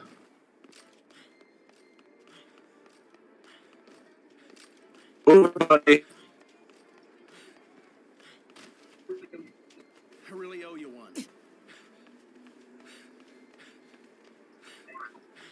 Thanks. He moves slow. He moves. His feet all over here. He's into the walls and gets caught there. Follow me! Go!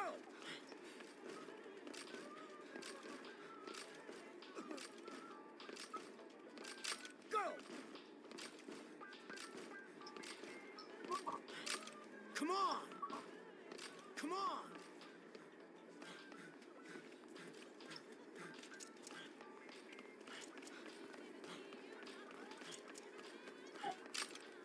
Go!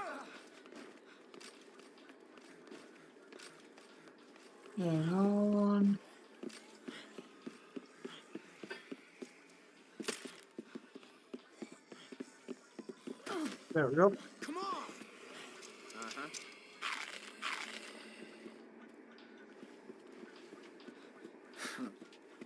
Wow, it's not even telling me when I leave the call. This is ridiculous. So,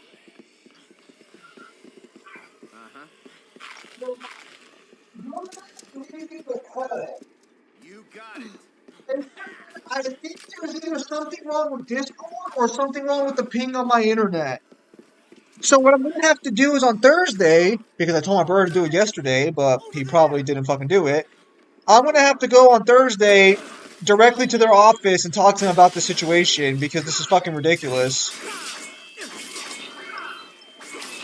Like it's honestly, it might just be, it's gotta be some sort of ping issue. So it might not be my modem, it might be my router.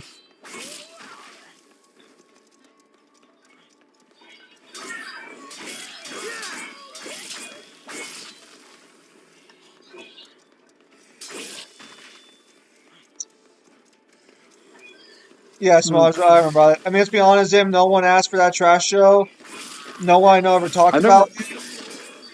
I never even, I don't think I've ever had this specific issue before. This is a new issue. I don't know if it's.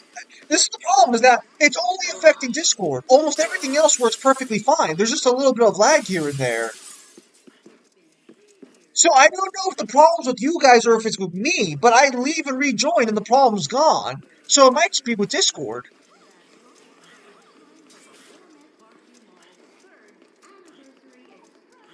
Come on! Come on! What the hell is this girl's friend? Maybe she died. Maybe it's Maybelline. Oh, she was definitely alive.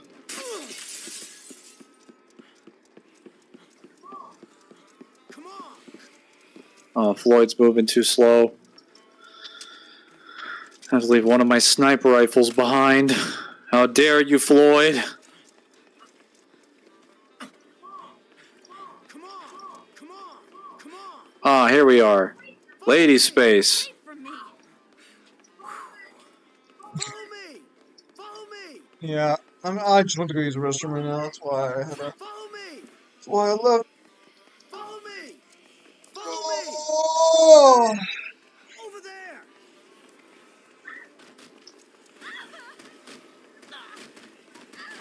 is it October this month? Yeah, we're in October, right? Yeah, we're in October.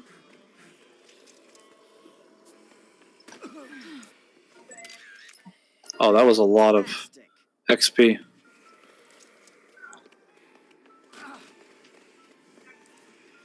Thanks. Sorry about that. Okay, can we hurry up with this?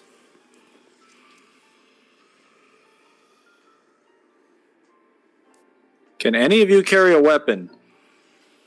No. Okay. You're all fucking worthless.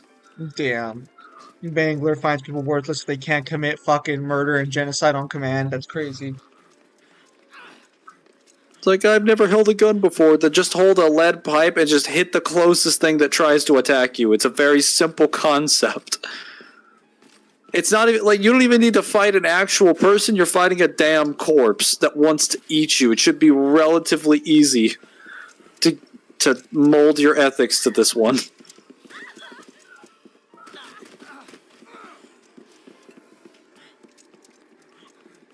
Come on! Come on! Come on!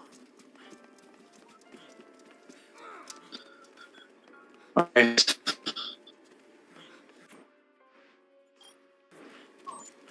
Come on! We go back to the security room. Save all the survivors. Then we should have another 2 levels or so of XP. Hang on. That was fast. Alright. Alright, continue. Said I'm gonna go back to the security room. Oh no, they're not following me. I mean, it doesn't really differentiate, but it does, but it do. But yeah, no. So I gotta call up my internet provider, see what's going on with that, because this is ridiculous. I wouldn't care so much, but the problem is that it affects searching for matches on games. Which means that, like, if I were to try to play Dead by Daylight with the boys tonight, that wouldn't happen, because unfortunately, I probably wouldn't be able to join the match. Is there a new game mode out for Dead by Daylight yet? Or is it still just the, no, it's actually the pre-set up fucking kits, right?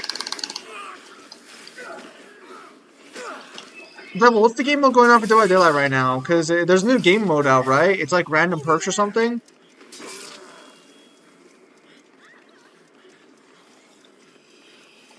Look at how fast these ladies can go when they actually put their mind to it. You might need to research that in your profiling, Zim. Samaj, how dare you? You should know I'm the wholesome one. I don't profile anybody. I judge everyone on their individual merits, Samaj. How dare you? I am the wholesome one. What are we doing here? Follow me! Follow me! Come on! Follow me! Come on! Come on! Come on! Come on! Okay, they better have all... Alright.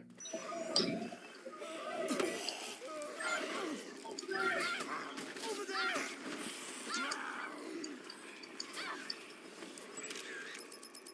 Perfect. Samaj, Do not doubt the ways of the wholesome one or what the wholesome one does.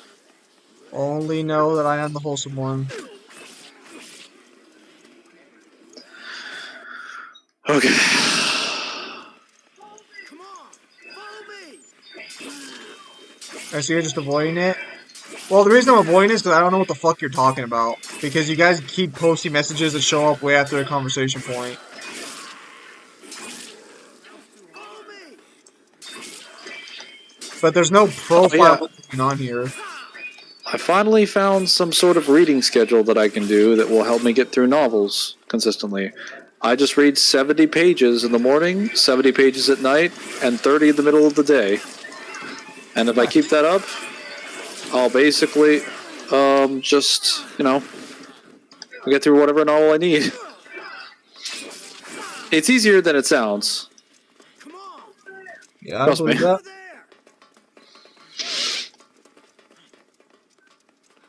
I finally got through Nightbringer, the novel, and I started Warriors of Ultramar, and I'm finally getting Tyranid feats. And I can say that Space Marine 2 was very consistent with the Warriors of Ultramar depiction of the Tyranids. It is almost exactly the same with how they describe them. It takes a similar level of, well, I wouldn't say it takes a similar level of kill time for, I guess, like, Tyranid warriors, but all the other Tyranids are about what you would expect. The Zoanthropes, the Tyranid Psychers, are just as strong as they are in the game. They take fucking forever to die in the novel. My god, one at a time, you losers. Sounds about right. Yeah, the problem is that you guys are referencing stuff that, like, I don't know what you guys are referencing when you reference it. Because sometimes your messages come quickly and other times they don't.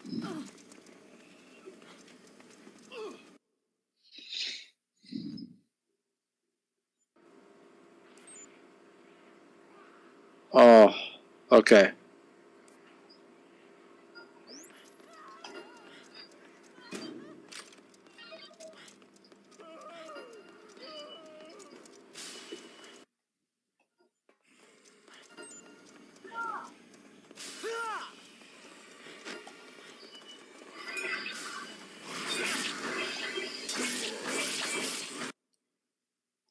Chaos mode.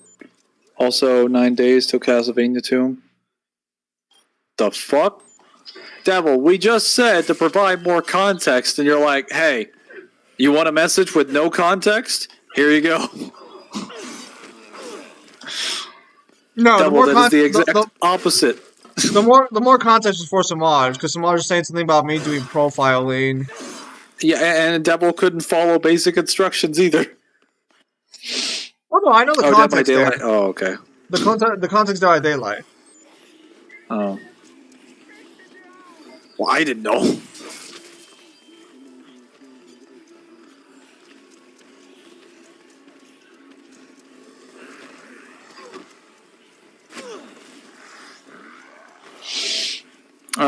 I did also get more statements for the Nightbringer novel. I got plenty of statements for like the Imperial Navy and Space Marine cruisers. I also found out what the Nightbringer novel is named after. It's named after the Nightbringer Catan because the whole plot line of the story is apparently about the Dark Eldar trying to convince a literal psychopathic human to betray his entire civilization and awaken a Catan shard of the Catan of Death underneath a world, though it took like forever to get around to that exact plot point. It honestly felt like the Mortal Dictata Halo book, where like it started off good, then the middle of it was funky, and then like 200 pages in, it just got really good, and it had a great climax and a good ending. But I'm just like, how the hell can all of these things be happening in the same novel? Like, these writers really need to learn how to write a little bit better. How dare you? But I guess that's Graham McNeil in general. Like, Graham McNeil is fantastic at writing climaxes and conclusions and starting you in, but I think he has a problem with pacing the middle of his novels. Because he's had this issues in other novels I read in the Horus Heresy. Though, I suppose that's not really fair for me to judge that, considering this novel has something that I'm looking for. Or Warriors of Ultramar does, but the other ones didn't. Either way, it turns out exactly as you'd expect. They go and fight the Eldar one-on-one as Space Marines, even though that shouldn't be working out like that. And then they awaken the Catan, and the Catan just turns Uriel Ventress's squad into, like, paper. And Uriel Ventress is like, I'm just going to bury this place, and you're weakened, so it'll probably bury you too. And the Catan just decides to leave. And then at the end of the novel, he's just like, he's feasting on a star.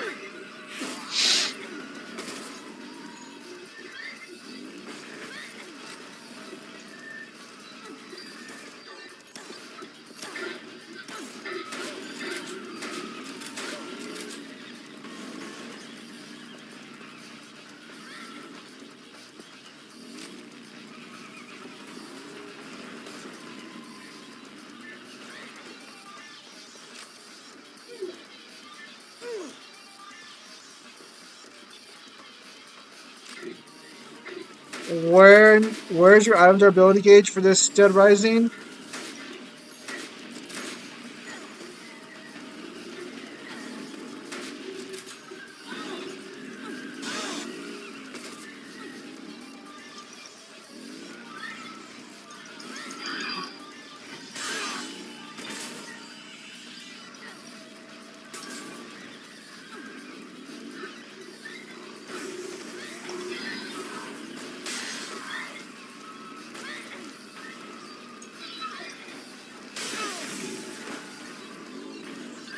This is annoying.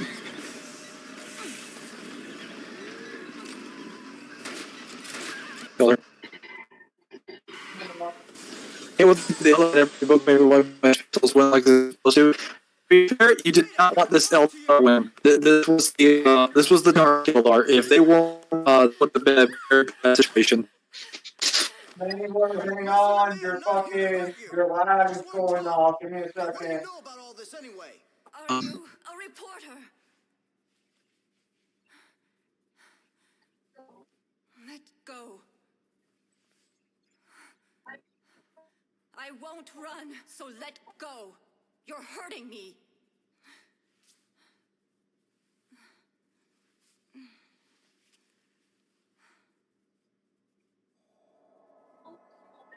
How much do you already know? Have you called for help? Hold your horses, babe. I'm the one asking the questions here. What is Santa Cabeza, and how is it connected to all this? How about now? The zombies were created by you. So I was explaining that it was the Dark Eldar in the novel. It wasn't the other Eldar, and the Space Marines kind of acknowledge that it's a completely different sect of the Eldar. They just don't care because they're going to fight the Eldar regardless. He has all the answers. The Inquisitor in the novel, the guy that's revealed to be an Inquisitor that's actually disguised as a Space Marine adept, is like one of the best characters in the novel, and I think one of the best characters that Greg McNeil has ever written, because he's like a super. He's what an Inquisitor should be. He's kind of like Saren Osman. He's basically an intelligence agent that genuinely tries to do everything he can to help his nation and, I guess, the Imperium, and will only use very extreme, unethical methods when it gets really, really, really bad, and will take every single off, even the costing of his life. The zombies are a message. Hang on, Mangler. Hang on. He wanted people to know. Oh my god.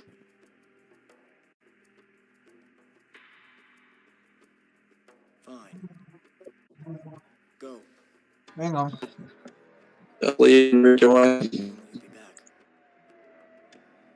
Tonight at midnight. Alright, try now. Wait for us in the Yeah, I'm here. There we go, it's better. I'm just explaining that the Inquisitor in this novel is very based. Yes. He was super good. He was basically portrayed as an Inquisitor the way that Alfarius was portrayed as a Primarch. Very logical, headstrong person that is generally very ethical for the both the faction and the occupation that he holds, and is one of the best written characters in the novel. No, Probably this is one of a the new. best ones that Graham McNeil has written thus far. What were you saying? This is a new chat. A new chat. Like this is a new stream chat. This isn't the old one. Yes. I don't think it would matter if we went to admin chat. No, yeah, they were saying that. Or Rock and House saying that like we should move the general VC to fix it, but it's like I don't think that would matter. I made new generals and new things like that just for that reason, and it didn't change anything.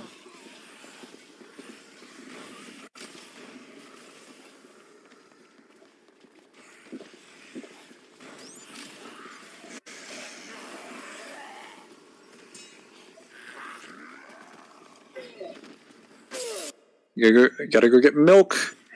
Move out of my way. Bruh.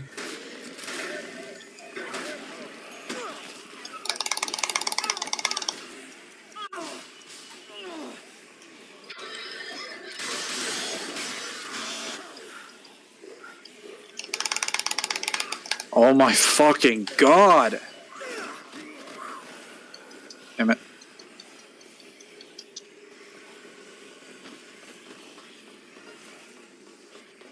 I don't know how to make this.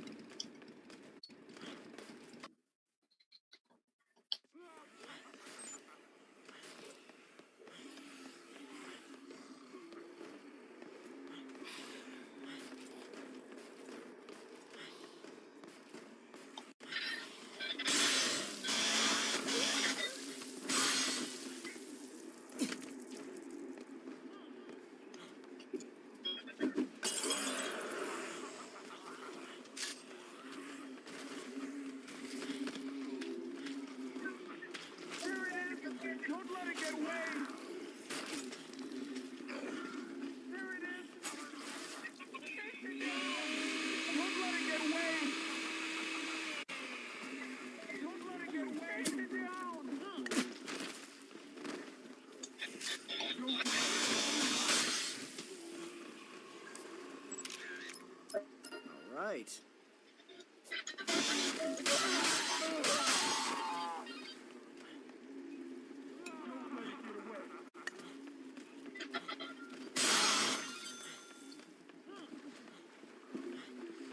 Let's combine some of that untouchable with some of this zombate. We should have a new drink. Drink. Yes.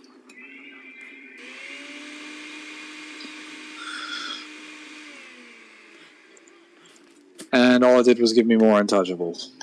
Great. Guess we know which one is the dominant one here.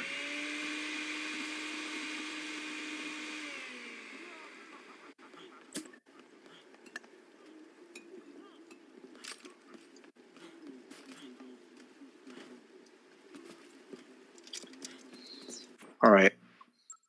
Do I have knee drop finally? Yes! Finally! You got it? I have knee drop. Very All the nice. possibilities of the game.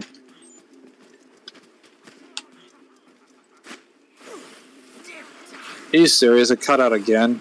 Yeah. No, I think I think what'll happen is we'll end the stream a little earlier than usual today, and I'll give them a call and see if they can fix up my internet. All right. So we'll When do you probably want to end the stream? we'll give it like half an hour. Give it a nice even 5 hours, and then I'll call them. They'll give me like an hour and a half before they close. All right. Wow, I'm almost done with the game. Well, okay, I'm almost done with 72-hour mode. I definitely still have overtime mode.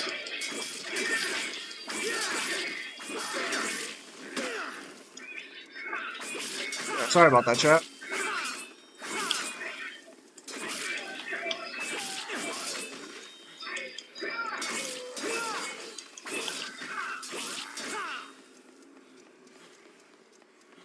All right. Time for knee drop. The bet. Oh.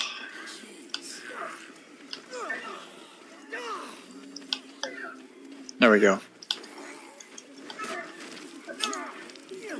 No! No! No! No! I'm sorry. I got abducted. Mangler's been raped. Oh no.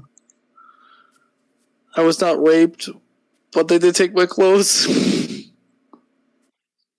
Suspicious. And they took all of my items, and I'm not healthy either. I'm damaged. Canned food.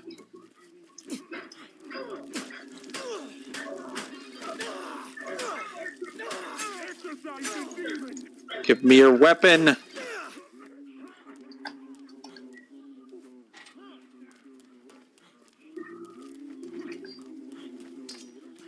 You guys are going to regret being born. Samaj, you haven't even read the book.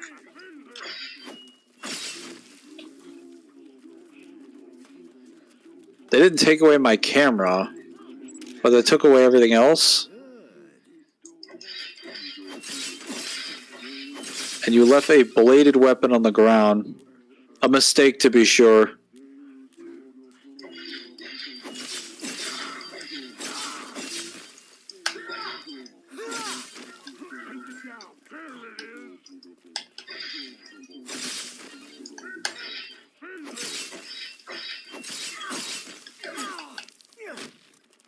Okay, I am literally about to die. Oh no.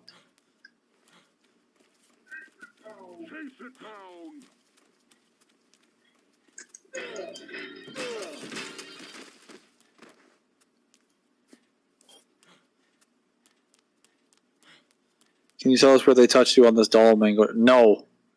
I don't want to talk about it.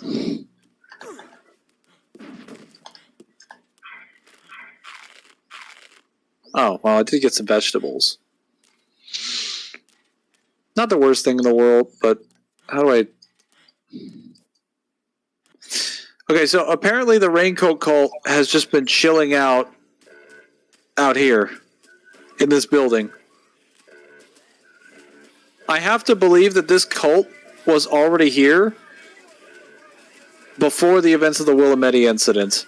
Otherwise, I have to somehow explain the idea that a cult came into existence during the length of time that a zombie apocalypse was happening in less than like 24 hours.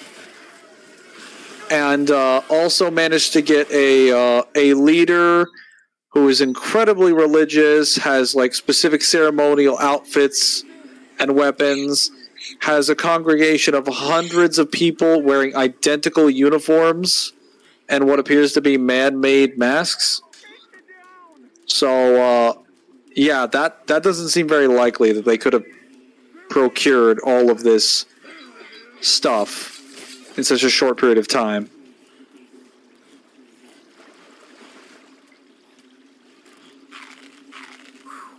Wait, can you still hear me? Yeah, we can still hear you. You're fine. Okay. I lost all my quick steps, though.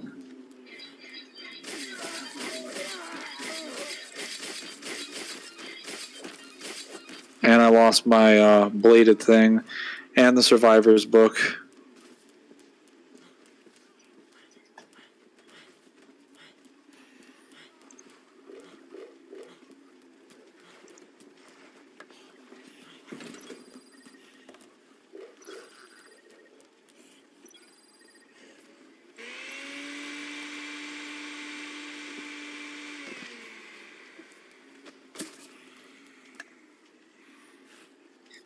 That sounds possible. Mangler for zombie apocalypse.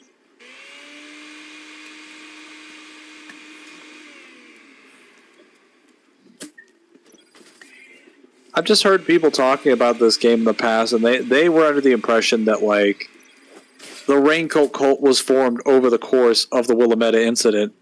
And I'm just like, there's no way. Because it only lasts, like, a few days. Like, even if it's been happening for, like, a full day, people have barricaded themselves inside the mall at this point. An outbreak still could have occurred in, like, 72 hours. Or, like, an hour. And even then, it wouldn't have... Oh, great. Oh, I fucking hate when this happens. How the fuck do I spell that word?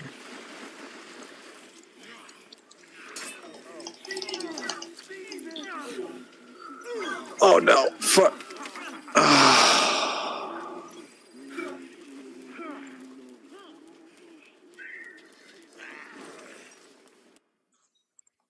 Alright, fuck it. Simpler word it is.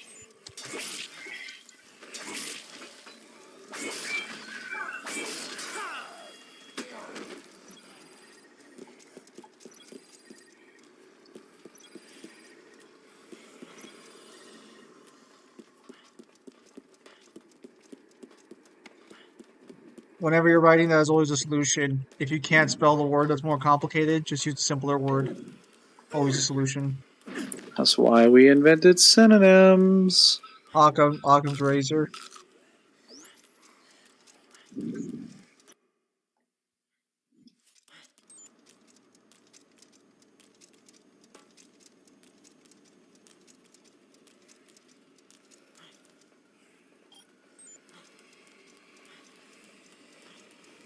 There was, like, no time for this crap. I'm gonna have to meet her at North Plaza. What? What do you mean, what's Smosh? Oh, wait. Oh, no. We all just gonna ignore the fact that I'm not wearing any clothes. Yes. Cabeza is a stronghold of the Central American drug trade. The professor here seems to think that the zombies are a byproduct of these drugs. So you're telling me, what, that somebody spread a bunch of zombie drugs around Willamette? Why are synonyms being brought up? For what? What would making the dead come to life accomplish? They're terrorists. Don't try to explain their actions with logic. I've analyzed the drug in question, and I've reported my findings to the government. That must be what set them off. They didn't want to be exposed. Because I was talking about complicated words and simpler words.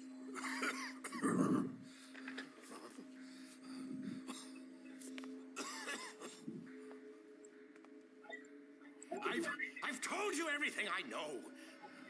Now get me out of here.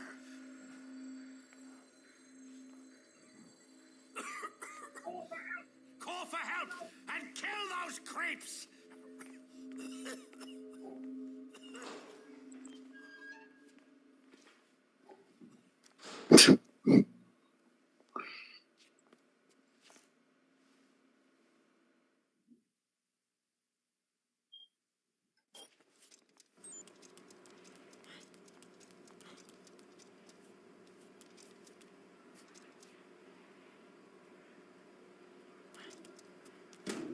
I'm gonna get a new pair of threads. Yeah. A new pair of threads. Look at that. He's got a new suit on, and this time the blood won't stain it super poorly. You're just saying that because it's red. Oh wait, my shoes are gone too. I've been running around barefoot this entire time. And I guess that makes sense. They did strip me down.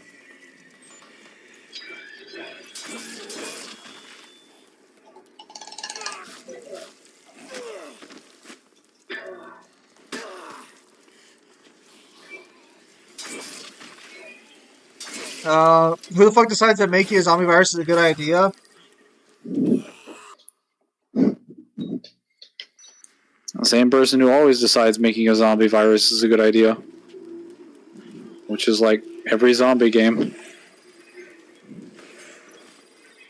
if you're creating a zombie virus just for combat purposes, that's fine.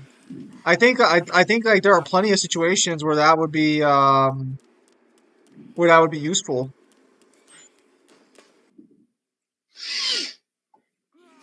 I think if the zombies weren't trying to eat everybody, yeah, that'd be fine. Well, And if there's they weren't also spreading it like a viral instance, but like every example of a zombie existing is just a viral one that's infecting people. well, this also leads back to the simple issue of the table that like these slow moving zombies shouldn't matter. I'm also talking about the ethics of just doing it at all. So, in a surprise twist, apparently Llamas with Hats got a final episode. I don't know what that is. With this old cult classic internet show. Guys, I hate to fucking break this to you, but slow moving zombies should never be a threat in any realistic scenario.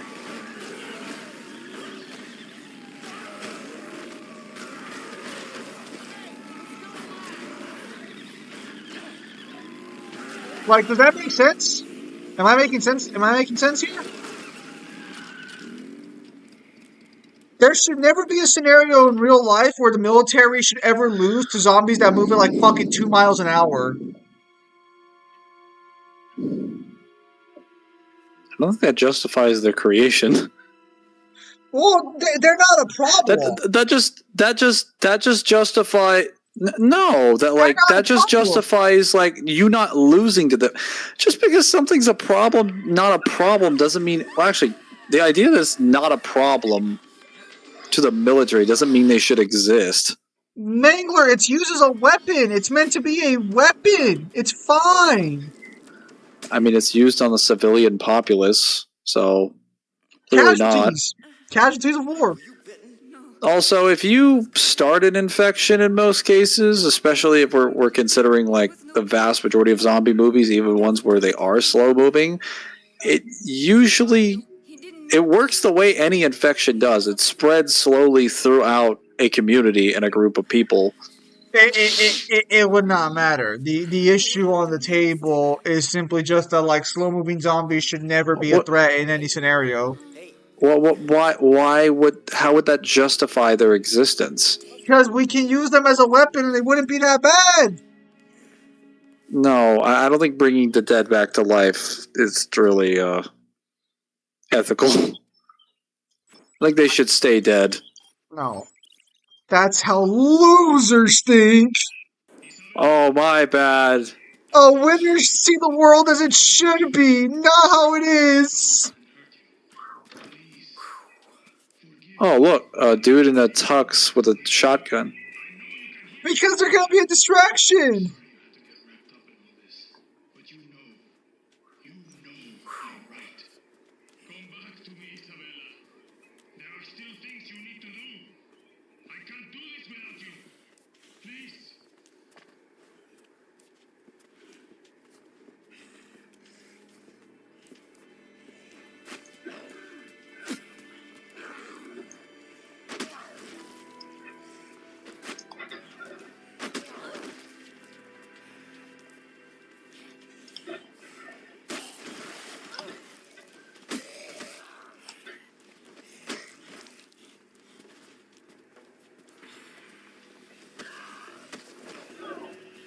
Oh, thanks for shooting me in the face with a 12-gauge shotgun. I definitely appreciate that. You're welcome. Also, how fucking rich is Umbrella? Yes. Well, they were a pharmaceutical company. Usually most zombie viruses start with pharmaceutical companies. That's how it started in Dead Rising, too. Bruh. That's how it started in Resident Evil.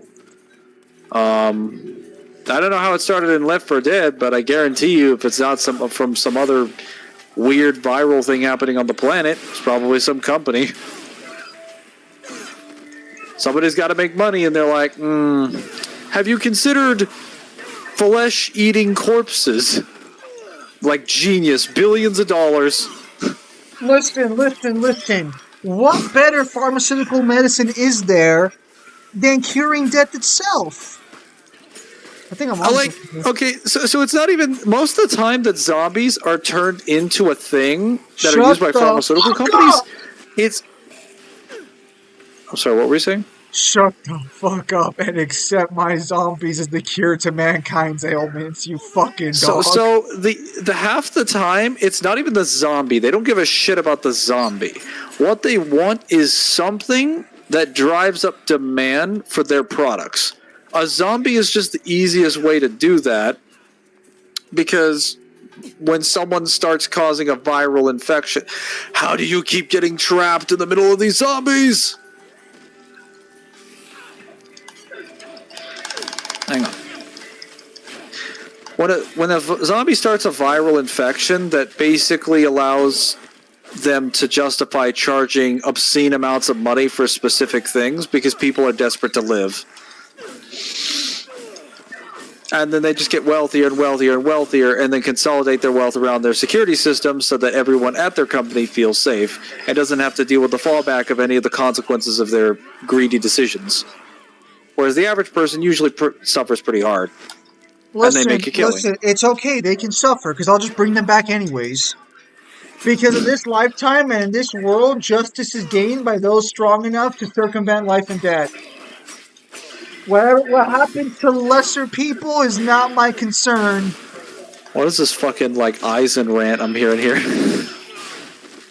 Mangler, happiness has to be fought for, and sometimes that fight means destroying other people, and sometimes that fight means desecrating the sanctity of life and death and resurrecting the dead. I think this is a fair solution. There has been very few circumstances in fiction alone where resurrecting the dead has been a justifiable practice. Resurrecting the dead is always justifiable practice, especially if it's someone I want to resurrect. Look at Dragon Ball. Perfectly justifiable. I think that's a bit different because they come back as themselves with their humanity intact. And you also need, like, magical fucking Dragon Balls, which you have to build a specific radar in order to find them. But, what if I can cure the zombies of their zombification after bringing them back, like in Minecraft? See? You're just not seeing the potential here. And how many verses have introduced the idea of zombification as a practice and then a cure to zombification in that verse consistently? You're just not appreciating the potential. I am awaiting my answer. You're just not appreciating what we can do here. The answer is almost none of them, because that would defeat the purpose of the virus. No. They just don't have the vision I do. But it's okay. It's okay. It's okay. It's okay to bring back the dead. It's okay to create an army of zombies. Because people shouldn't be dying them in the first place. I mean, I guess it's okay for me to make a bomb that could blow up a city if it has like a tediously long activation code that anybody, no one and their mother would be able to figure out. Stop dodging the question with your trash UI, Zim. I like how you say that my UI is better than Goku's. Oh shit, is that what happens when Kindle dies? Good job, Mangler. You let people die. Kills himself? To be fair, that's a reasonable position. Also, I don't know where he got that pistol from, but I'm glad to have his 12 gauge.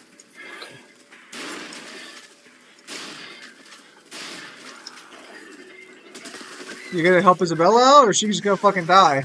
I'm trying to grab her and get her on my back so I can fucking get out of here. She's like, oh, I need to be carried. I'm like, fine, then just stand still. I need to get untouchable. Hang on, I'm going upstairs.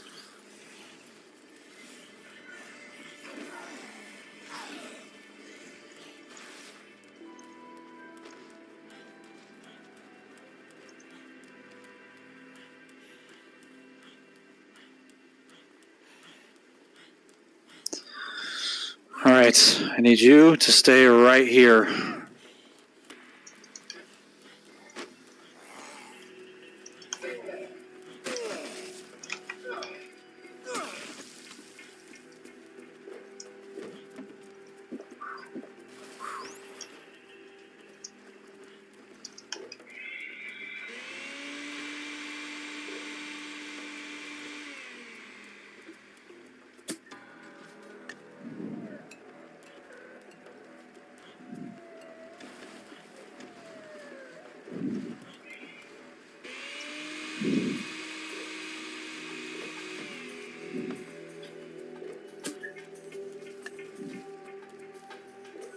So, Zim, answer the question on why it would ever be a good idea to make a zombie virus without a cure.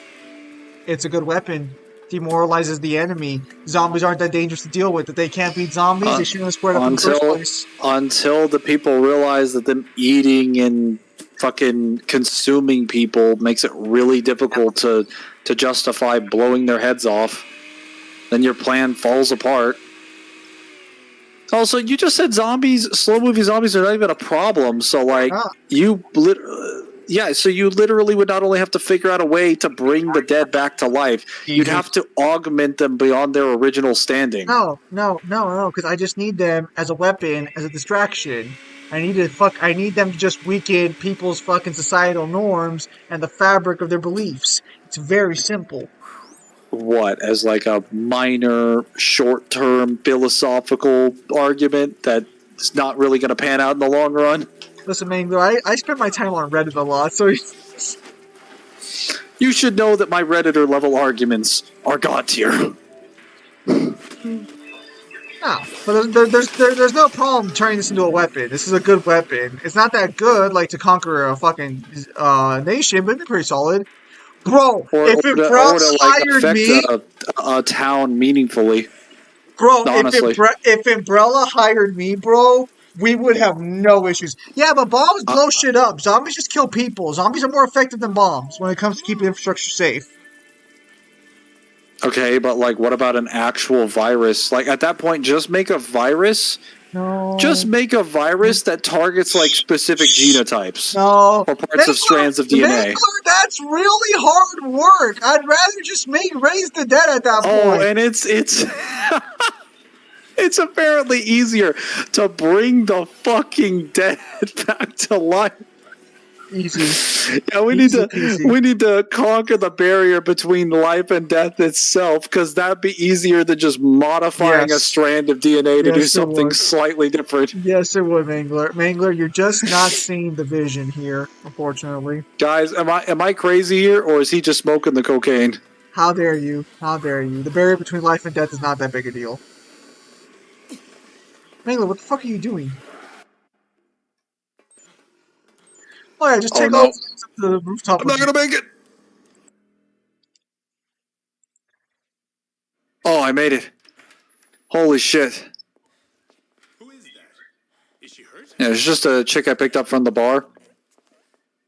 I mean, she looks Ignore like the blood on her shoulder. You're the bad guy's sister. Bad guy? The one who caused all this? That's right. Her asshole brother caused the zombie outbreak. Did Zim change his name to Snowflame? What do you mean Snowflame? His sister? What in the hell is going on here? I mean, does this have anything to do with that announcement earlier? I don't know much more than you at this point, okay? But he shot her, I can tell you that. And just so you know, that would be the same guy that shot you.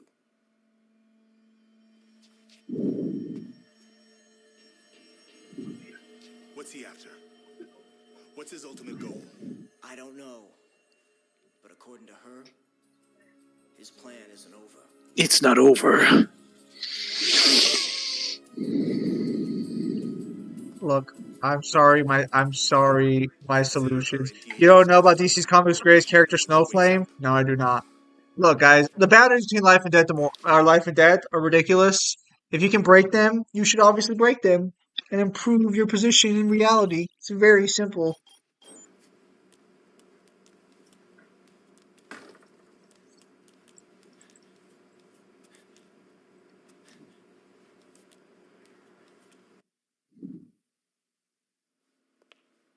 What the hell? What is your name? There's no way she woke up that fast. Isabella. Isabella Keys. Well, Isabella, this is an emergency, so we'll skip the formalities and cut to the chase. Consider this an official interrogation. Tell me everything that you know. Fine. I'll explain why all of this is your fault. Gaslighting. The oldest practiced in time. Just an American research facility. They were doing research on some sort of parasitic insect, like a wasp.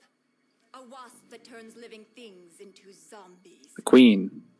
Ah, see, this is lame because he literally doesn't even resurrect the dead. He just corrupts the living. Lame. Livestock Research Facility, Dr. Barnaby.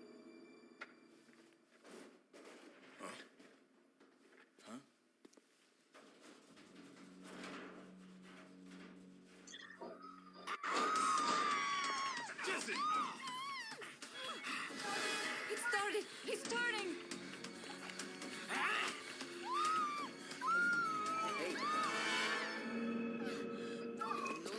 I'm barefooted. The dude who literally gets superpowers from snorting cocaine also has the ability to give people a contact high equal to how high he is. That sounds silly, but that's actually a really silly. That's actually a really good power in combat.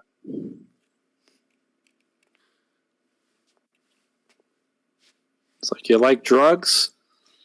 Here's some drugs.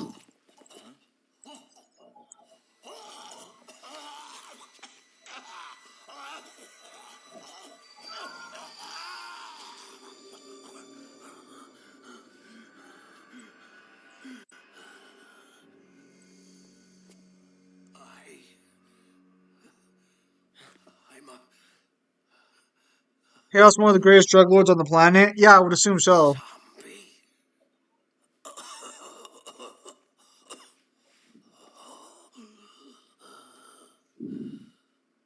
Cocaine just Adderall times 10. Is it? Chaos Market Kate. I'm not a fan myself. Zombies. I see.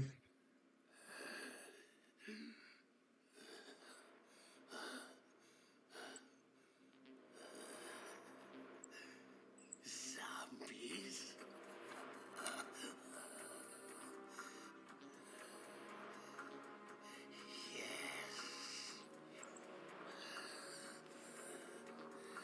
We were conducting experiments to reduce the cost of breeding. We accidentally made zombie livestock. I believe what they were trying to do was breed mass-produced cattle because there was a shortage in American meat. So the government's now in the zombie making business. And somehow that produced a queen, an insect queen that could corrupt people's bodies into zombies. We were trying to mass produce cattle. How would turning people into zombies mass produce cattle?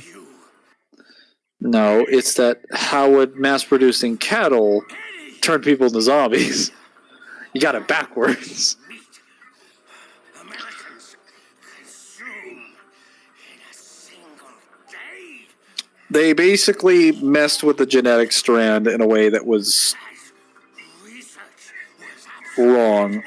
I guess they created a parasitic insect, but I don't think the insect was supposed to be parasitic.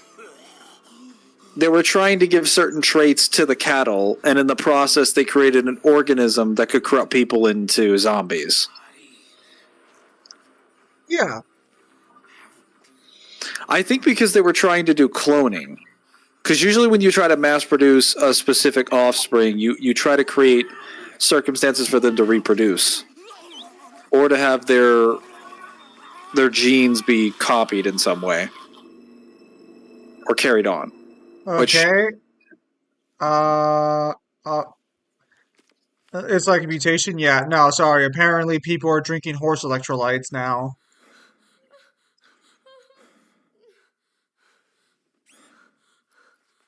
He's pale.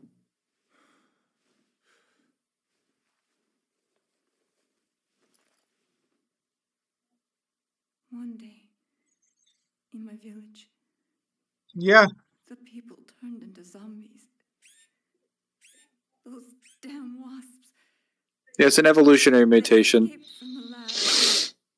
It's not really like the way that a lot of other zombies things happen, where it's like supernatural, or it's like a specific type of virus.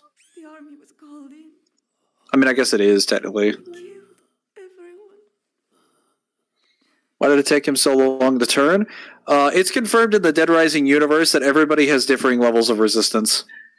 The time to take to turn is different for different people.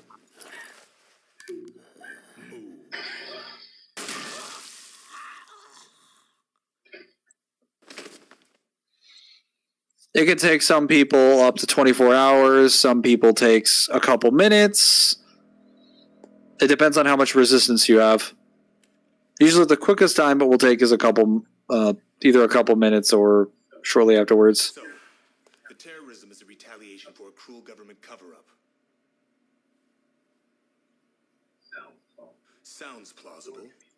Or it could be some serious bullshit. In either case, we have to get out of here alive if we want to find out for sure. Might take us long to turn. Don't worry about it. Let me take a look. I'm a medical technician. I could be useful if you let me do my job. I know I have no right to ask, but please, let me help. If you don't get out of here, the truth dies with you.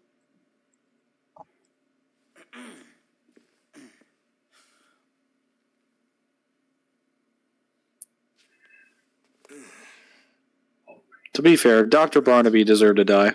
If allowing you to atone for you and your brother's scheme makes things go more smoothly for us, I'm all for it. Despite Brad looking like one of the angriest people in the game, he's the only one that has normal looking eyes. like every other, you notice how every other person's eyeballs pop out of their face, but his eyes move within a relative range of his face, and they match his facial expressions. Yes. Everyone else is like, I'm just so angry.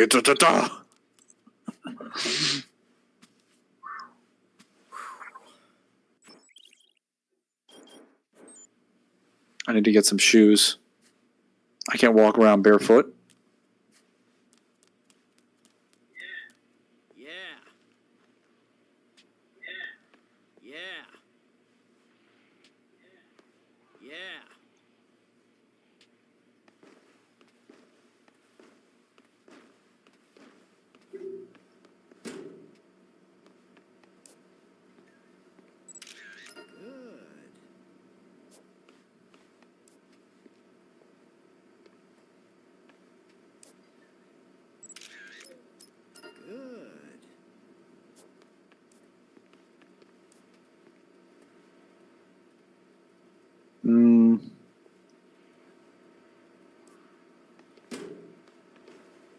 Here, I forgot double stream for rolls.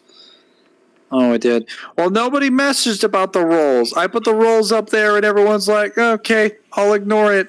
And I'm like, you bastards.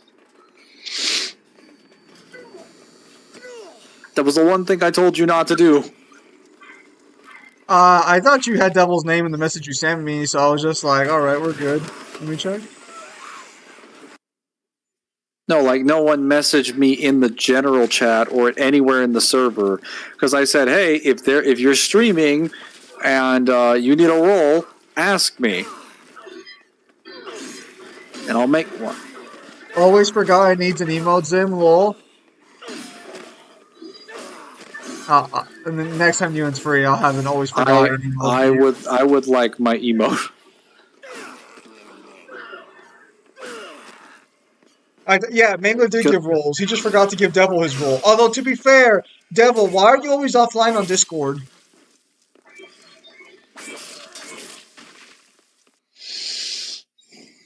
What's your emo, Mangler? It's just like a purple, slightly purple colored like little dog that's turned around and says, "Hmm."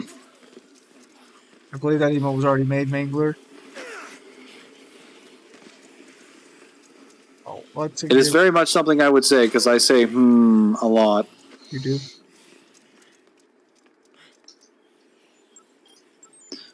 All right, time to throw hands with the raincoat cult.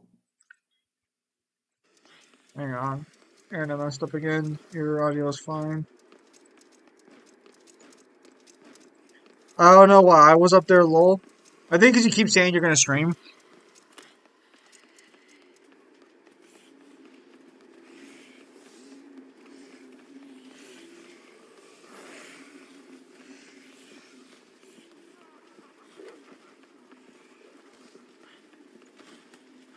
Yeah, we'll give it a few more minutes and then we'll stream there so I can call my internet provider and see if they can fix it.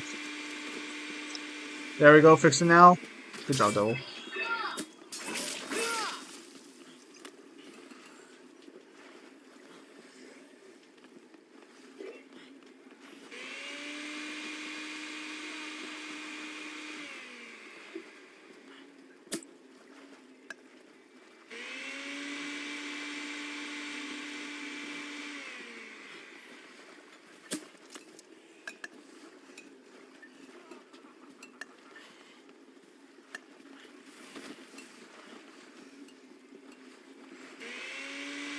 Rockin' Alice is asking for all the fucking rolls? No! I can do that. Give me a sec.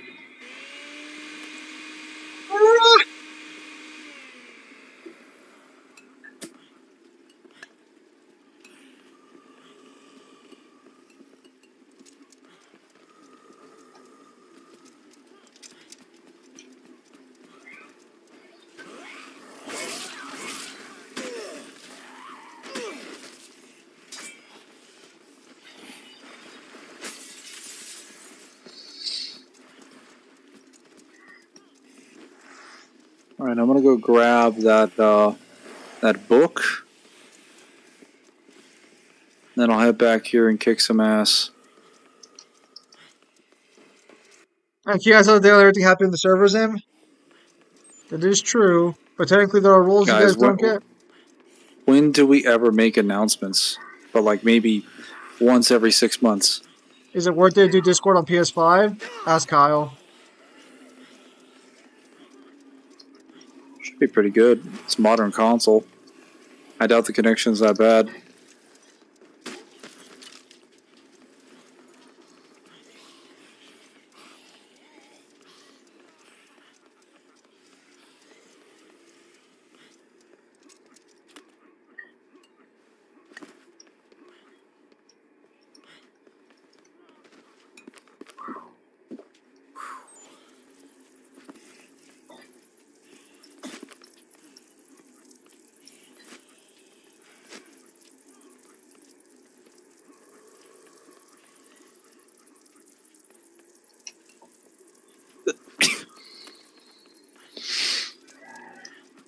Bless you, Mangler.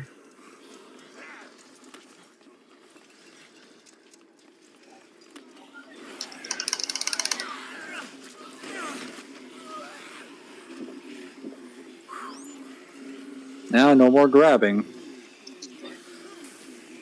Have to ask still?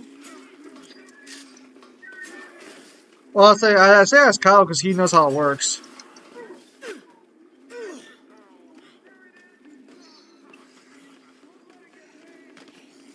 I'm surprised none of you have asked what Frank West's perk drinks actually do, considering the amount of times I feel the need to chug them. Apparently give him super fucking speed. Well, I have like 6 different kinds, at least. There are multiple ones. They're all colored different ones, as you can see over there.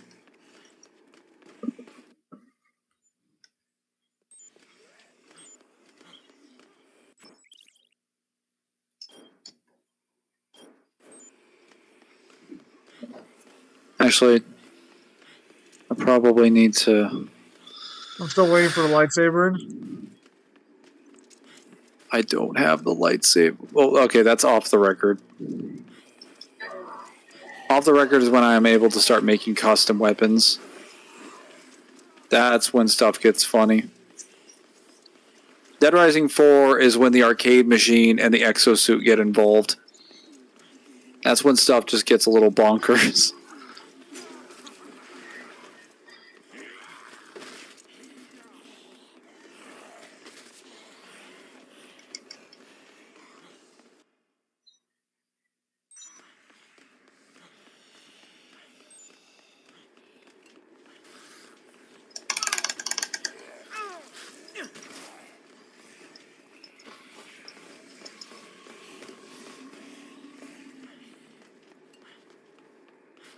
I wonder if the AI is better than the original Dead Rising versus remastered squared. Lol. So I think the most recent Oh yeah. The most recent Dead Rising is another remaster, right? It's not a remake technically. It's not a remake, but I don't know what they did with it.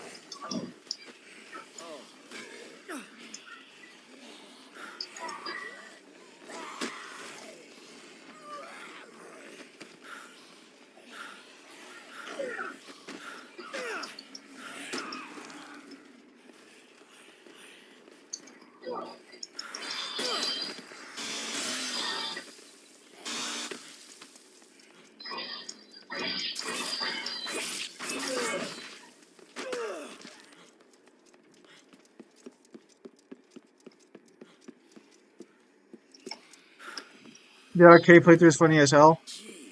I bought it. I'm trying to get my tech guru to upgrade. Your tech guru? Who else your tech guru?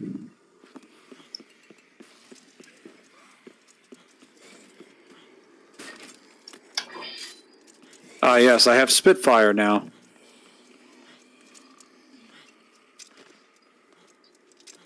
Tech friend fine, basically. That's nice. Look at my power.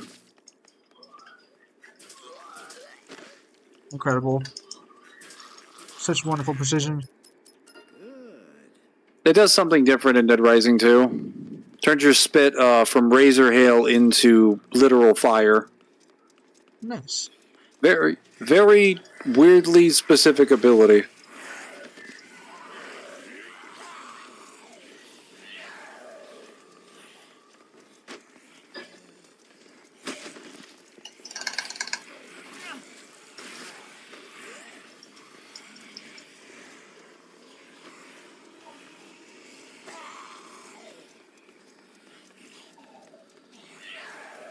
It's not done for free, but yeah, but it's probably done for a cheaper price. I'm assuming, right?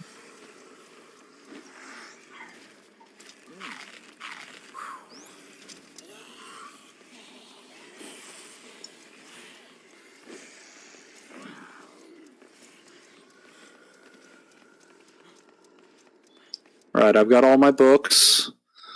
I've got all my XP. Now to do this one thing, and then I think I'll grab the survivors and either take them back to security room or I'll take them to a save point, and then we'll get off there. Sounds good. Yeah, and then I'll call the company right now. What time is it? Okay, it's 4:06. That's a pretty good time to stop, anyway. Yeah. A 5-hour stream. You know, a little shorter than what you're used to. I mean, good progress for a 5-hour stream, though. Yeah, this was this game short. Well, it's more so that I know where everything is and I know where I'm going. If I was playing this for the first time, I wouldn't know about the shortcuts. I'd be taking everything in.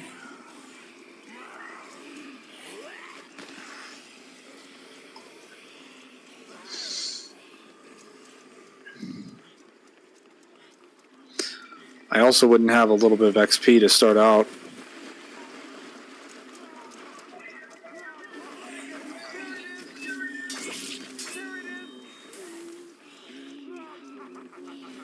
Man, that Spitfire lasts forever.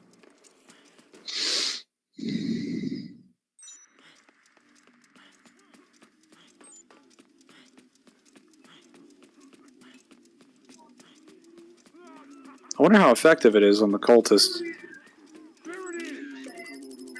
Fantastic. I try to stream 6 hours. Fantastic. Are you just trying to farm them up?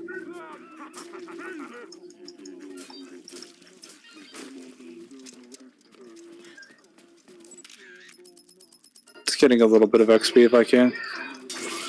Out of my way, you fools! Mangler when he's no longer fighting zombies. Cowabunga it is.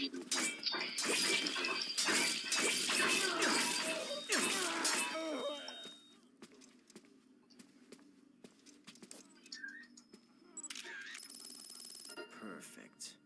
All right.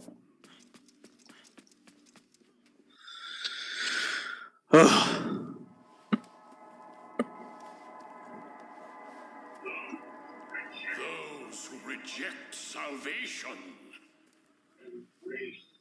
Bro, it hasn't even been 24 hours yet.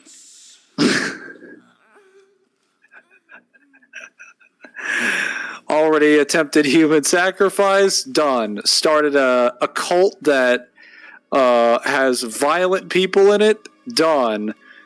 Kidnapped multiple people and are planning on using them as sacrifices and feeding to the zombies, done. Has dedicated suicide bombers, done. Bro, it's been like 2-3 hours tops. What the fuck? No, I swear, there's definitely people in this mall that were already psycho and were like, damn, this is my time to shine. This man had the plan down. This man was just waiting for the excuse. Oh, he's very melee resistant. Well, you know shit, he's got a fucking sword, Mangler. Damn, he's beating your ass. You see that fucking slide? You see that slide?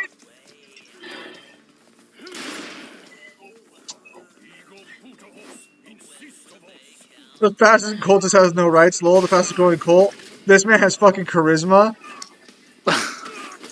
Damn, he's stomping Mangler out. You see that fucking juggle?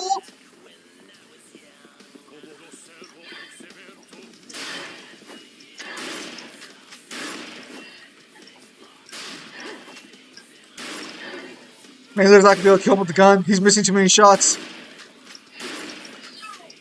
Oh, it's fine. I just have to do enough damage.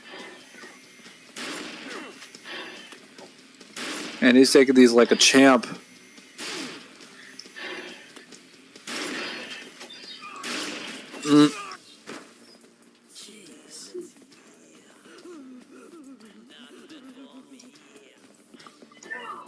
Damn it. Is he speaking fluent Latin? Yeah, this man was off his rocker. Would this make them faster than bullets, so subsonic? Technically, yes, because he is able to dodge the bullets, and Mangler's gonna die. Oh my god. Whoa.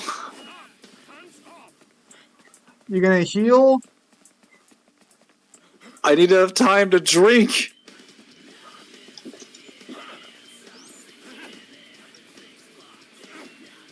Alright, you got another weapon? Okay, the spit is not a good idea. Spit's fine if your aim wasn't straight dog shit. I always forget I have that out-of-pocket weapon. If you don't want to have to play the game with any sort of resistance, that's what the chainsaw's for.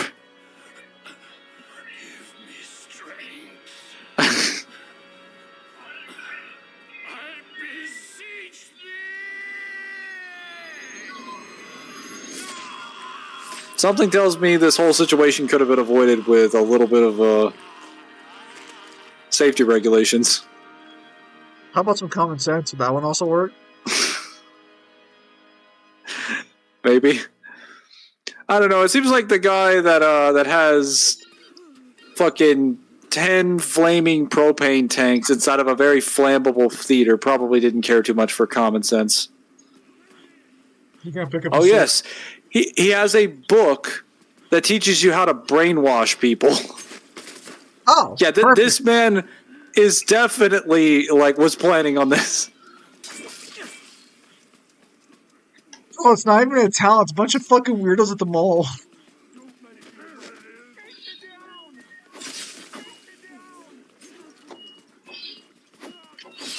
Okay, I'm gonna save these people, but it's getting a little cramped in here.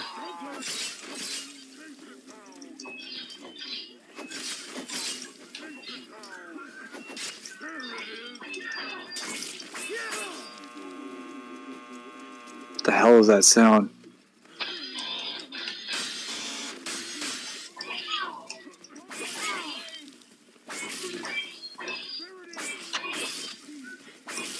When the fuck we walk into an NTR hentai plot? What do you mean? We already did that. Devil Play Dragon Dogma.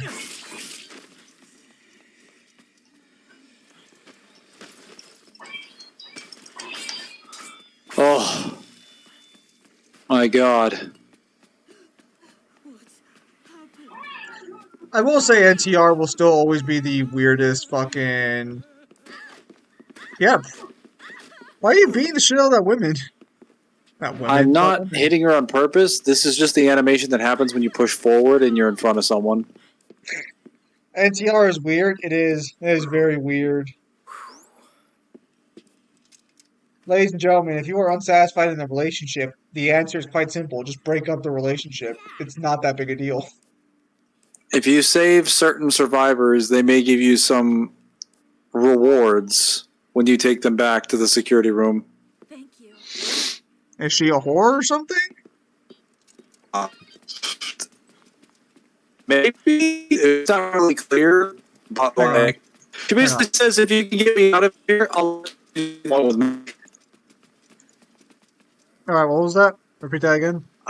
She basically says, Hang on. Stop. it- It didn't work. Hang on. All right.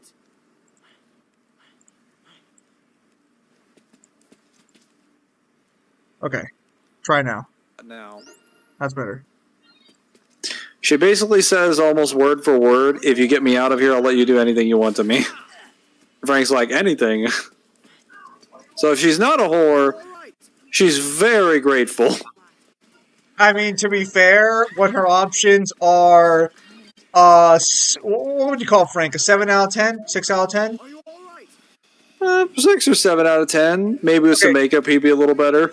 Okay, so a 6 or 7 out of 10, somewhat reasonable human being, versus a cult leader who created an entire religion in the span of 2 hours, or the undead zombies outside. Yeah, I think Frank's looking pretty fucking good. I will never get over the fact that there's literally a cult leader there who basically speed ran fucking Cult Simulator. That's what everyone says when they play this game. They're like, listen, I understand the zombie plot. I understand how everything else came to be. I understand most of the psychopaths. But how the fuck did Sean make the raincoat call? There's no way he didn't plan this beforehand and he wasn't just waiting for an excuse. They took over an entire building and they have the keys to the actual building.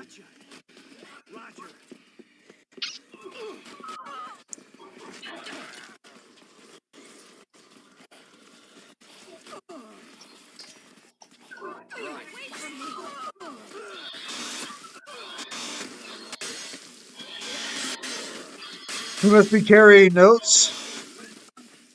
He actually has a book, which if you take with you, the escorted survivors no longer fear death, and they just run and jump into danger.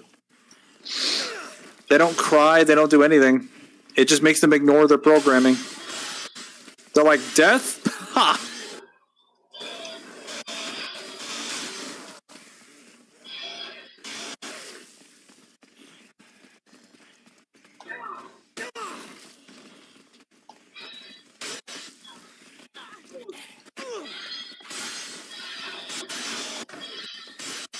I'll just respawn, lol.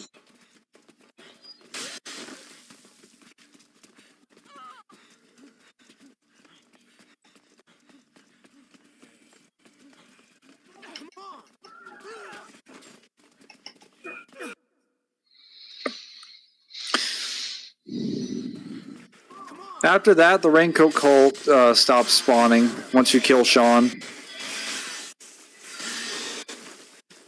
Which is the only thing about them that makes sense. People forget Devil's one of the original founders of the DMC crew. How dare you forget about him?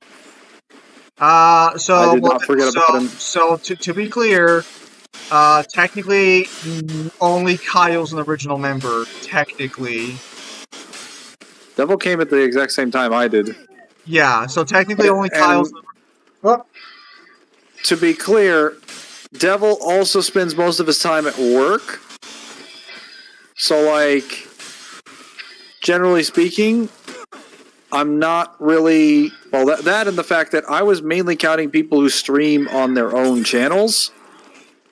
Devil doesn't really do that. Devil streams on Zim's channel exclusively. While I stream on Zim's channel, I also stream on my own channel. Hear that, Devil? You gotta start streaming on your own channel now. Alright, Devil, let's get you a day and let's get you set up. I literally said, if you had one, it's fine. Just if you needed to be messaged, or if I forgot about you, or if you weren't included for whatever reason and you want it, then message me.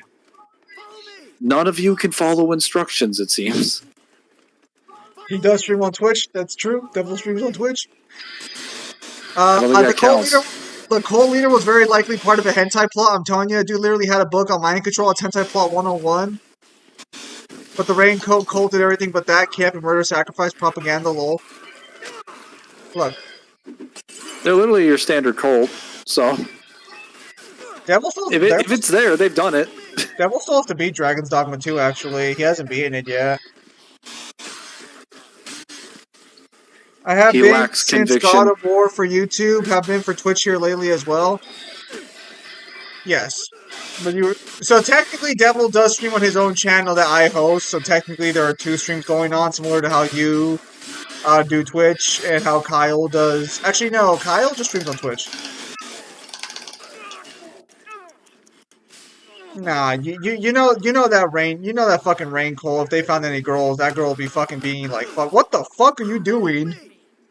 Double lariat. Alrighty then. If you hold a bladed weapon in your hand, it does this instead. Devil, is there a hentai plot in Dragon's Dogma 2 like there is in Dragon's Dogma 1? Probably. Nah. Nah, Samaj, nah.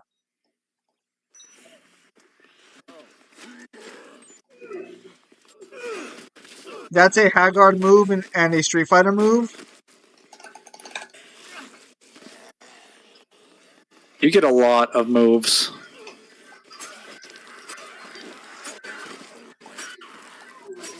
There's nothing I would wrong like to with point out that in this game, Frank West goes from being a normal photojournalist to being a guy that can kill zombies, convicts, special forces troops, an army sergeant who's trained in boxing, and a Vietnam vet, and kills them all in combat, despite having no prior military record or anything other than covering wars.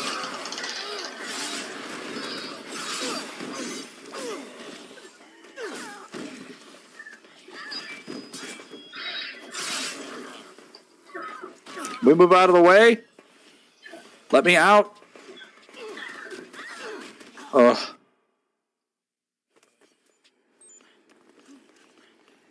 Come on, Frank, let's go.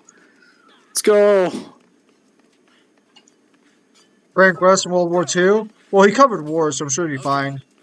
Gotcha.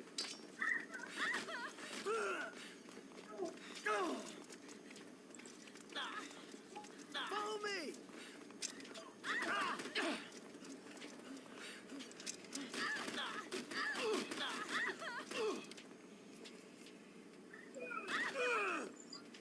You're so kind.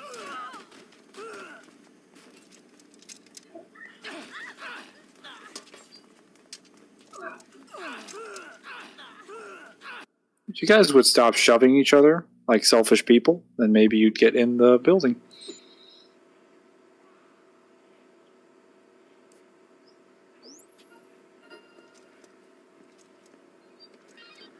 That was a lot of experience.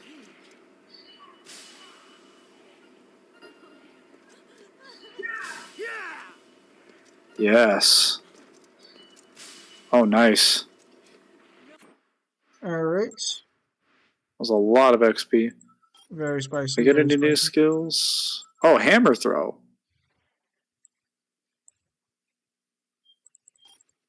Oh yeah, that's the. Alright, you good to save? Yeah, They made it out so. that her boob window ends up being covered completely in the newest remake. Yeah, because the newest remake gets rid of I really A don't lot know. of erotica stuff in general. Yeah, I really don't know why the West, despite having a massive sort of like, how am I going to say this? We got a Well, very Dead punitive Rising, view for people who have a big porn industry is what I'm getting at. Dead Rising wasn't made by the West. It was made by Capcom. Well, yeah, but they changed that for the Western sensibilities. That wasn't changed because like the people from the people who were making the remake for Dragon Quest III have flat out said that like we had to make a bunch of changes for the West because they have such a weird dogma over there right now. Yeah, Silent Hill 2. Dude, I'm gonna be so fucking annoyed if we don't get the Pyramid Head rape scene in Silent Hill 2. Ridiculous. Ridiculous. For those of you who don't know what that is, good for you. For the rest of you, you know what I'm talking about. So, with that said, that's gonna be it for today's stream because I'm gonna try and call my internet company to see if they'll fix my connection. And hopefully they will, and then hopefully we'll be able to play with Devil later today if Devil's not busy. And yeah, I'll see you guys on the next streamer video. Take care.